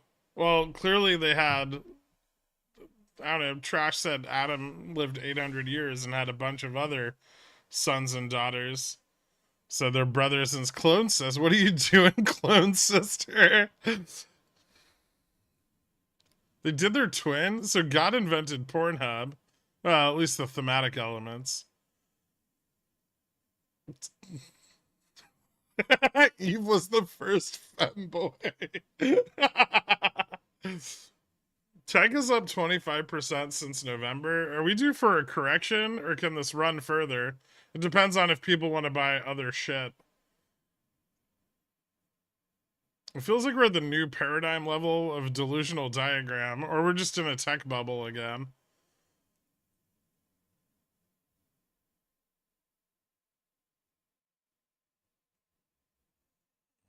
I prefer the Taoist myth of for the first people and how the gods shaped the nobles out of clay and then got bored, flung extra mud and clay around, and made the pores.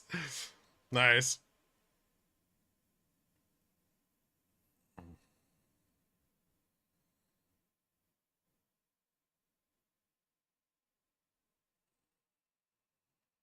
I prefer the Mesopotamian religion where the afterlife is spent sparsely covered in feathers, wandering a barren wasteland and eating dirt.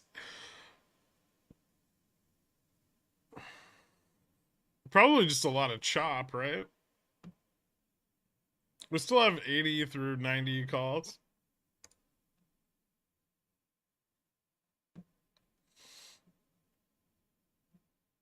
The gap might be a little high to fill. I don't know if we'll fill it or not.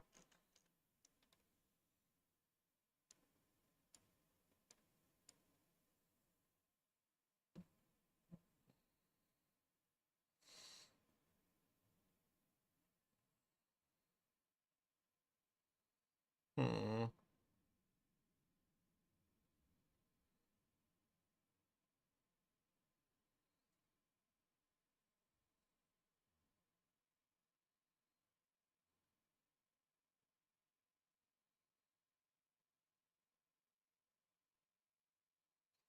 But Dork, you already wander a barren wasteland. Reno?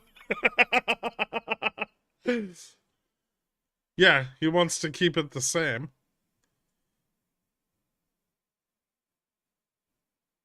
We're kind of at the point where it'd be difficult for the Bulls to keep the pump going through earnings. I mean, we could stay stable above 48.50 for some time.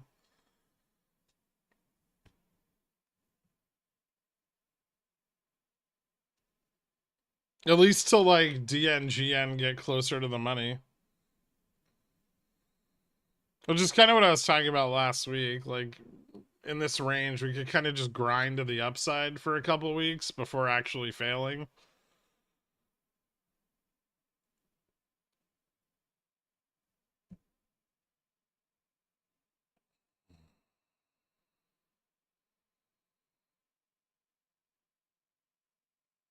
I'm greatly offended, but yes.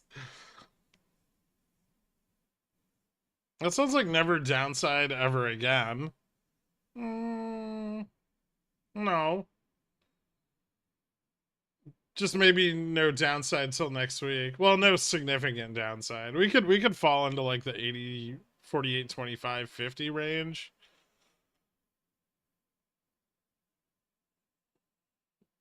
Do we just gap up again overnight like we have the last week? So the overnight gap ups are largely because the pressure of the market maker being long Vega isn't really realized in the overnight futures market.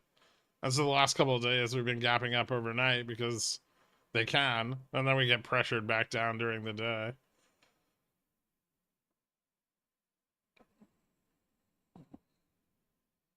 The market was down like 20% from here 3 months ago, stocks. Are you retarded?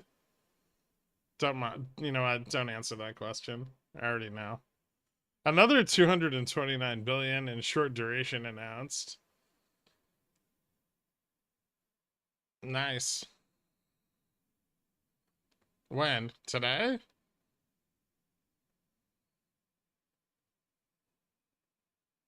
I thought they weren't announcing anything for the refunding until next week. So, oh, she's doing an extra 229 for the first fiscal quarter? Jesus fucking Christ. Oh, so wait, so exactly what I said would fucking happen? She trimmed the debt issuance and then fucking put it right back on the tail end of the fucking quarter? That fucking bitch. God, I hate Janet Yellen.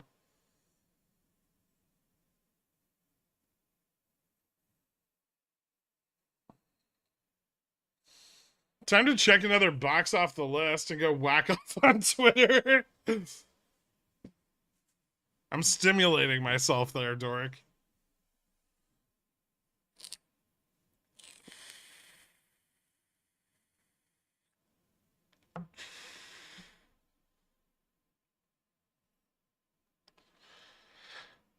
So Yellen cut a bunch of duration on the last QRA back in at the end of October, right? Which is what kicked off this stupid fucking bull run in the first place.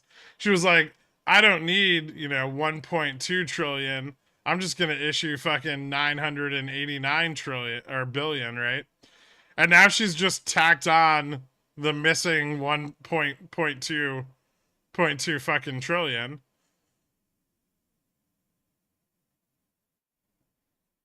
So the same fucking issuance everyone expected is what we're gonna get, and she just lied about it earlier in the quarter.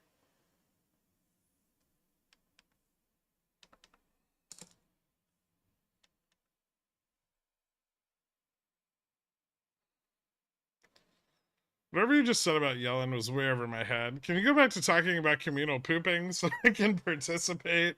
Yeah, no problem, man.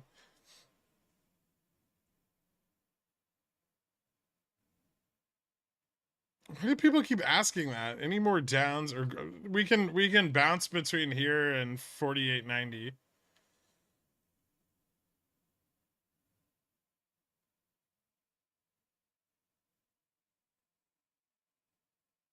What's the angle there? Why do this? I mean, save the banks.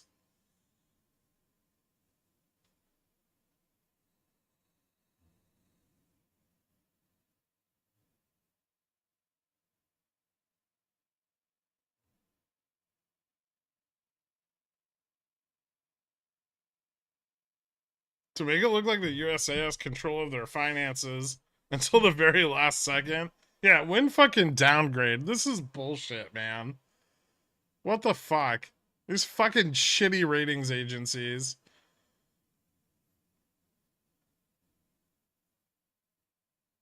I want to downgrade, and I want the 10-year to 7%, Doric. There is way too much risk in US debt. She did a sneaky on Moody's. I mean, a bit, yeah. She did a sneaky on everybody. I knew she was gonna fucking do this too. There's no way they were gonna spend less in an election year.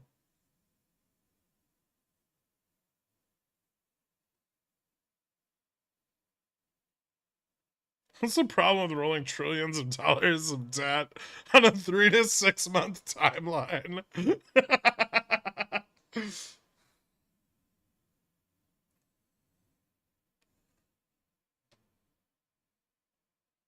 Did this fuck over JPow's plans? Are we calling JPow a cuck for no reason? They're both cucks. But they're also at war with each other. I only have 73 pence in the bank, so I don't know what you guys are complaining about.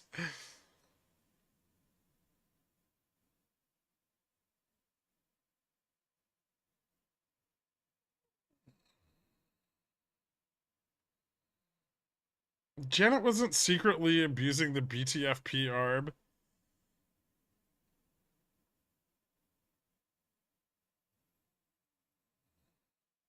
Powell's either got to raise rates or it's a good chance we get a downgrade. I mean, if he raises rates, there's a good chance we get a downgrade too, right? Because our banks are going to fucking fail.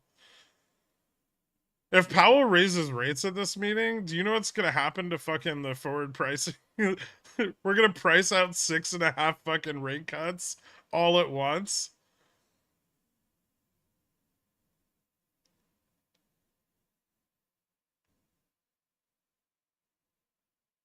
The bond market's gonna crash again.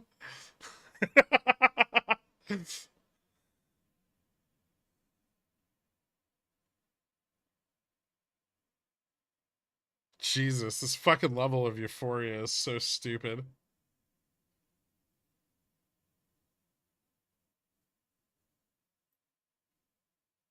Just more sideways today or eventual downs. I think we could close the day out a little lower. I mean, all of these upsides just end up failing because they sell too many puts into them. So like they're starting to sell puts now. Vol's starting to turn around. They'll probably pump up a little higher and then it'll fail again. Do I get a day trade tomorrow? I'll sell these fucking. Maybe I'll just sell more of them.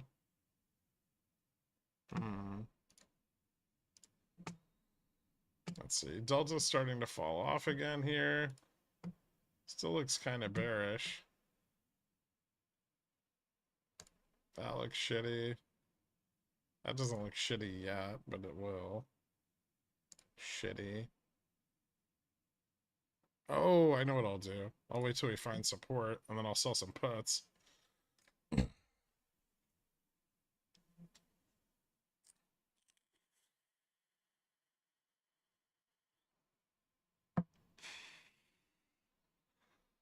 No. We'd price in 7 rate cuts since there's now one more to cut back on.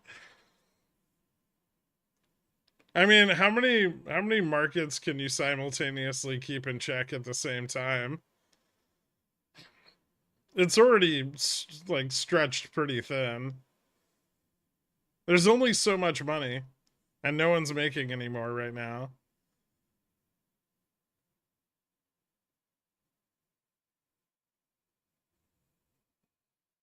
There's only 500 billion left in on RRP. That's going to be gone by the end of the quarter.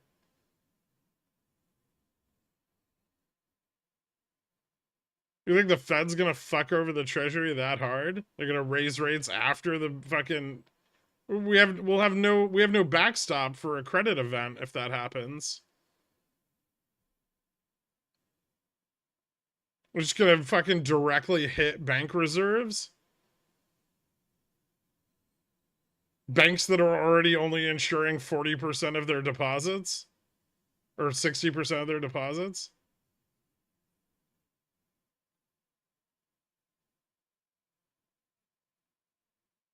Sounds good to me. Yeah, I don't think JPOW wants to actively blow up our banking system.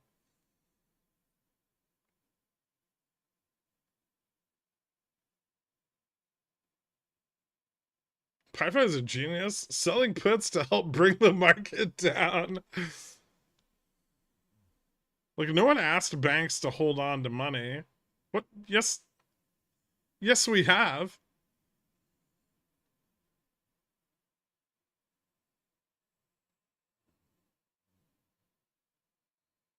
It'd be cool if he did. I mean, yeah, but only because I have too many puts.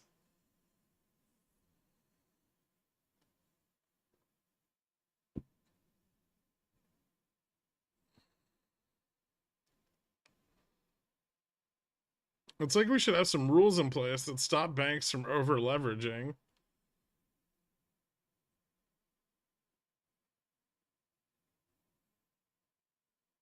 I have 3 puts. I mean, if Powell does that, it's enough.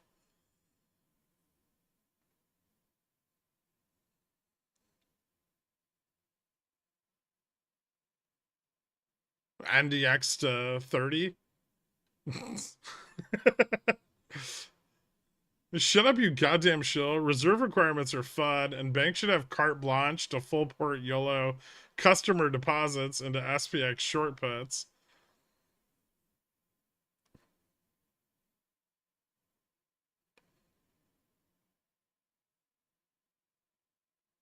I mean, to be fair, no one asked banks to create an environment where they're rewarded to speculate on ZERP, and worst case, the people speculating sell their stock options and go to another bank. They expire tomorrow, though. Not enough time. Let's call those rules a glass seagull, if you follow my drift.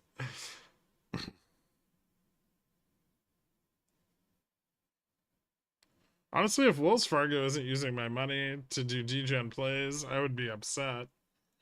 Don't worry, they are. Thanks, Potato Tom.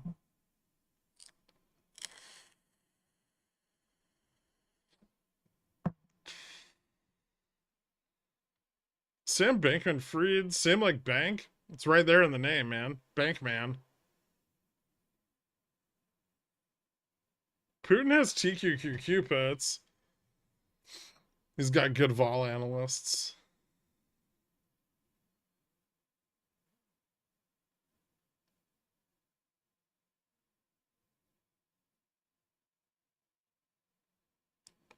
Those Russian physicists don't fuck around.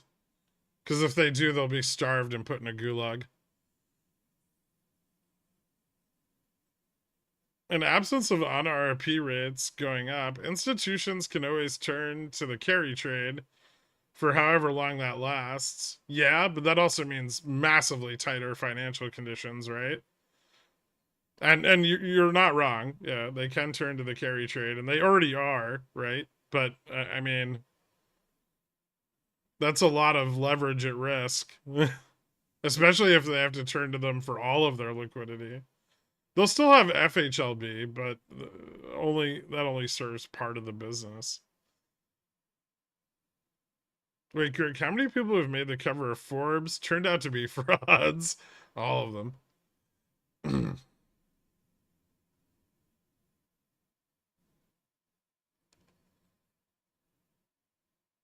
You can't make $1 billion without getting your hands dirty.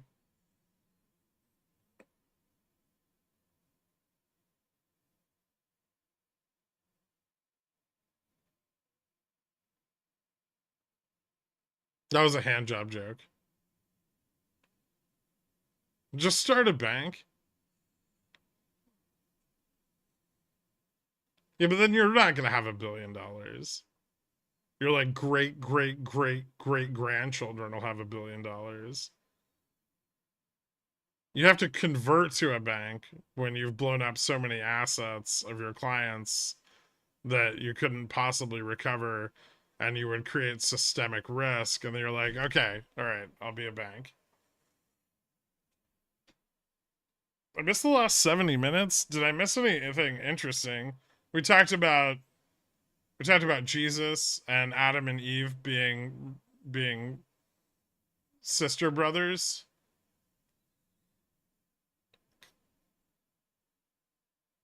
Clonelings? Clonate. Cloned relations.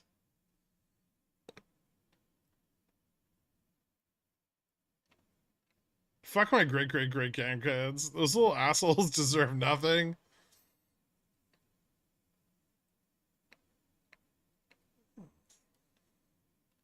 Just start a bank. SoFi looks around panicked. Guys, these charters aren't that easy to get. Don't look at our baseball stadium. We lost 48.75, which is bearish. I should have sold more of those fucking calls.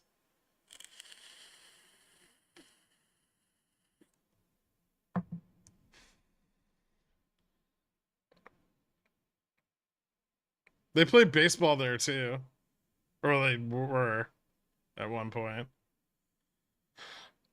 At what VIX price is good for picking up Vega positions? Is it too high now?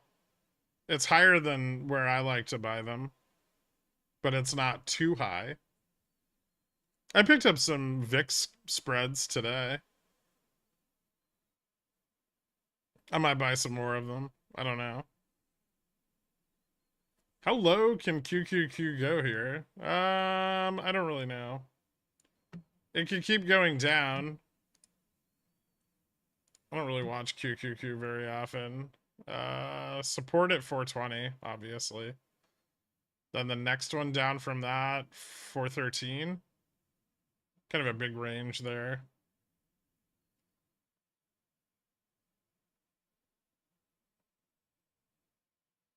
When to cut calls when you hedge your puts. With this chop, do you usually do a 30% stop? Not advice. I know it depends on my risk temperament. It depends on how I'm positioned. I mean, generally, like intraday zero DTEs and stuff, I'm not hedging with anything more than a stop loss. Like I wouldn't be hedging with an opposing position on something like that. For a longer carry, I'd probably be using like a debit spread, and I'd be cutting it at either like 15% gains, or like on the short side, or I'd be um yeah, probably when the short side like when the short side had picked up the premium of the call side, I would cut the call side and either move it or just cut it entirely.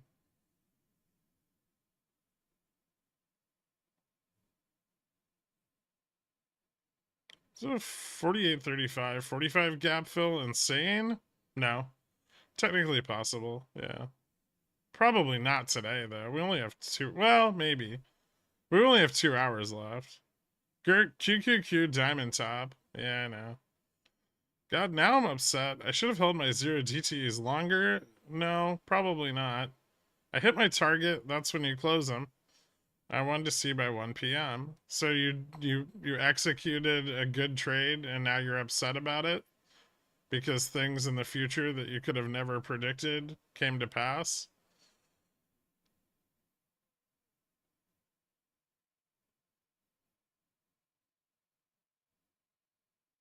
Damn it, Gork! What? Am I shilling again?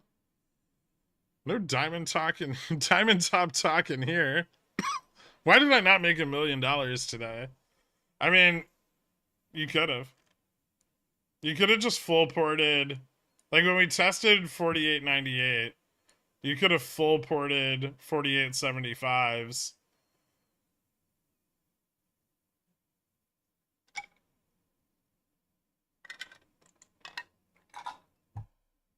After taking a HELOC out for $50,000. Why didn't you tell me about that at 48.98? It did. When we were at 48.98, I was like, this is probably the top.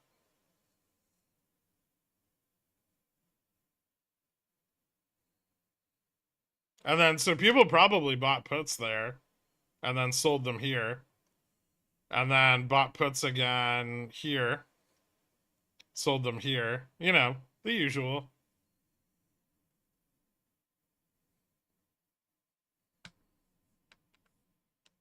You're gonna turn us all into Farmvilles. Can we play popcorn speedruns insolvency soon? Yeah, we can make that like a whole. We can make that like a whole series of episodes. But we're gonna have to film them after you obtain your Pontiff membership. I'll fly to Houston. Don't worry. I'll cover my own airfare.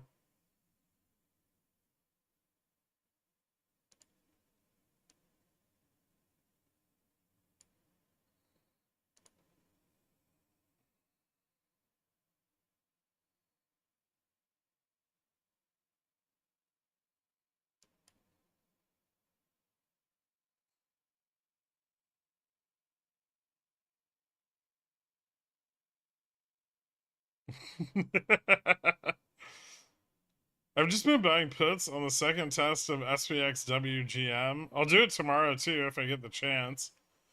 GM might be a little further away from the money tomorrow if we keep dropping like this.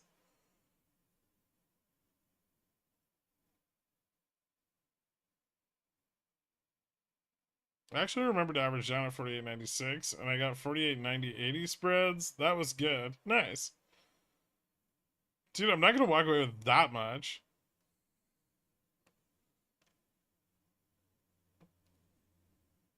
Did Popcorn Trader fab all of the Cybertruck metal since he's done a lot of stainless?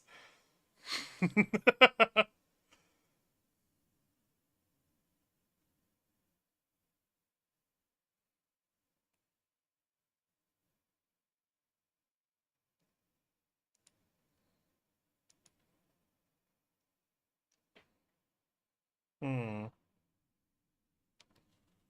How much more money can I get off of this fucking debit spread?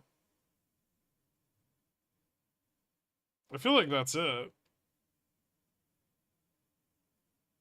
We can get. Do I really get like another $400 holding this piece of shit overnight? That can't be right. Are WeBull doing the math wrong again? Hold on. I don't trust these fuckers. Oh wait, I need to save this trade. VIX 1625 198.74.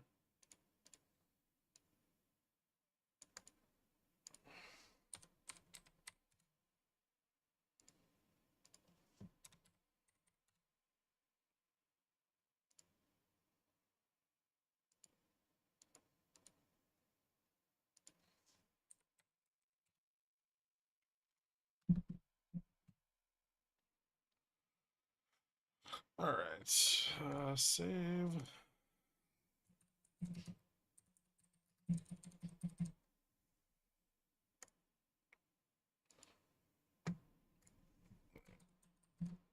Tesla. So what do I have? I have a Jan 26, 205, 180. Is that what that is?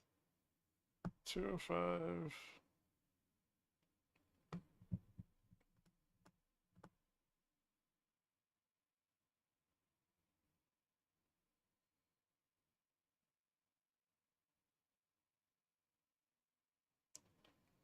$66 and $5.50.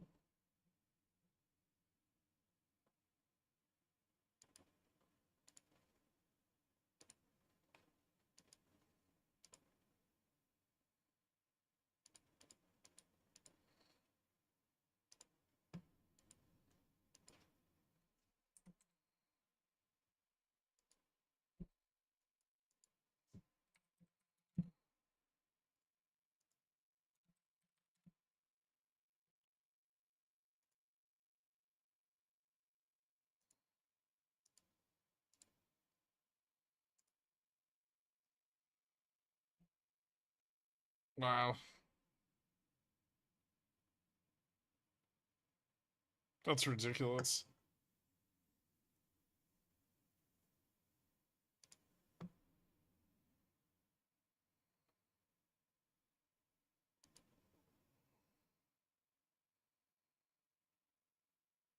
So I get another $300 if I hold the Tesla spread till tomorrow. But what if I get assigned on the put tonight?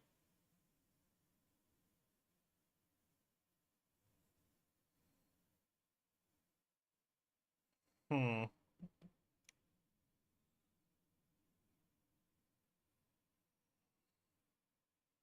Vol shorts must be getting wrecked on Tesla. The call sellers? That stupid Tesla call selling thing's probably not doing great.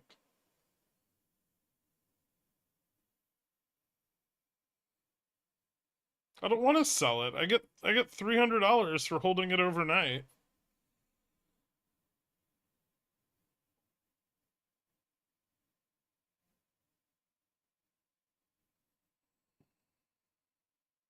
Sell your Tesla spread. This is the one I want to fucking sell. It's $15 in the money on the short side now.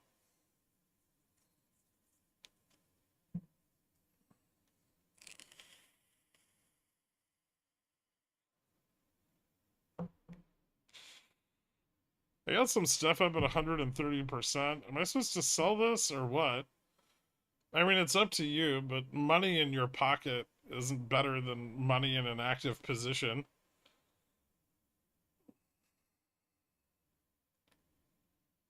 You're highly delta exposed to action above 180 tomorrow. I know. I'm exposed to that right now, though. It's like fucking no difference. Hmm.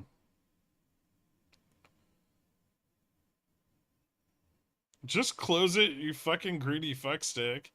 It's $300. I want all of my returns for being right, Dork.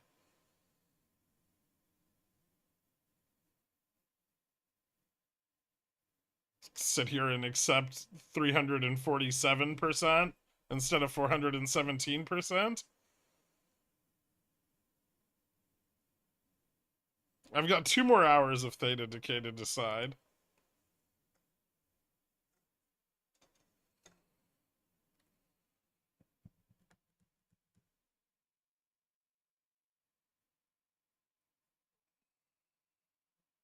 Measly 300%? What is this? Value investing?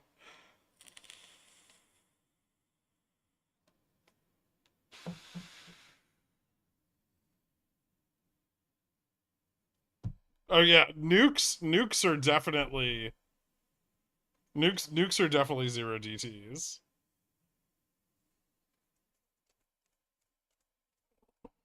Can Intel having bad enough earnings hurt AMD if they miss on uh yeah. If they miss on like data center sales, then that could hurt AMD a bit. How likely am I to get ruined on 216 Nvidia 600 550 put debit spreads? You don't have enough time. Their earnings is later in the season.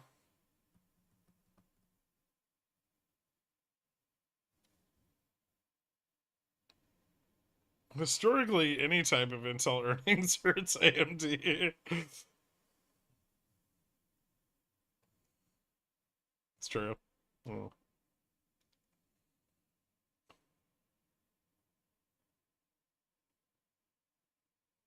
Intel's data center is just an abacus on a plywood table. I thought the new Xenon chips were actually pretty good. Xenon. Xenon? Hmm. I like Xenon.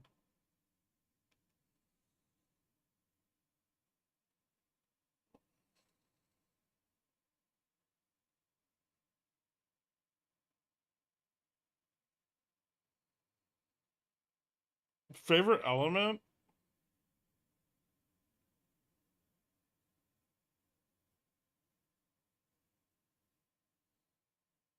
Gallium. No, I take it back.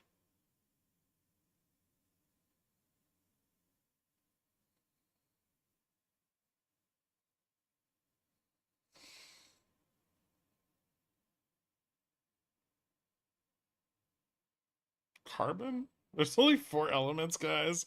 Come on. Not true. Bruce Willis made a documentary about that.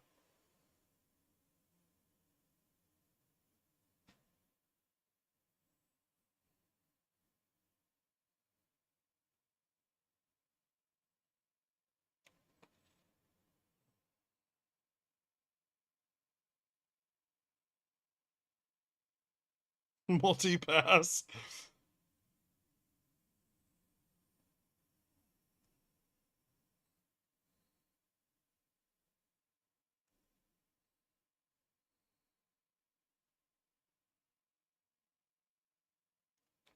Whatever happened to Chris Tucker?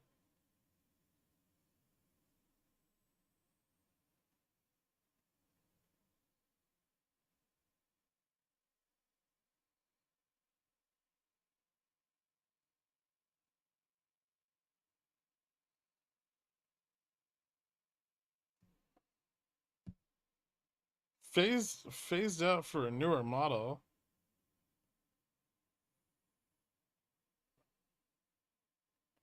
Dude, everybody who had money between 1980 and 2015 is on Epstein's list.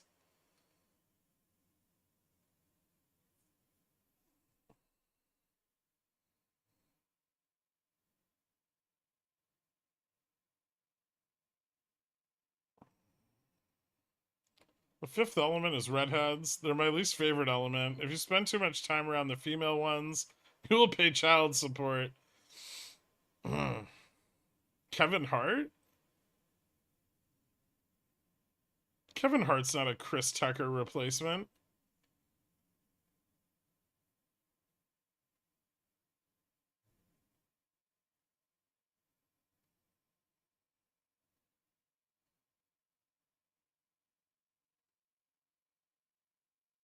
Chris Tucker's IMBD says Rush Hour 4 is in development.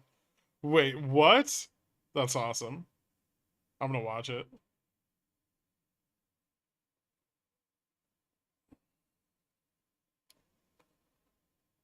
Chances crowd bounces tomorrow? How long can this pullback go?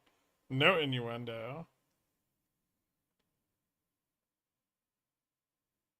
I mean, I shorted it for a reason, Thunder. Don't I have price targets? Those are my price targets.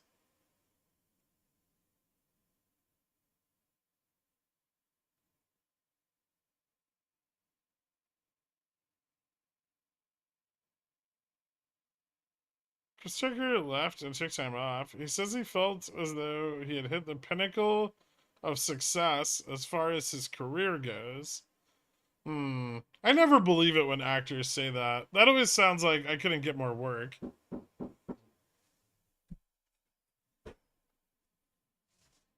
One second.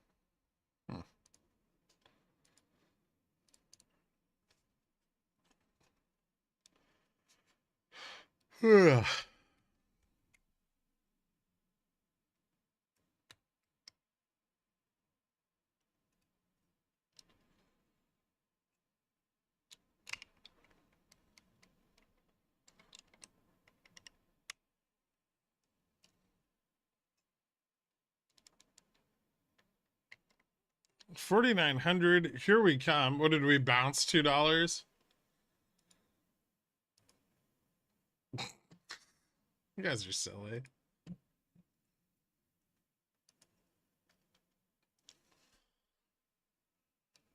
$4. Oh shit. That's really serious.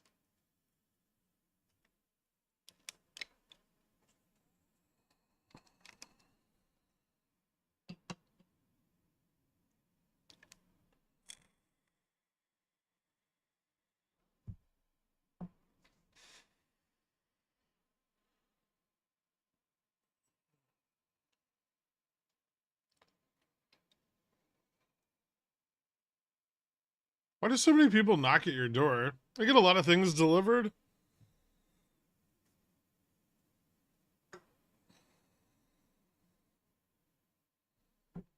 Sometimes it's my neighbors.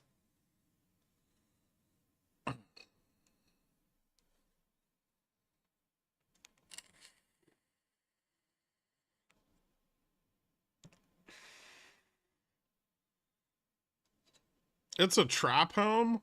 Oh, that'd have a doorbell.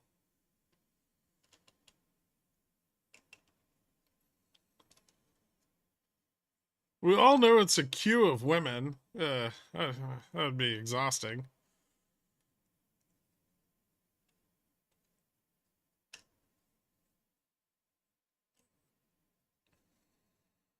Like, that was a grocery order that I ordered this morning. I got some Dave's white bread, a half-gallon of milk, and some unsalted butter.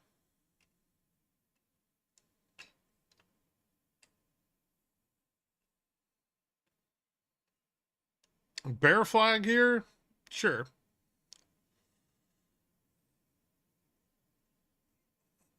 Not super bearish yet. They haven't started selling puts.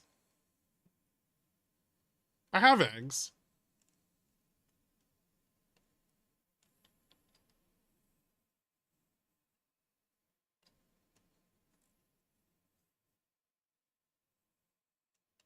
My lease is 3,200 a month. And then I have like an electric bill on top of that and like a co-op board fee of like $150. But yeah, if I were to get an equivalent apartment now, it would be like $6,000 at least. I got this at like I moved in here at like kind of the tail end of the pandemic and the lockdowns. So I got a really good deal.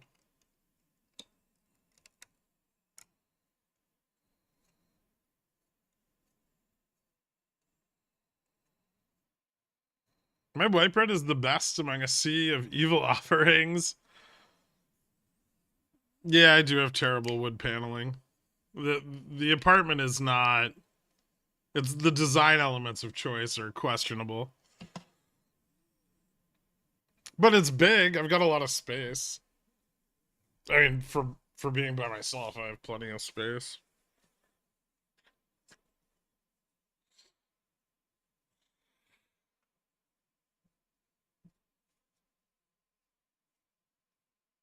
I can sublet it.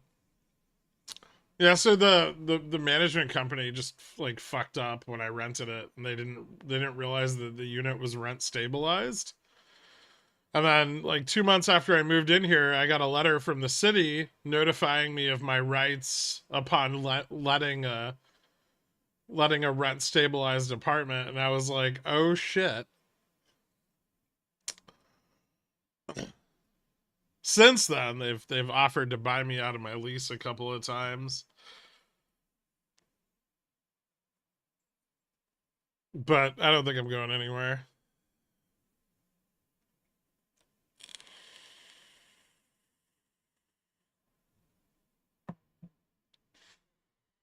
How big is big in New York City? I don't know how much of it they're allowed to count in the square footage. Um, but I think they said it's like 1,200, but I think it's a little bigger than that.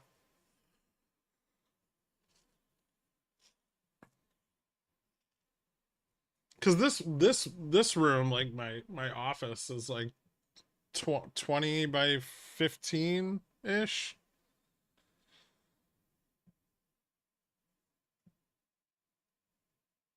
And I think the bedroom's like 13 by 13.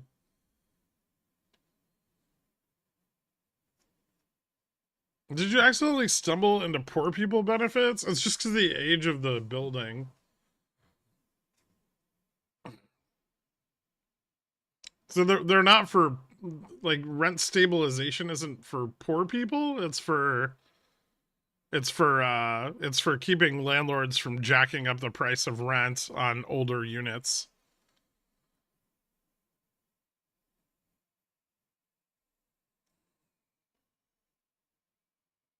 Washington voting on 7% state tax on capital gains. 250K. I might have to get the hell out of here.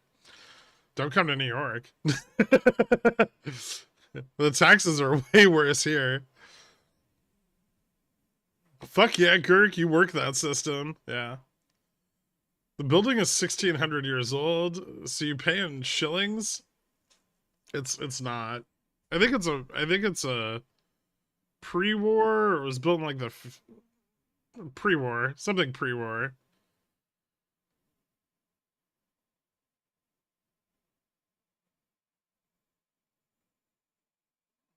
Legal maximum number of Tinder dates your apartment is zoned for.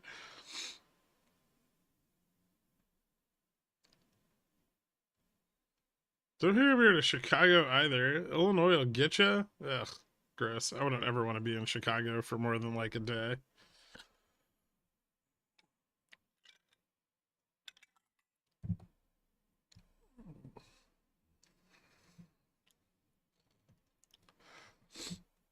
Although not as bad as Peoria, which I've spent more than a day in, unfortunately.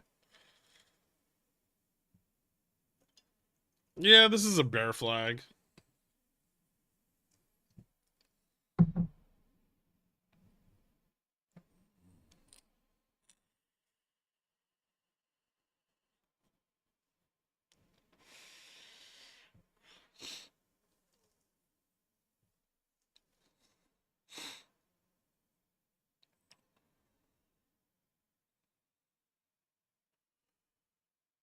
That's Pretoria, not Peoria.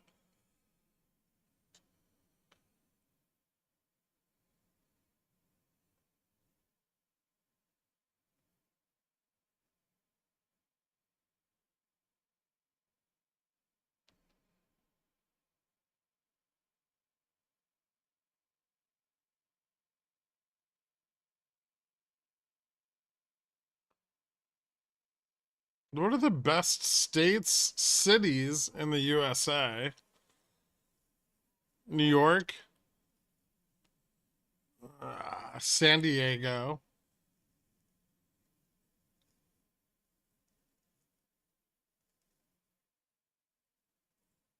Mm, Seattle.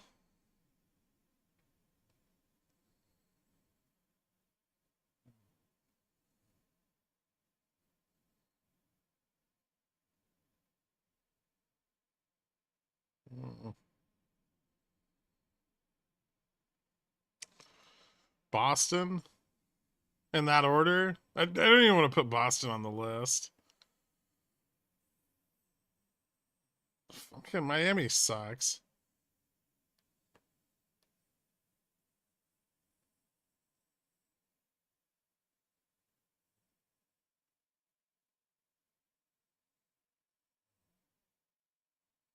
Chicago's not better than Boston. Chicago's just inland Boston. The correct answer is wherever I can get fiber directly into an exchange. I feel like I named most of those places. Peoria.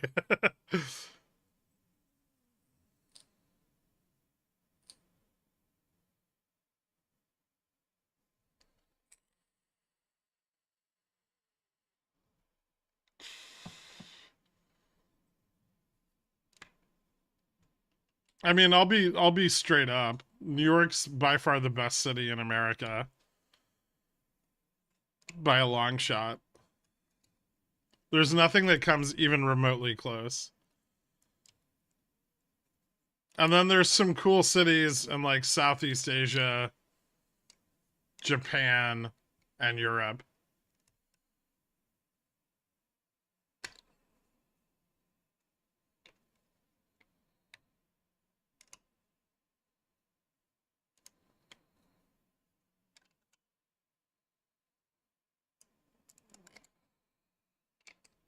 It's a pretty ignorant take. I want to live in Florida because of warmth. Yeah, it's too much though. It's fucking gonna be underwater soon anyway. Yeah, I'm not picking between Tokyo and New York. They're both super fucking awesome in their own right. But like in America, I'd definitely pick New York over any other city.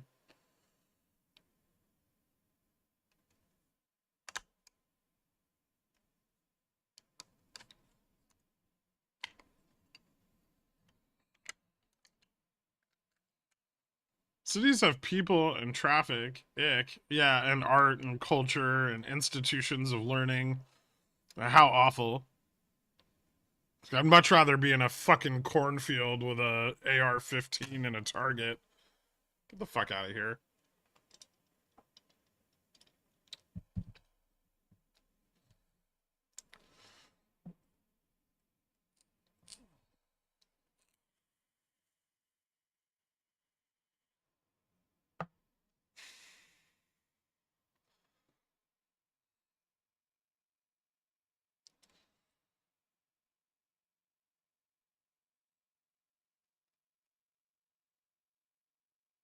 I love how it's either robust city life or just fields with guns. I mean, everyone else just lives in like what's effectively a large strip mall, right?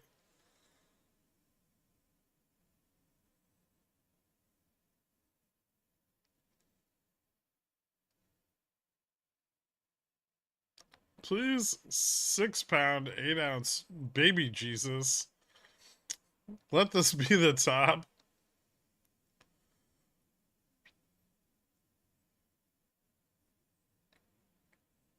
Like, don't tell me about how great your fucking city is when it's just like 5 big box stores, a Target, a mall, and like a fucking some like fast casual restaurants. All right, all of which you have to drive 15 minutes to get to.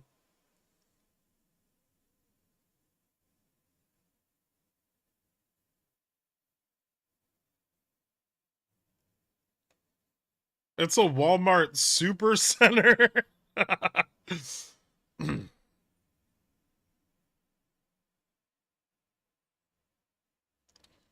Yeah, but you have to deal with the Quebecois, so it's eh.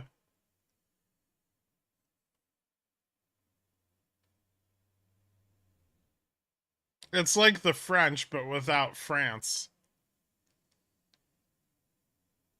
which is a lot of what the French have going for them.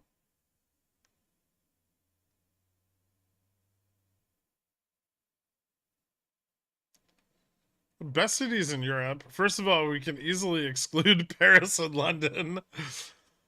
I like London a lot too. Is your parking fee ridiculous or a mild annoyance? Actually, I found I found a new place for parking, and they're only charging me like 550 a month. So that was about like half of what I was paying before, and it's closer to my apartment, which is nice.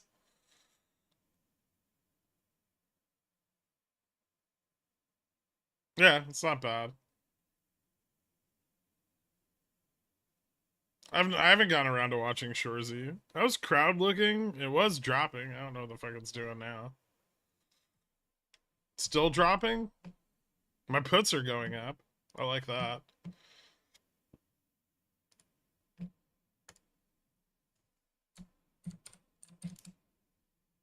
Oh fuck, I'm below my break even.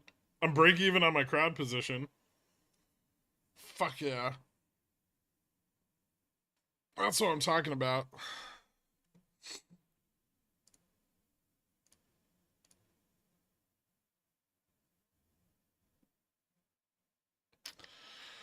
Is it time for Airbnb to die again? Probably not until the Fed meeting.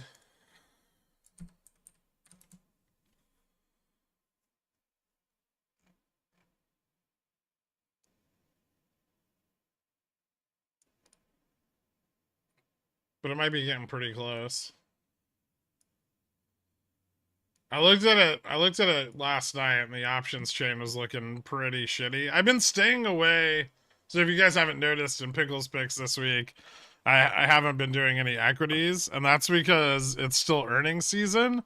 And until the Mag 7 are out of the way, I really don't want to pick anything, right? Because there's gonna be so much sympathy if any of them like have a huge beat or something like that.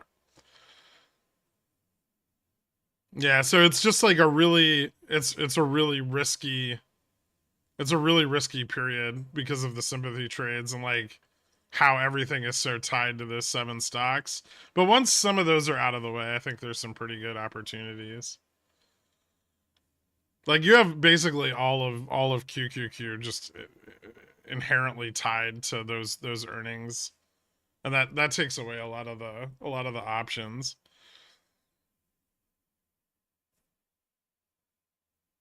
Most likely closing price today. It's a little early to be certain, but I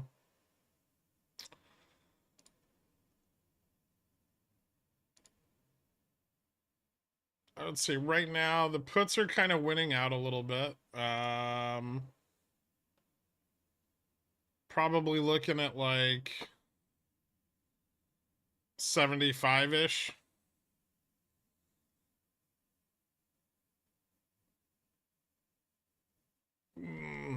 So the thing about that is there's a big pile of calls at 80.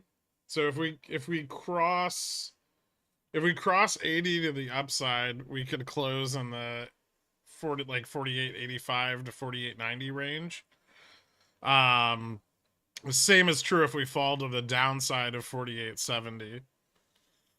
So right now, I think we're pretty stable. We can just trade right here all the way into close. But if there's any big shift in positioning in the last like 20, 30 minutes of the day, that's really hard to predict.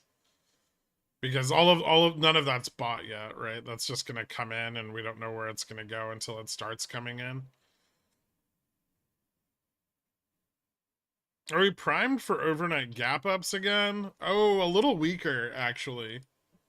So yeah, the longer term positioning is starting to or should start to break down with today's expiration, and we're starting to see that put interest swell up again. Like we failed enough times at the top here that the bulls or bears are starting to get a little interested. So we kind of see like a increase in concentration of put interest from 4900 to 4850, and then an even bigger increase from 4850 to 4800. And then the call side, the in the money shit has fallen off a little bit, but there's still a pretty strong concentration of interest around 4875, which is where we're at right now. So yeah, if we lose this range, like if we close below 75, I think an overnight gap up's really a lot less likely. Above 75 or above 80, we might open at like 90 again. I don't think we have too much data tomorrow morning, so that might ease some of the pressure. Like we have some EU shit, German shit. The coincident index comes out for Japan, and the final leading economic index. So those might have like a little bit of effect on the dollar. I think EU's announcing the M3 supply, so we'll see what that looks like. Oh, we have core PCE tomorrow. That's before market open. Yeah, so actually, yeah, we could have a lot of volatility into the open. We also might have a lot of volatility into close because people are going to pick up straddles and strangles.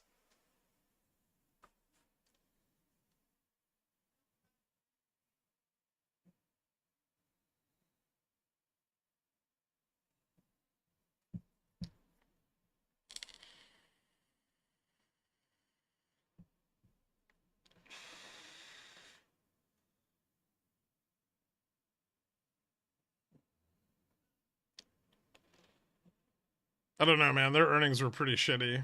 On a scale from BBYQ to RevQ, what are the chances of PayPal bouncing back a little? I don't know. I think the company sucks. It's just a value trap.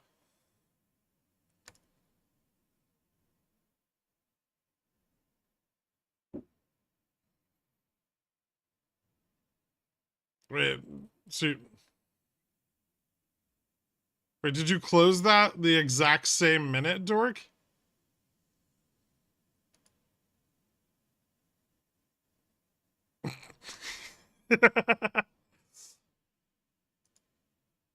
Six minutes? It says 4 p.m. and 4 p.m. That's pretty nice.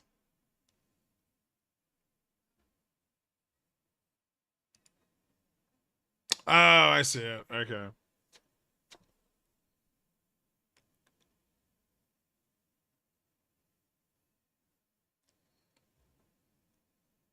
Nice. Is that the most money you've ever made per hour?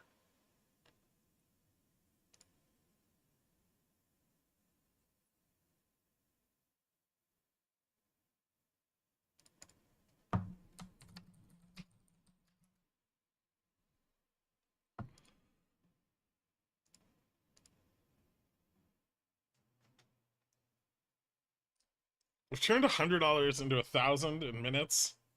Okay. Yeah, that's the best. That's why you can't go back to a real job.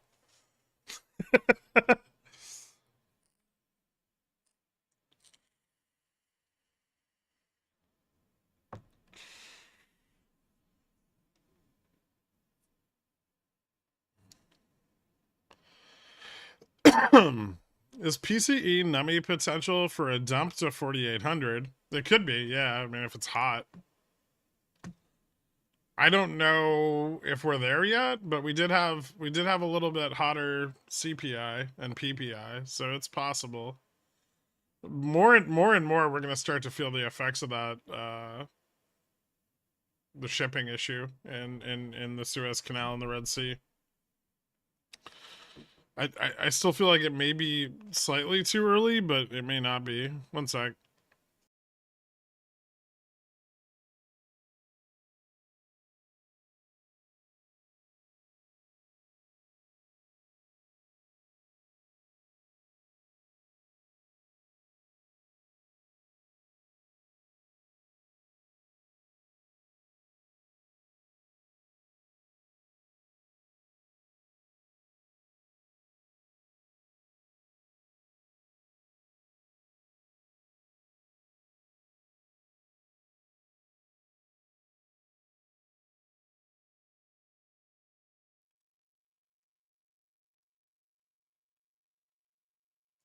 Boop.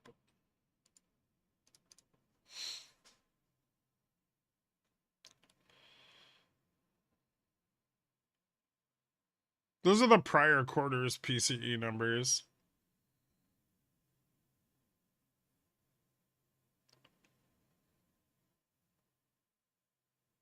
But I do think it's still too early to feel the effects of that.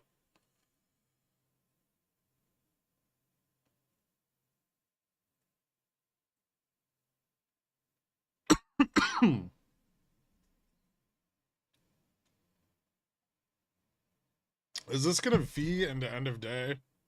We could bounce up into the 80, 85 range.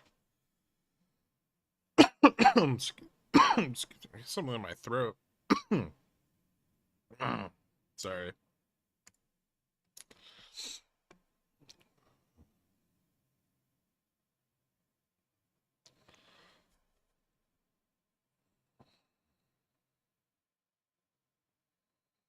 It's okay, Trash. Can we blast with it? Everything is going to be great messaging.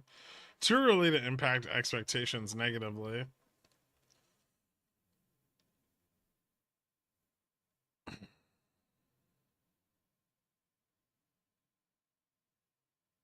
I don't know. It's usually when I get this, it's like allergies kicking in. It's pretty warm out today, so that might be it.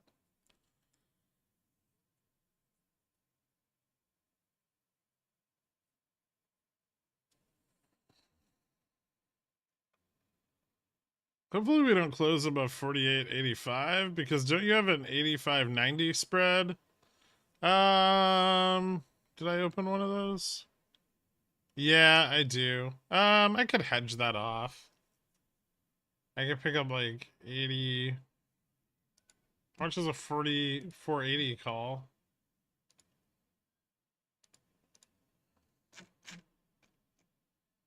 Like $1.70? It's not really worth it. Can I do 80 open long 80, sell the 85?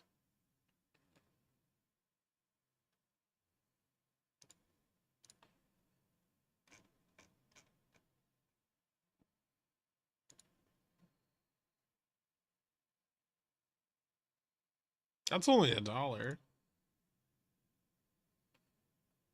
But I can't sell the 90. I can sell the 95.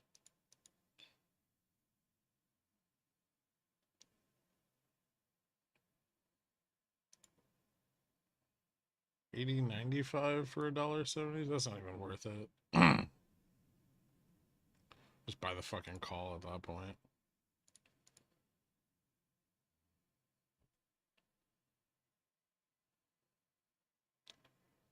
Yeah, I could hedge it off.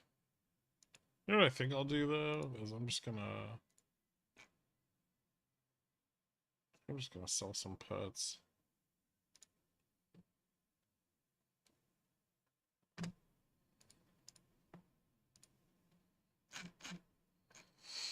Um 75.70.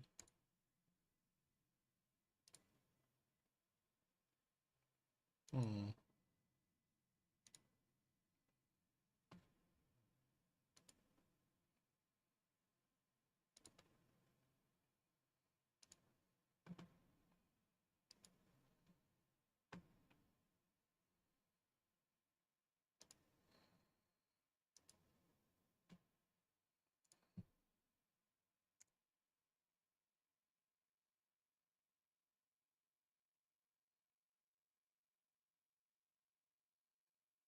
VIX is starting to turn up.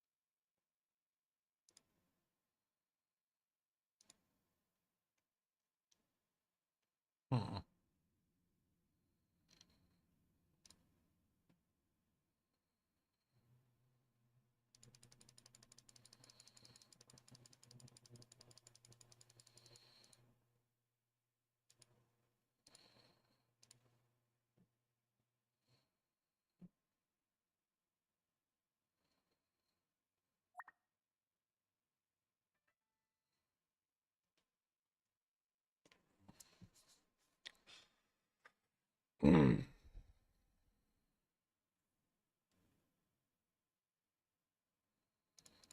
So what does that give me?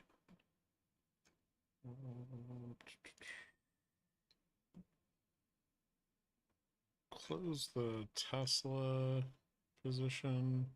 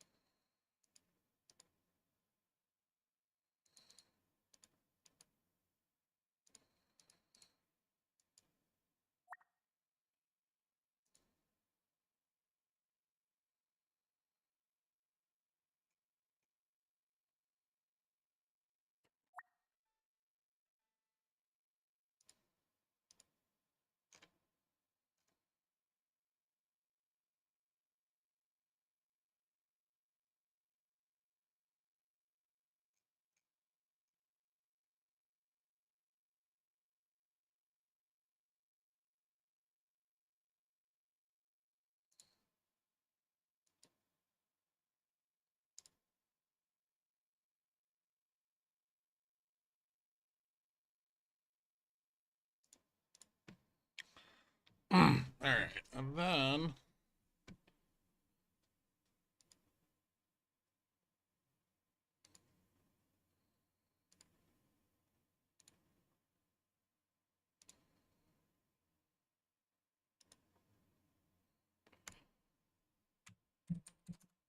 so I have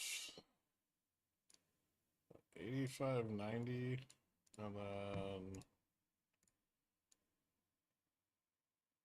65, 70, 65.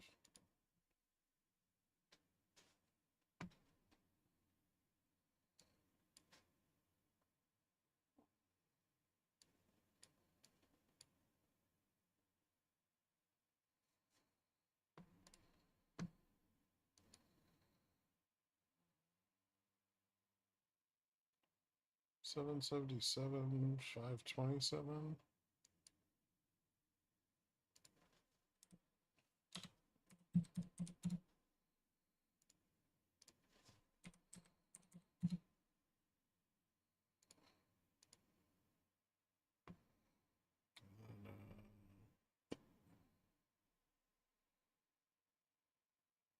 161, 311.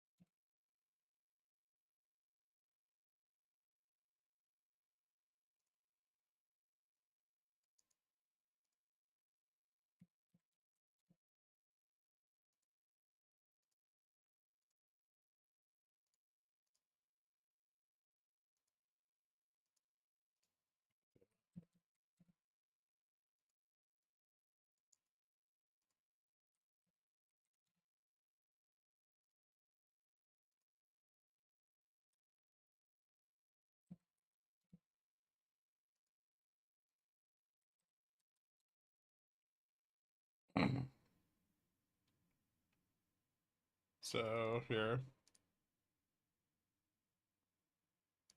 let's have this.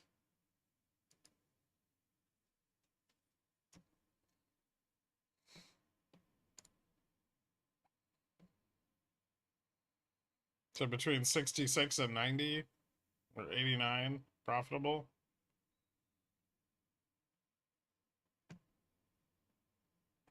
Max loss is 200. Net credits 8.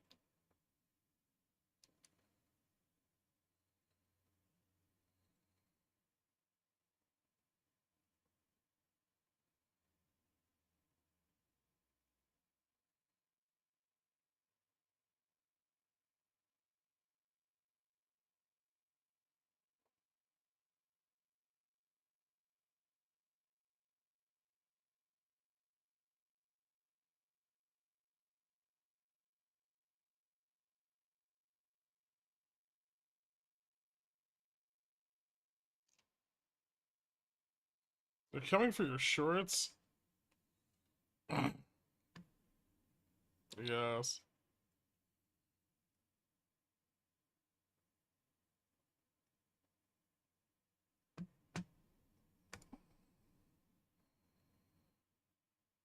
You're a wizard, Harry. Am I? What did I do that was wizard like?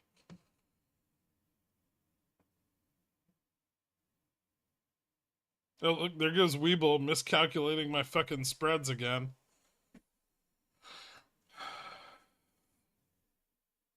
It's my favorite.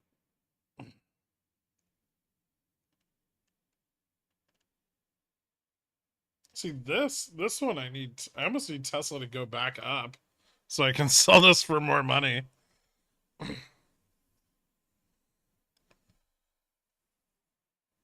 Really had just sold puts. Like, it seemed pretty safe to sell puts there. Still got an hour though. I might just be being super fucking greedy. Or, like, this is a little early to open anything like this, but I think my range is wide enough.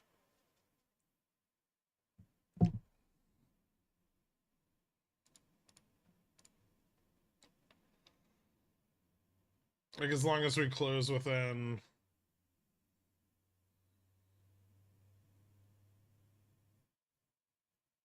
it was at the time, I guess it was 20 basis points from spot, then I'm okay.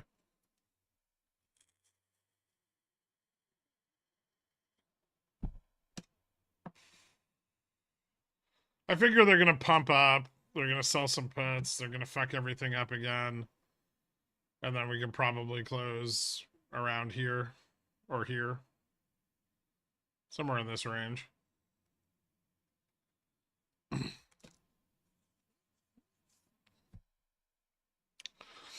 The auction printed a tail.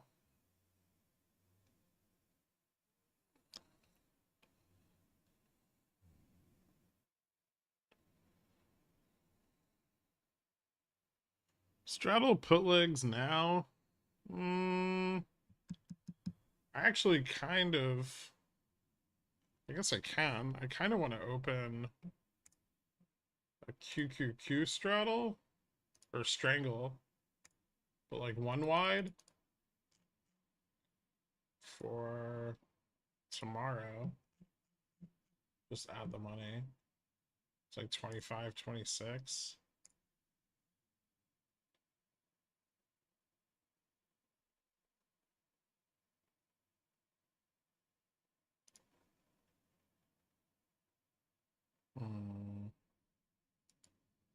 Which is Monday.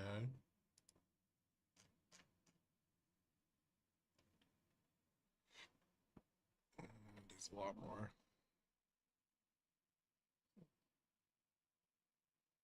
2% implied move.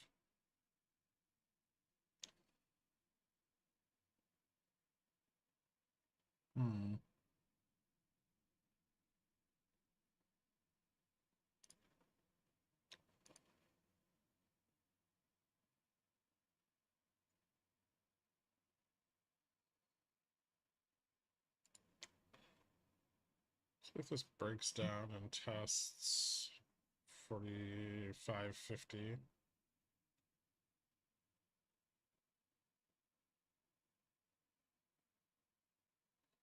Still have a little gap up here.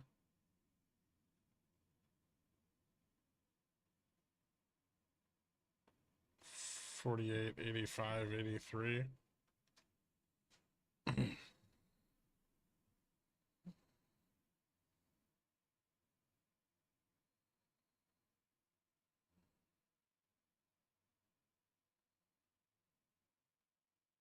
Yeah, we have PC tomorrow.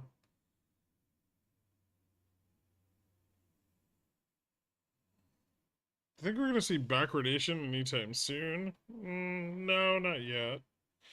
But in VIX, I mean, PCE can have a big effect, but outside of PCE, probably not until, if we were to see it, not until after the Fed meeting.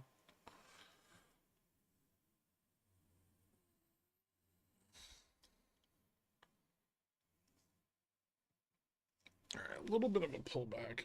Come on. What's frustrating?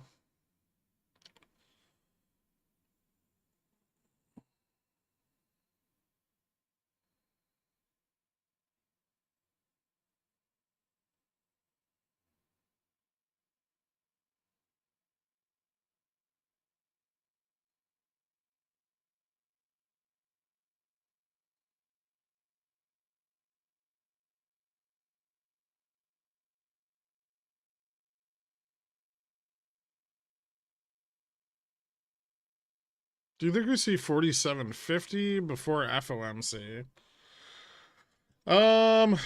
It's probably really unlikely. Speaking of which, I should close these.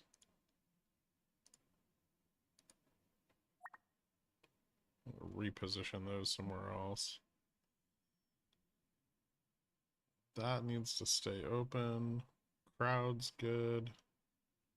If crowd breaks 90, I pick up another put.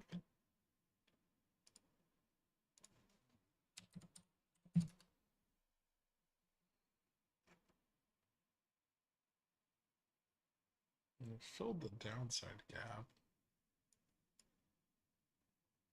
So yeah, I'd want to see it. If it breaks 90, I'll grab another one.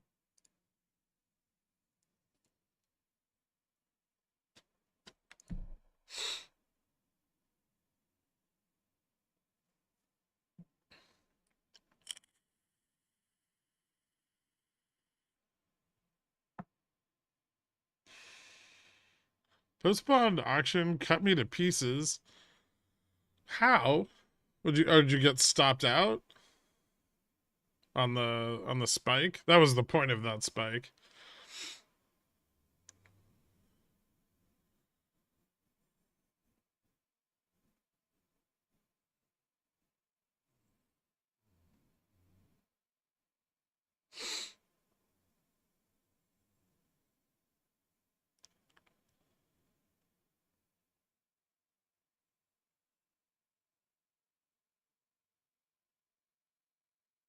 I was also stopped out on the spike. Lesson learned again. Yeah, when you approach really volatile events like that, like the bond auctions, sometimes some of them aren't so crazy, but some are.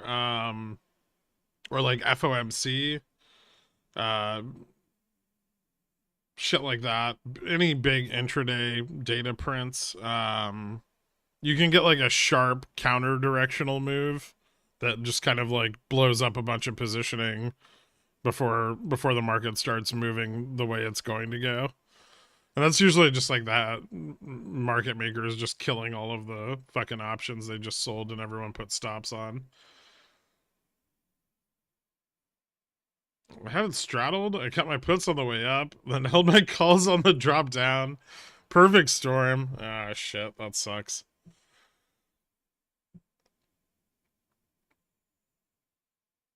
They're the fucking market maker. Yeah, they have algos well, they have programs that like read through news information. And then they have like parameters like if this then this, if that then that.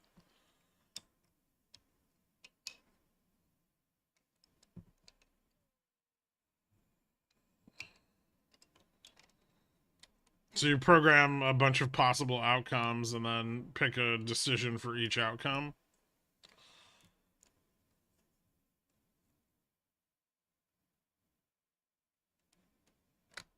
If stop gettable, then get them shits.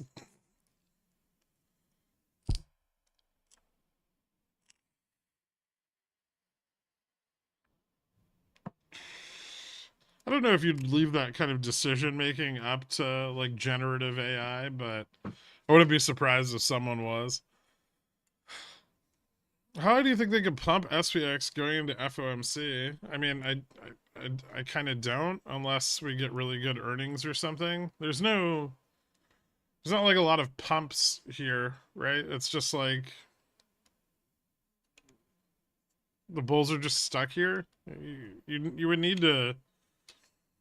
We either need VN to rise above price, or which would require less put shorting, or we would need like real delta, like buying the underlying, and we're not going to get that probably before earnings, not in any significant amounts. They also hire a lot of smart people for lots of money, for the most money.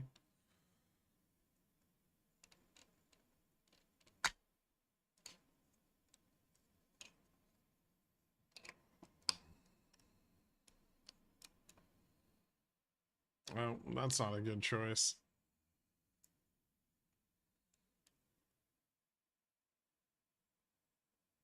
Dumb fucks.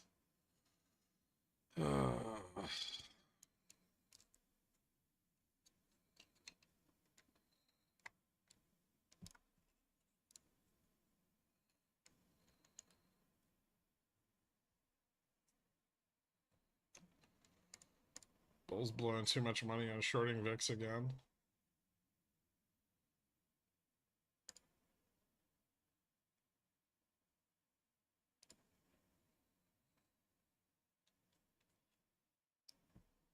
Looks like they're pushing for an 85 close.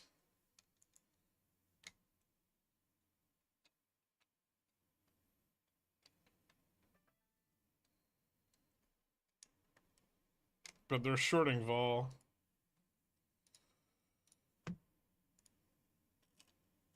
Which might be a mistake.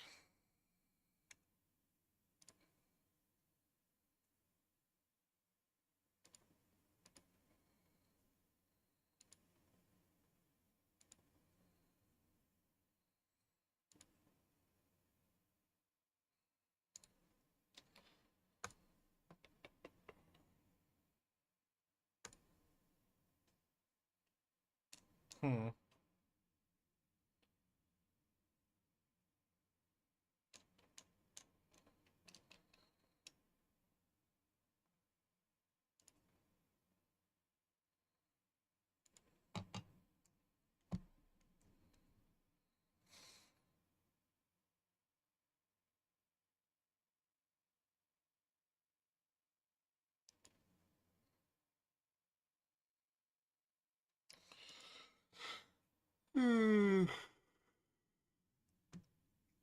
Fucking idiots, man. Every time, Dork. What happens when I pay attention and don't blow myself up? Oh, nice, dude.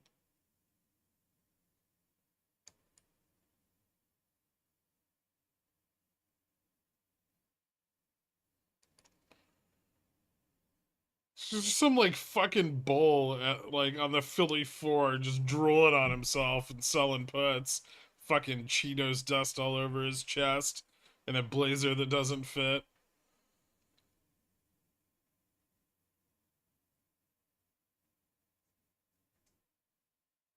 Don't badmouth Tom like that. I mean, it's just so fucking stupid. They keep doing it. Why?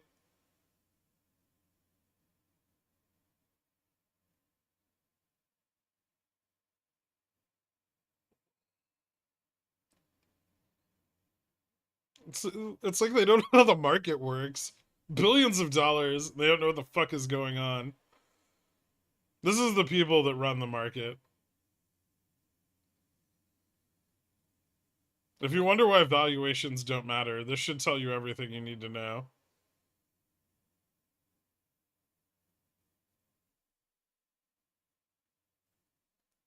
Stop looking at me in my window. There's all this SPX, 0DT, ups and downs. There's no like having positions is not market manipulation. Having enough money to control the direction of the market is not market manipulation. Market manipulation is a conceited effort by a group of people to change the price of a security or an equity. That's, you know, buying and selling is what you're supposed to do in the market. If you buy and sell a lot, you're gonna affect the underlying more. You can't make that illegal. How do you make that illegal? What are you gonna tell? You're gonna tell hedge funds they can only buy X amount of shares at a time? You gotta get that. You gotta get that GME shit out of here.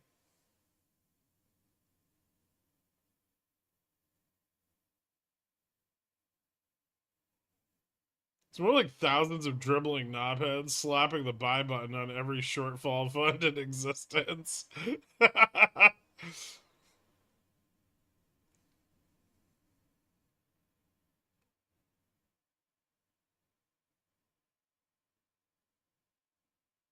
this is what the SEC wants. They want big, liquid participants creating accessible markets for everyone.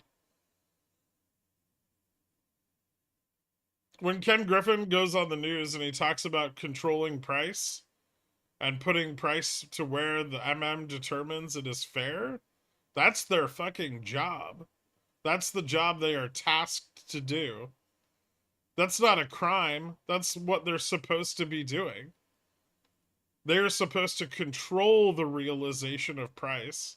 Otherwise, you have volatile markets, and nobody likes volatile markets. I mean, I do, but nobody else.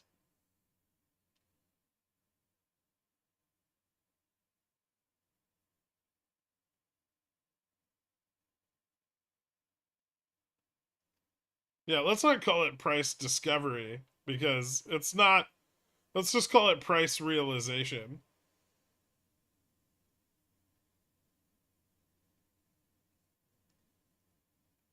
Discovery sounds like nobody knows what it's supposed to be. Realization means like you found out what it's supposed to be. Would you hold 30p upstart 2-2 puts with tomorrow's data ahead? And yes, I'm an idiot. Might hedge them a bit.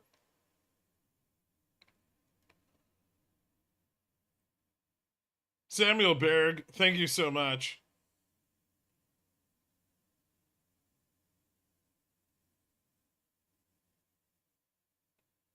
Price epiphany. Someone's discovering the price when they sell too many puts. I mean, it doesn't even take like a genius to figure it out, right? Like, you don't need any of the underlying information or data. Just big spike VIX down, market drop. Markets are efficient. Not right now, they're not. This is an inefficiency, Dork, and I'm exploiting it.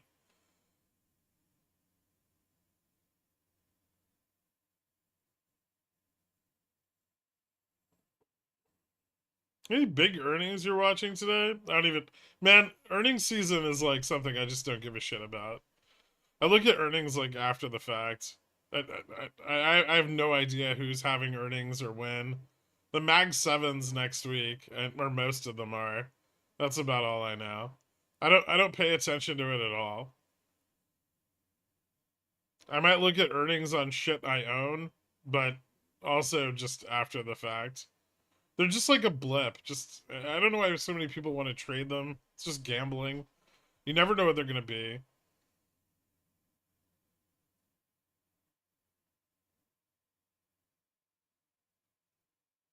I think earnings are just pushed as like a way for banks to offload their bags on people.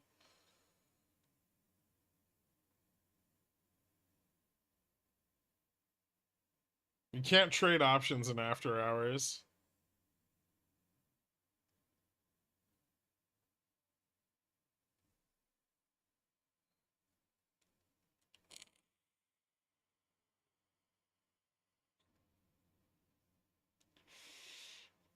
Yeah, but I wasn't trading. I wasn't trading Tesla earnings, right? Like I didn't give a fuck about Tesla's earnings. I waited. I waited a month for Tesla to fall below delta neutral, and then I shorted it. I didn't give a flying fuck about their earnings. Good, bad, didn't matter. That is not why I was short Tesla.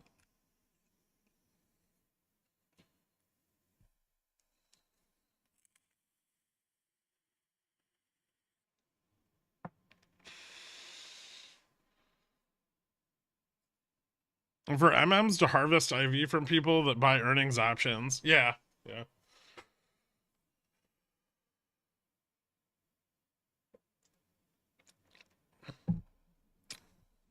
I mean, generally earnings are all like it's so efficiently priced that you're just getting lucky if you make money.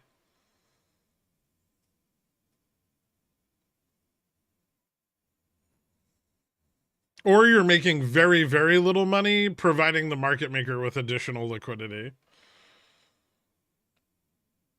But you're still taking on their risk, right? So you can sell like inverse butterflies into every earnings, right? And then, as long as the price goes up or down, you'll make money. But all you're really doing at that point is you're taking on the market maker's risk for a slightly lower premium. So they're scalping your premium and then letting you take their risk. What's up, Foundation? Thank you so much, man. 24 months, dude. It's like we know each other.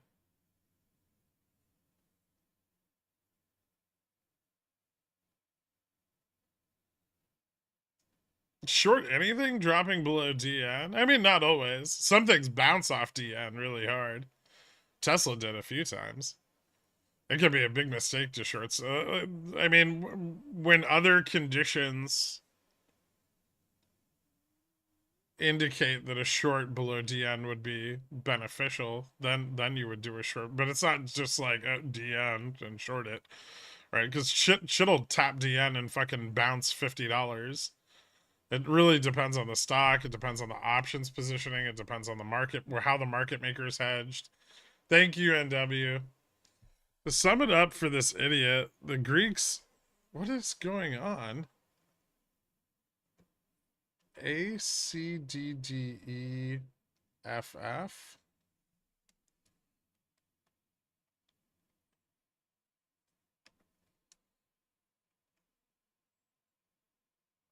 Oh, ACDD.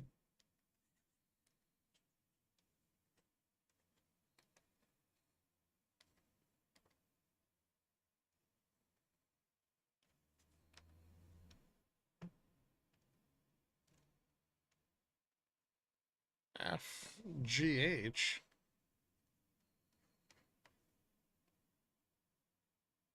Actifig?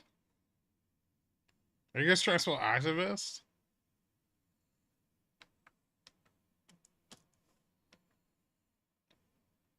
Where do you guys go to plan these things?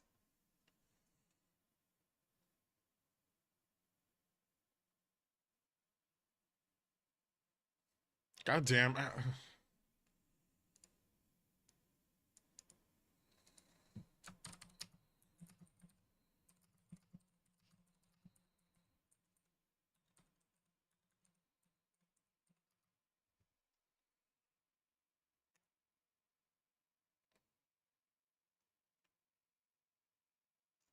ReZPK.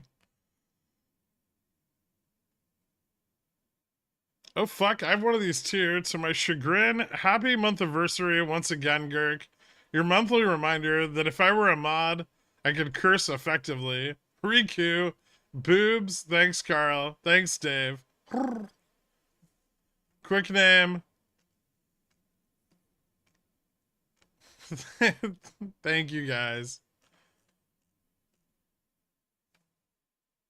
I really hope you're getting someone to groom your centaur fur.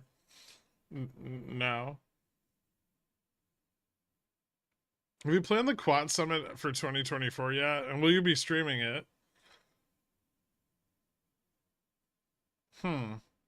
What's an unfair poll? Folks who vote yes are lying because they had to read the poll. I know.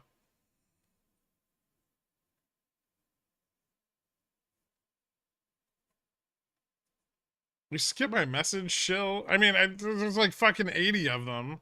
Did you say something? Peen. You just said peen a bunch of times.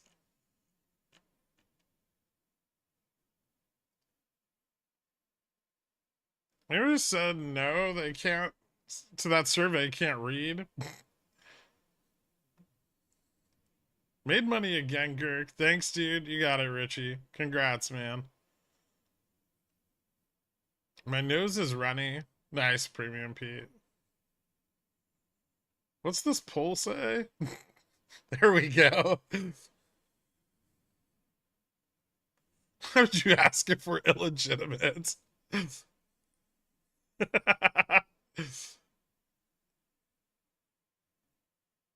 Can you help me setting up my slave farm in Pal World? My pals won't work for 20 hours a day. How can I up the productivity? Have you tried increasing inflation? This is what you do, print more currency.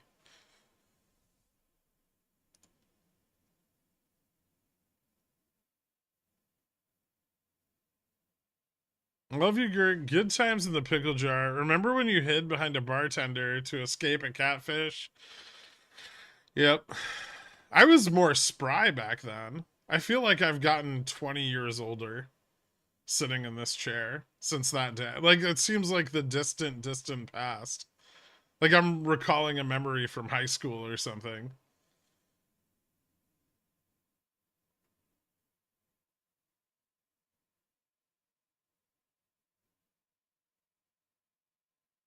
In this case, currency is bullets. Okay. I don't know how the game works. I've never played it. Print more currency, same like increasing gather rate to 3x. Yeah. Older and more immensely ruggedly handsome day by day. Thank you, Barodactyl. Can you talk more about us pushing our bags of negative economy onto China? I love that they just pushed a stimulus while our markets are at all-time highs. Yeah, not only did they push stimulus, they had to ban, like, well, they requested that nobody speculatively short sell anything in a crashing market.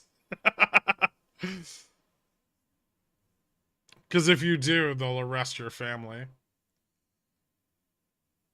Thanks, Milkman T. Low vol environments will age a trader. And Jesus, right? Where's my $50 a day on SPX? I fucking hate this shit.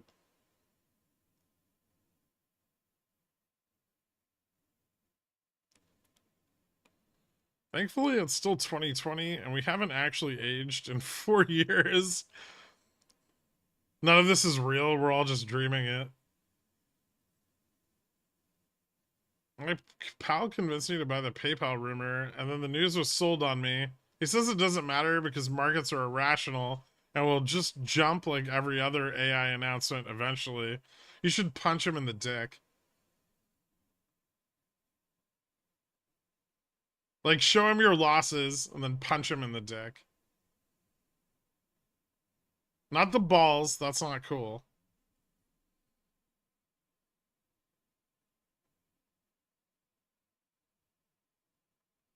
Harambe's death was the divergence.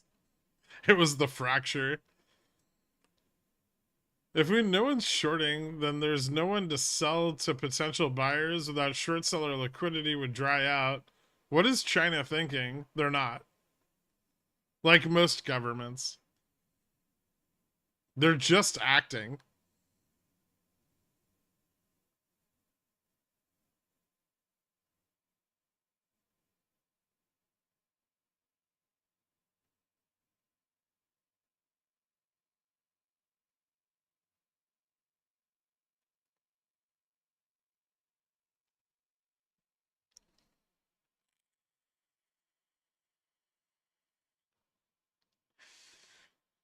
I love how we're flat and vol is going up.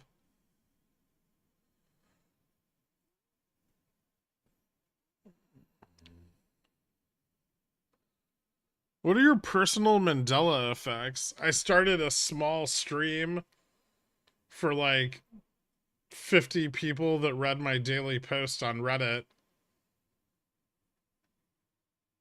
And then now it's this. My face is plastered all over the most conspiracy ridden part of the internet.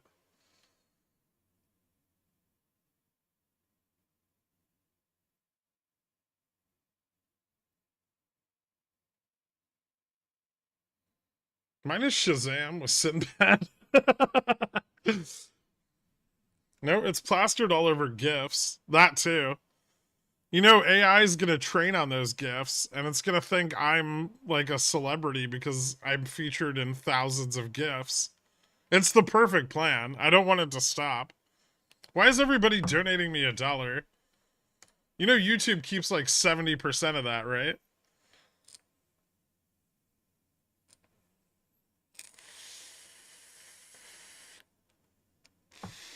Stop throwing your change at me.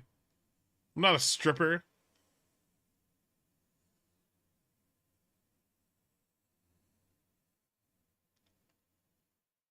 Dork's also getting ads for lady products.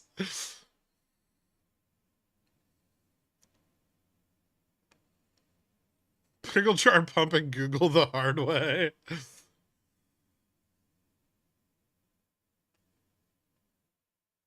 Me and Taylor Swift on the disc. What? We need a game where you get to be the JPOW. Game is full of tons of data and decisions to make. It seems really intricate. In the background, it's just a random number generator. Oh, like inflation? Enjoy your 30 cents, shill. God. Oh, $3 Canadian?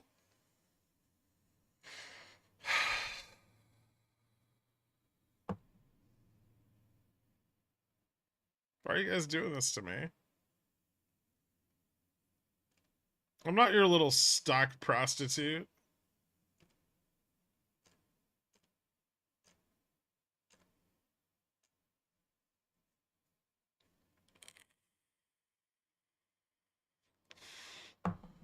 If I could love it. I need to start a fund. Fuck you guys. Hey, Gherk, I made $5,000 today. Here's a quarter. Shove it up your ass.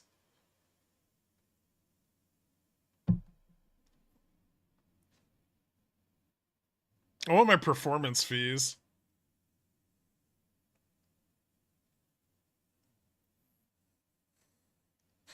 See? Doesn't it cost more than $3 to exchange that Canadian money at the airport? No shit. Just raise Dillionaire. Maybe it's time.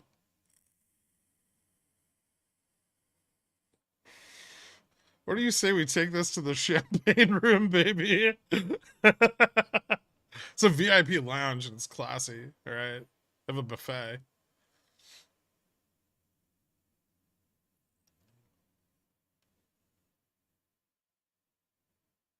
What are your performances? Dance. I'm just gonna play this. I'm gonna play this video every time the market does something and I'm correct about it in advance. It's gonna get played a lot. Hold on. Where is it?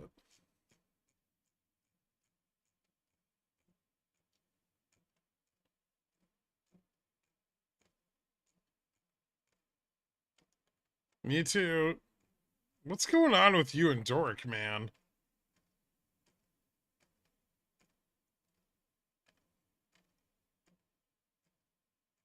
Are you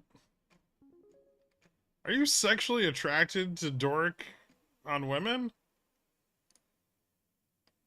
Please read. You didn't write anything.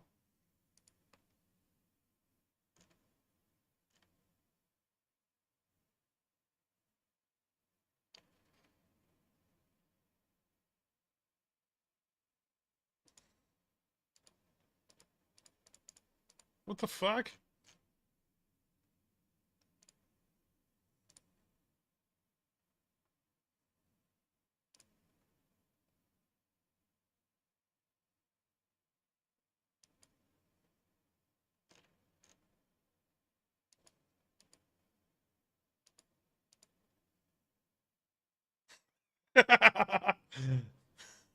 I'm not reading that. Fuck you.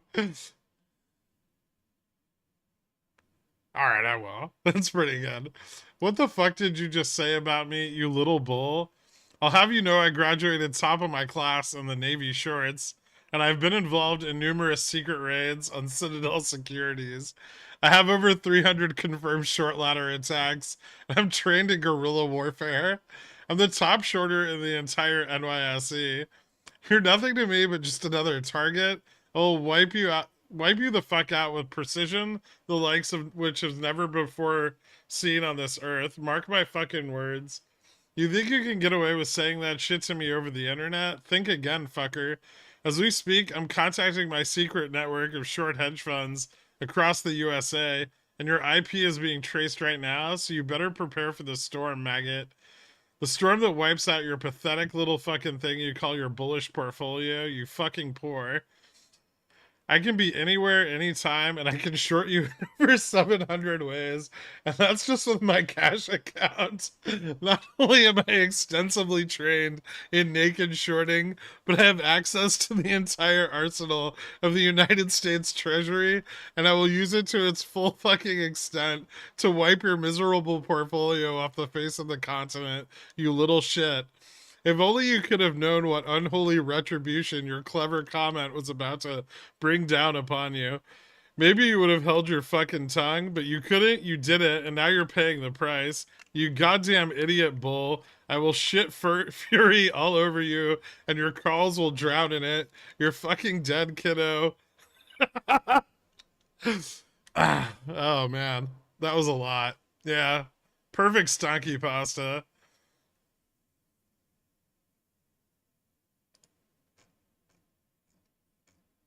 There's something deeply sexual going on between Nitu and well, just with Nitu and Dork's and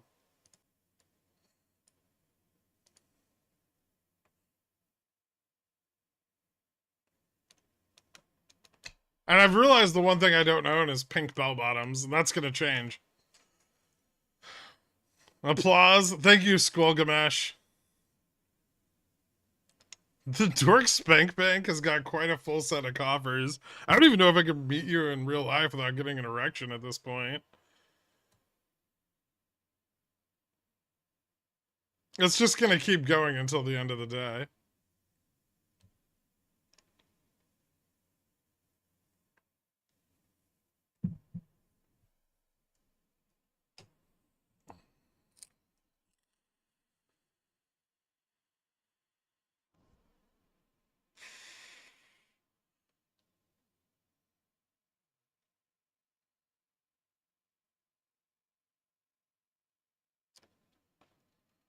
Okay, we keep Vix on camera. Fine.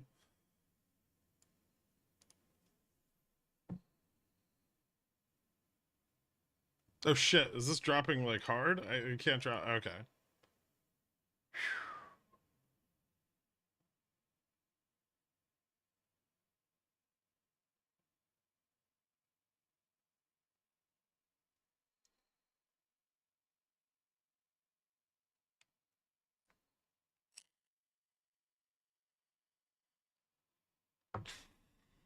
I'm not that fat. I need to lose like 60, 70 pounds. Ah, no, I don't. I don't need to lose any weight to do this.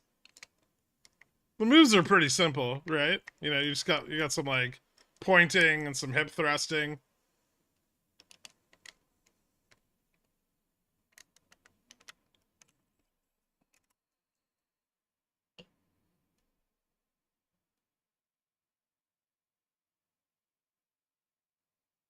Torque bips.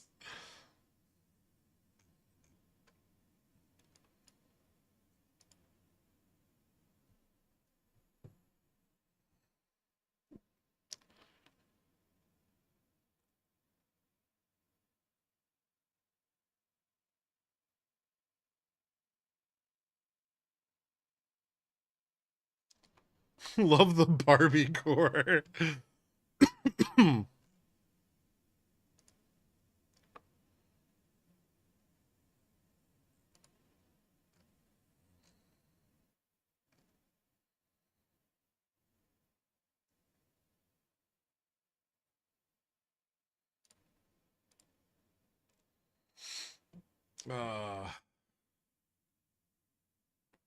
Anytime you guys want the market to go up, just let me know and I'll buy some SQQQ. Why would you buy SQQQ? Just short TQQQ. I thought you were bullish. What happened to you?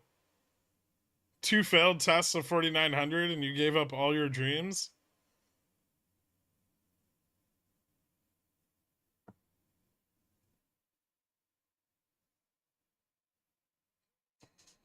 What's up, Dork? Winpeen? I don't know.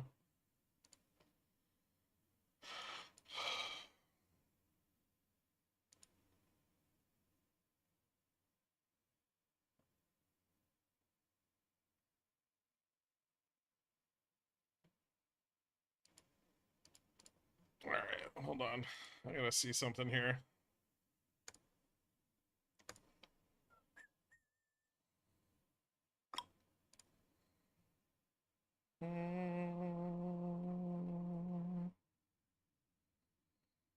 Alright, so name of the game, keep the 85 in the money.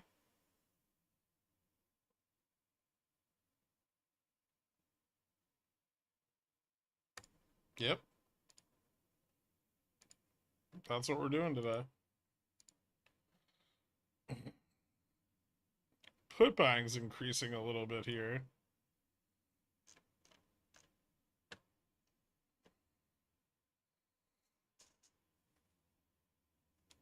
Oh fuck, I forgot I was supposed to get a...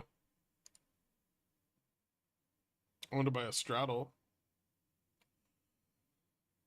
I don't want to buy it here. God damn it. I missed the... Fucking guys didn't tell me about the 42 50 50 test.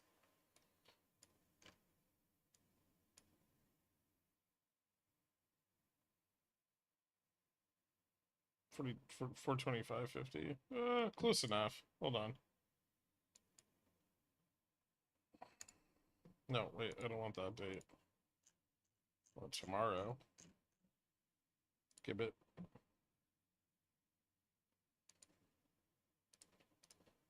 See, it's all about...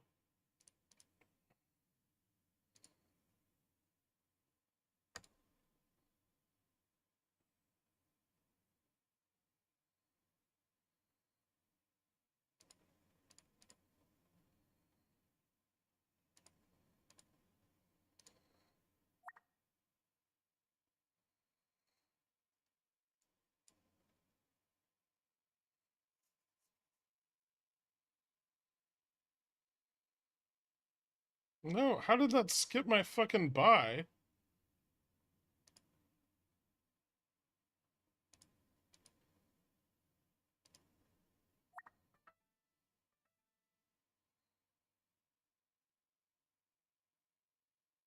This is bullshit.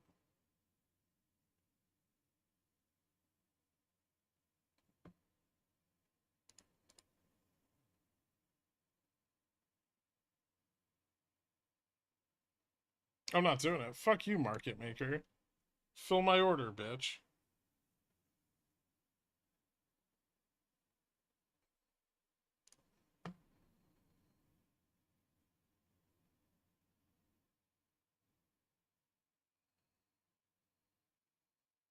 I can't wait for somebody to go synth long and ruin all the zero GTE positioning. They're already doing that. That's why vol's going up.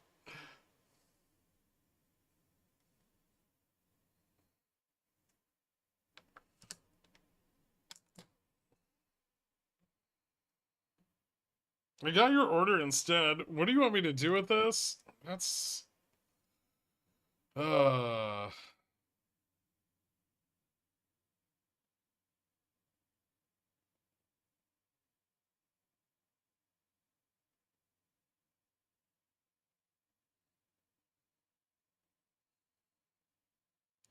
Fucking market makers like fighting me for a penny. It's ridiculous. I hate the complex order books so much.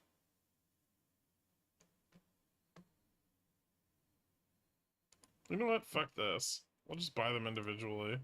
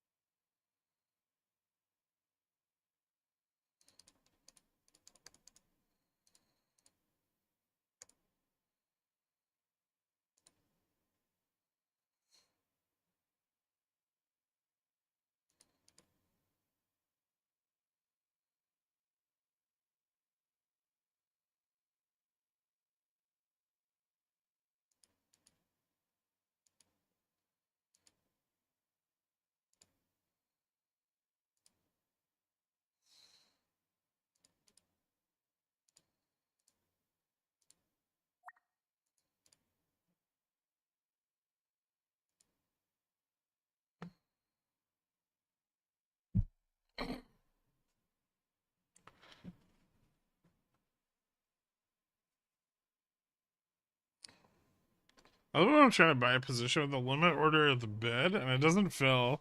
So I just put it at the ask and then it fills below my original limit order. Nice.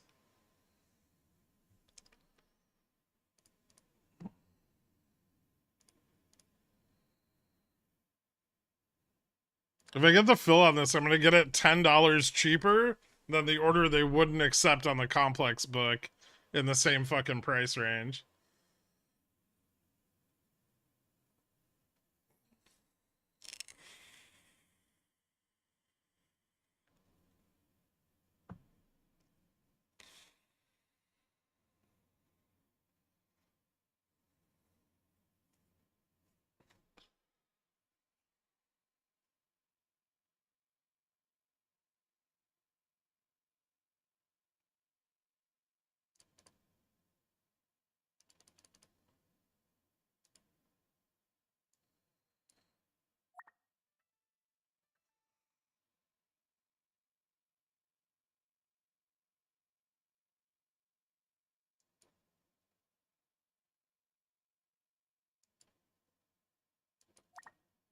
Nope.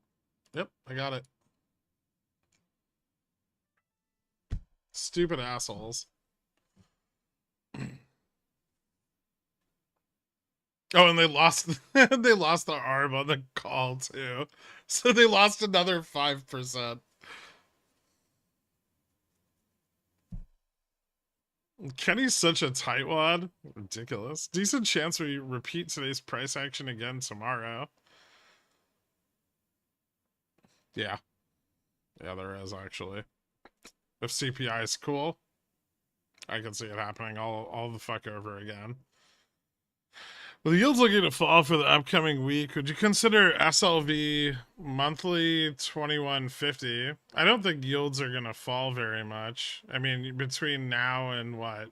The FOMC meeting?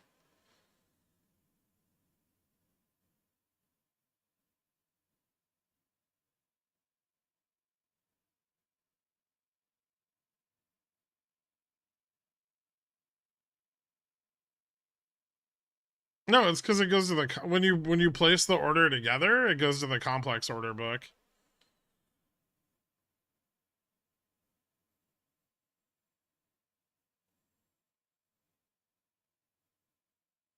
Which is like the auction for spreads.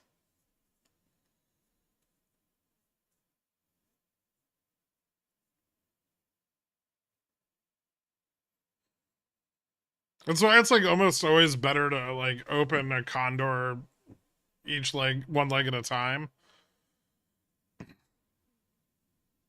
Because you'll get way better fills than you will if you try to open it as a condor.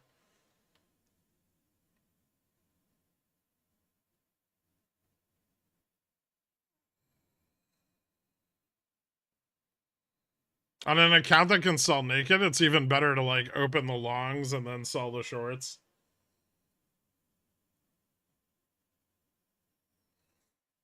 Or vice versa.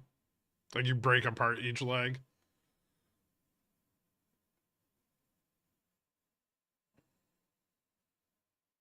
Which yield down to 4.3? Just play like TMV then.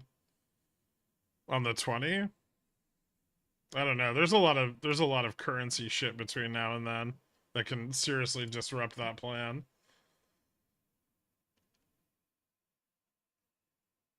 You have EU GDP, which is probably going to miss and drive the dollar up. I think we have JOLTS also and PMI or China PMI before then. It's a big gamble. Also, if PCE is even like core PCE is even remotely hot, the 20 year is not going to drop at all. So I hope you're waiting till at least after PCE. Like PCE's got to be cool to add to the confusion.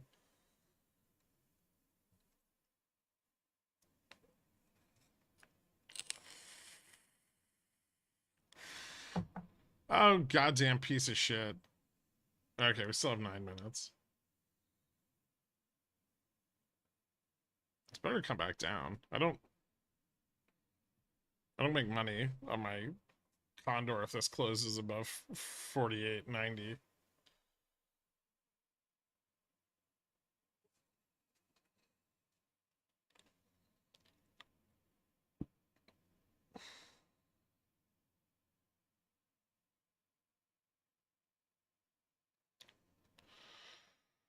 We were never red, were we? Even at our low, I don't think we were red. Oh, maybe we were for like a second. No. No, there's still a gap there. We were just never red today.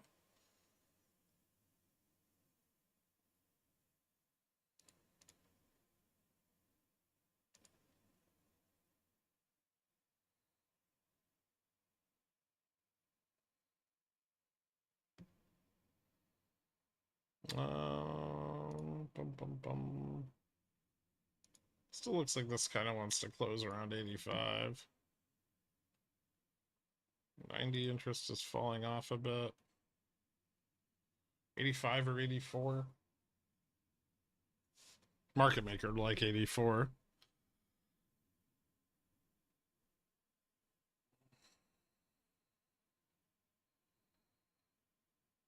I was hoping for the 75 close. Did you not see the thing? I did the thing. This, right? 66.89. This thing.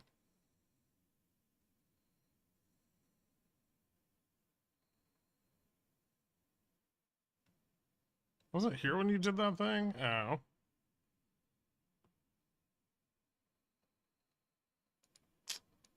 You and your meetings.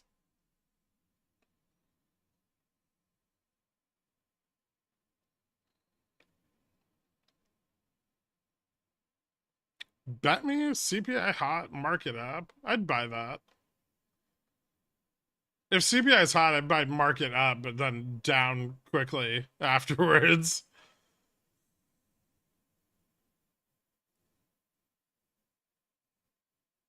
Text KMTA SLDP. How's 3M doing?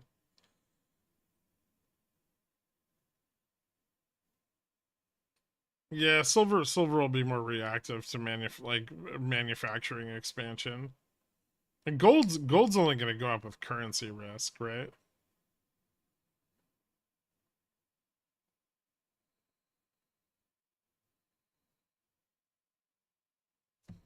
I've been here most of the day and I missed the condor. It's right here next to my head.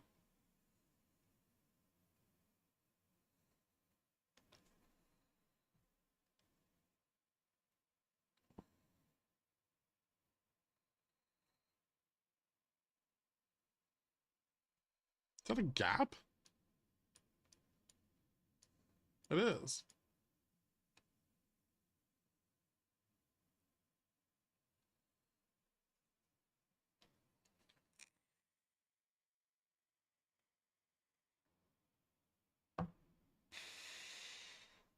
I mean, it's a gamble, but you could do it, right? Just decide how much you want to risk on that. Someone might buy them. They might go bankrupt.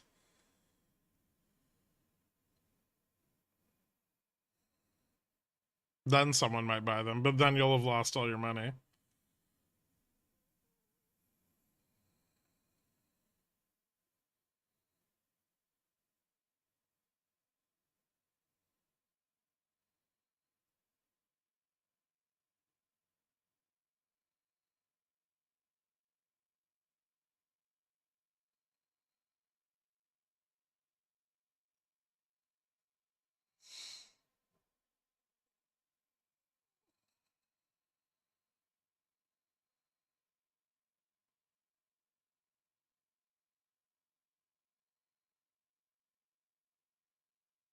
Well, if they tap the 90, it's going to sell off. Because there's still 0 DTE calls there. Or they need to try to get them in the money and try to, like, bring the neutral hedge for PCE. up to like the 4,900 level, but that would require shorting vol even more than they already have. Um, and yes, I realize that volatility is going inverse to their shorting, which is even more entertaining.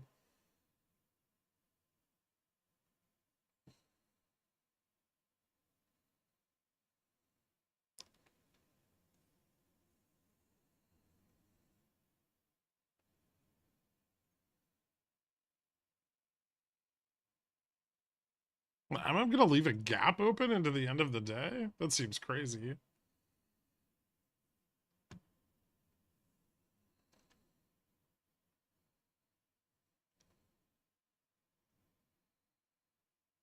I need Tesla to go back up to 195 so I can get out of this fucking spread.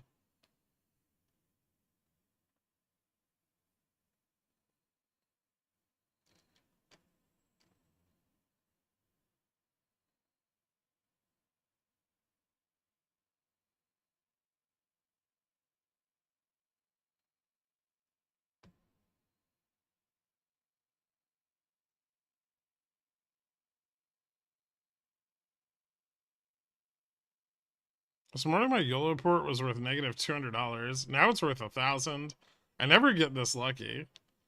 Just don't lose it. Ah, bastards.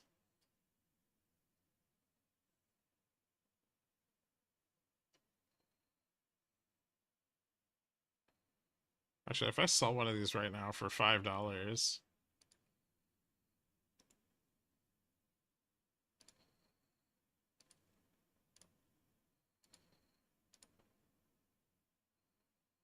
I wonder if it'll fill.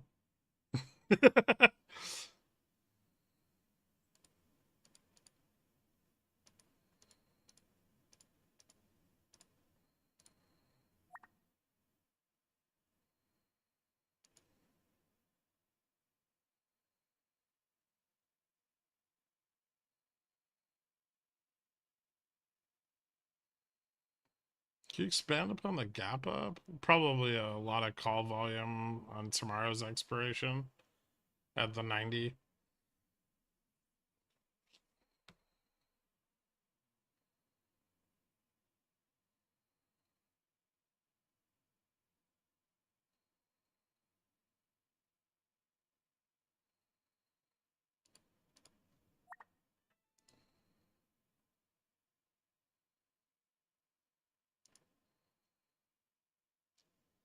Holy shit, they...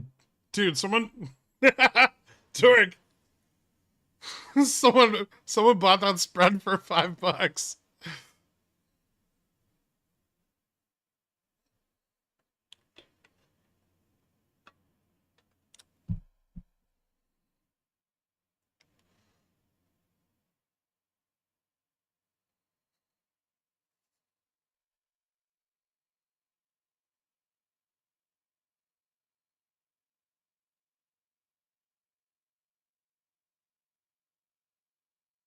Gap fill last candle? There's only like 15 seconds. I don't think so.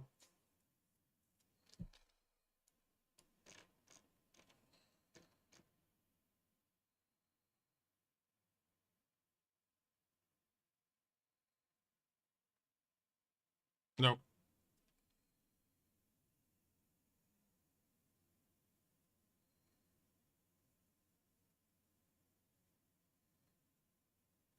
$48.94. I have the straddle open.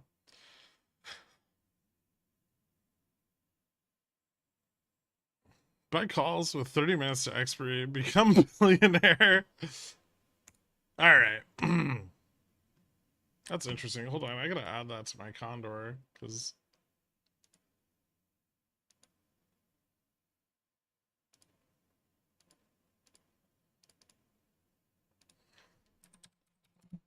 $250.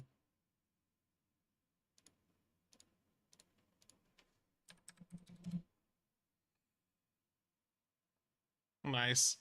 So I shaved off $5.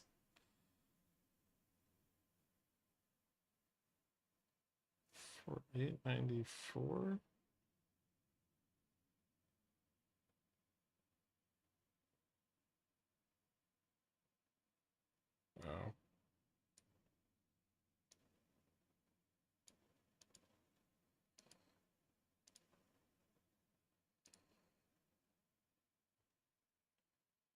Did I make a profit on that?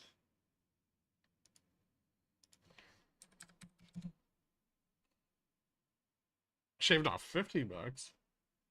That's awesome. All right. I can't believe someone bought that.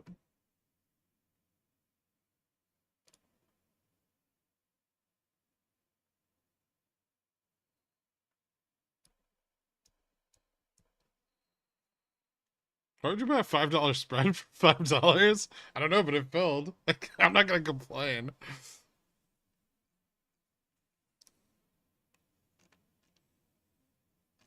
All right. Tesla. I guess it's here, so I'll cover it.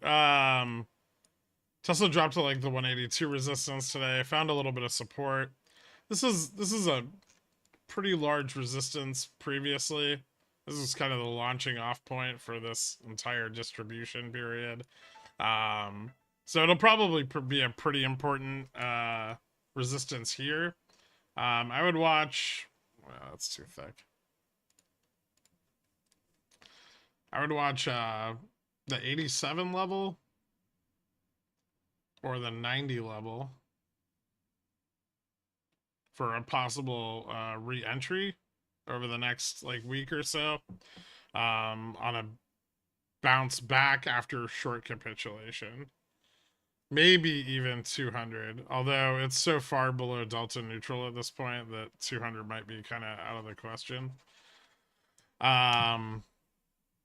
And it could still continue down to like the long-term trend, but so far it doesn't look like it's going to do that yet. I think it'll find a little support here. GME didn't really do anything interesting today. It's what, up 4%, so just a small bounce off of what, 1375, 1380 back to 1450. This is just failing slowly. I'm still below delta neutral on that. Upstart continued to fall through 34 today, which is kind of an important resistance. Next one's actually here at 3250. If it drops below that, that might be a good short opportunity. As like, I think most of the vol is kind of dried up now. I don't know if this morning spike had a big effect on it, but puts should, like once it's below 3250, puts should get a little bit cheaper, and then just buying straight up puts will be better at that point. Fubo fell off a couple cents. Really nothing to say there. Tup's still kind of grinding on the 185. Tup CSPs have kind of an insane return on them at $2. So that might be something to check out. Beyond up 20 cents. Yeah, just not a lot with them. Not a lot of short cover today. Not a lot of interesting shit with the memes. SPX kind of all over the place today. Closed about what, $5, $4 below the high of the day. Bouncing back into the end of the day with all that delta purchasing for PCE straddles and strangles, which they don't have to sell as much vol into, although they were selling a lot of vol, which really slowed the progress of that end of day bounce. They did end up getting it around the 48.95 level. I expect we'll see, I haven't looked yet, but tonight we'll probably see a lot of positioning, you know, like 4900, 4910, or 4900, 4910, 4890. So 10.0090, like that. That'll probably be the majority of straddle positioning going into tomorrow. PCE's at 8:30 in the morning, so about an hour before market open. Broad commodities just a little bit up today. HSI didn't climb so much last night. I don't think Shenzhen did either. We're probably seeing, we're gonna probably see the, like after the news of the stimulus package, we'll probably see the effect of it fade. It's really not that much money, right? Yields dipped down today. Dollar falling back to the 103.50 level. This is kind of expanding out. Dollar could keep pushing up in this uptrend a little bit, but might fall below the 43.50 level again. Obviously, if PCE is hot, we should expect to see yields and dollar climb. Correlation still turning around, but not as aggressively today as we saw yesterday. Volatility closed today, or VIX closed today at 2.59%, with 3-month VIX 1.14, and the VIX contract in front 1.34. So volatility up over the course of the day, despite us closing flat.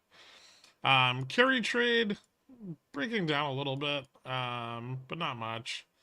Probably going to still be leaned into more.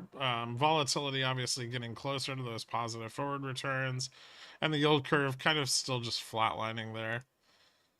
Skew up even more today. Another big move up here. 150.25. So the higher this goes, the greater the chance of a 2-3 sigma event. And there's just not a lot of demand on long vol as a hedge. Also, this tells you, so at least no one feels unsafe right now. And VIX correlation up again today, negative 44.60. So pretty big move there. That's actually like almost another 0.5 percentage point on that weekly divergence. And that's about it. So thank you guys so much for tuning in. I'll have Pickles Picks out tonight. Maybe some equities going into tomorrow for like 0 DTE. I know I've stayed away from them this week. There's too much sympathy effect from a lot of the big earnings, but I don't think we have anything too big tomorrow. Most of like Apple and all that stuff shifted out. So there might be some like QQQ 0 DTs or something like that that could be interesting, depending on how CPI or PCE prints. So I'll throw those up tonight too. And thank you guys so much. Have a good night. Later.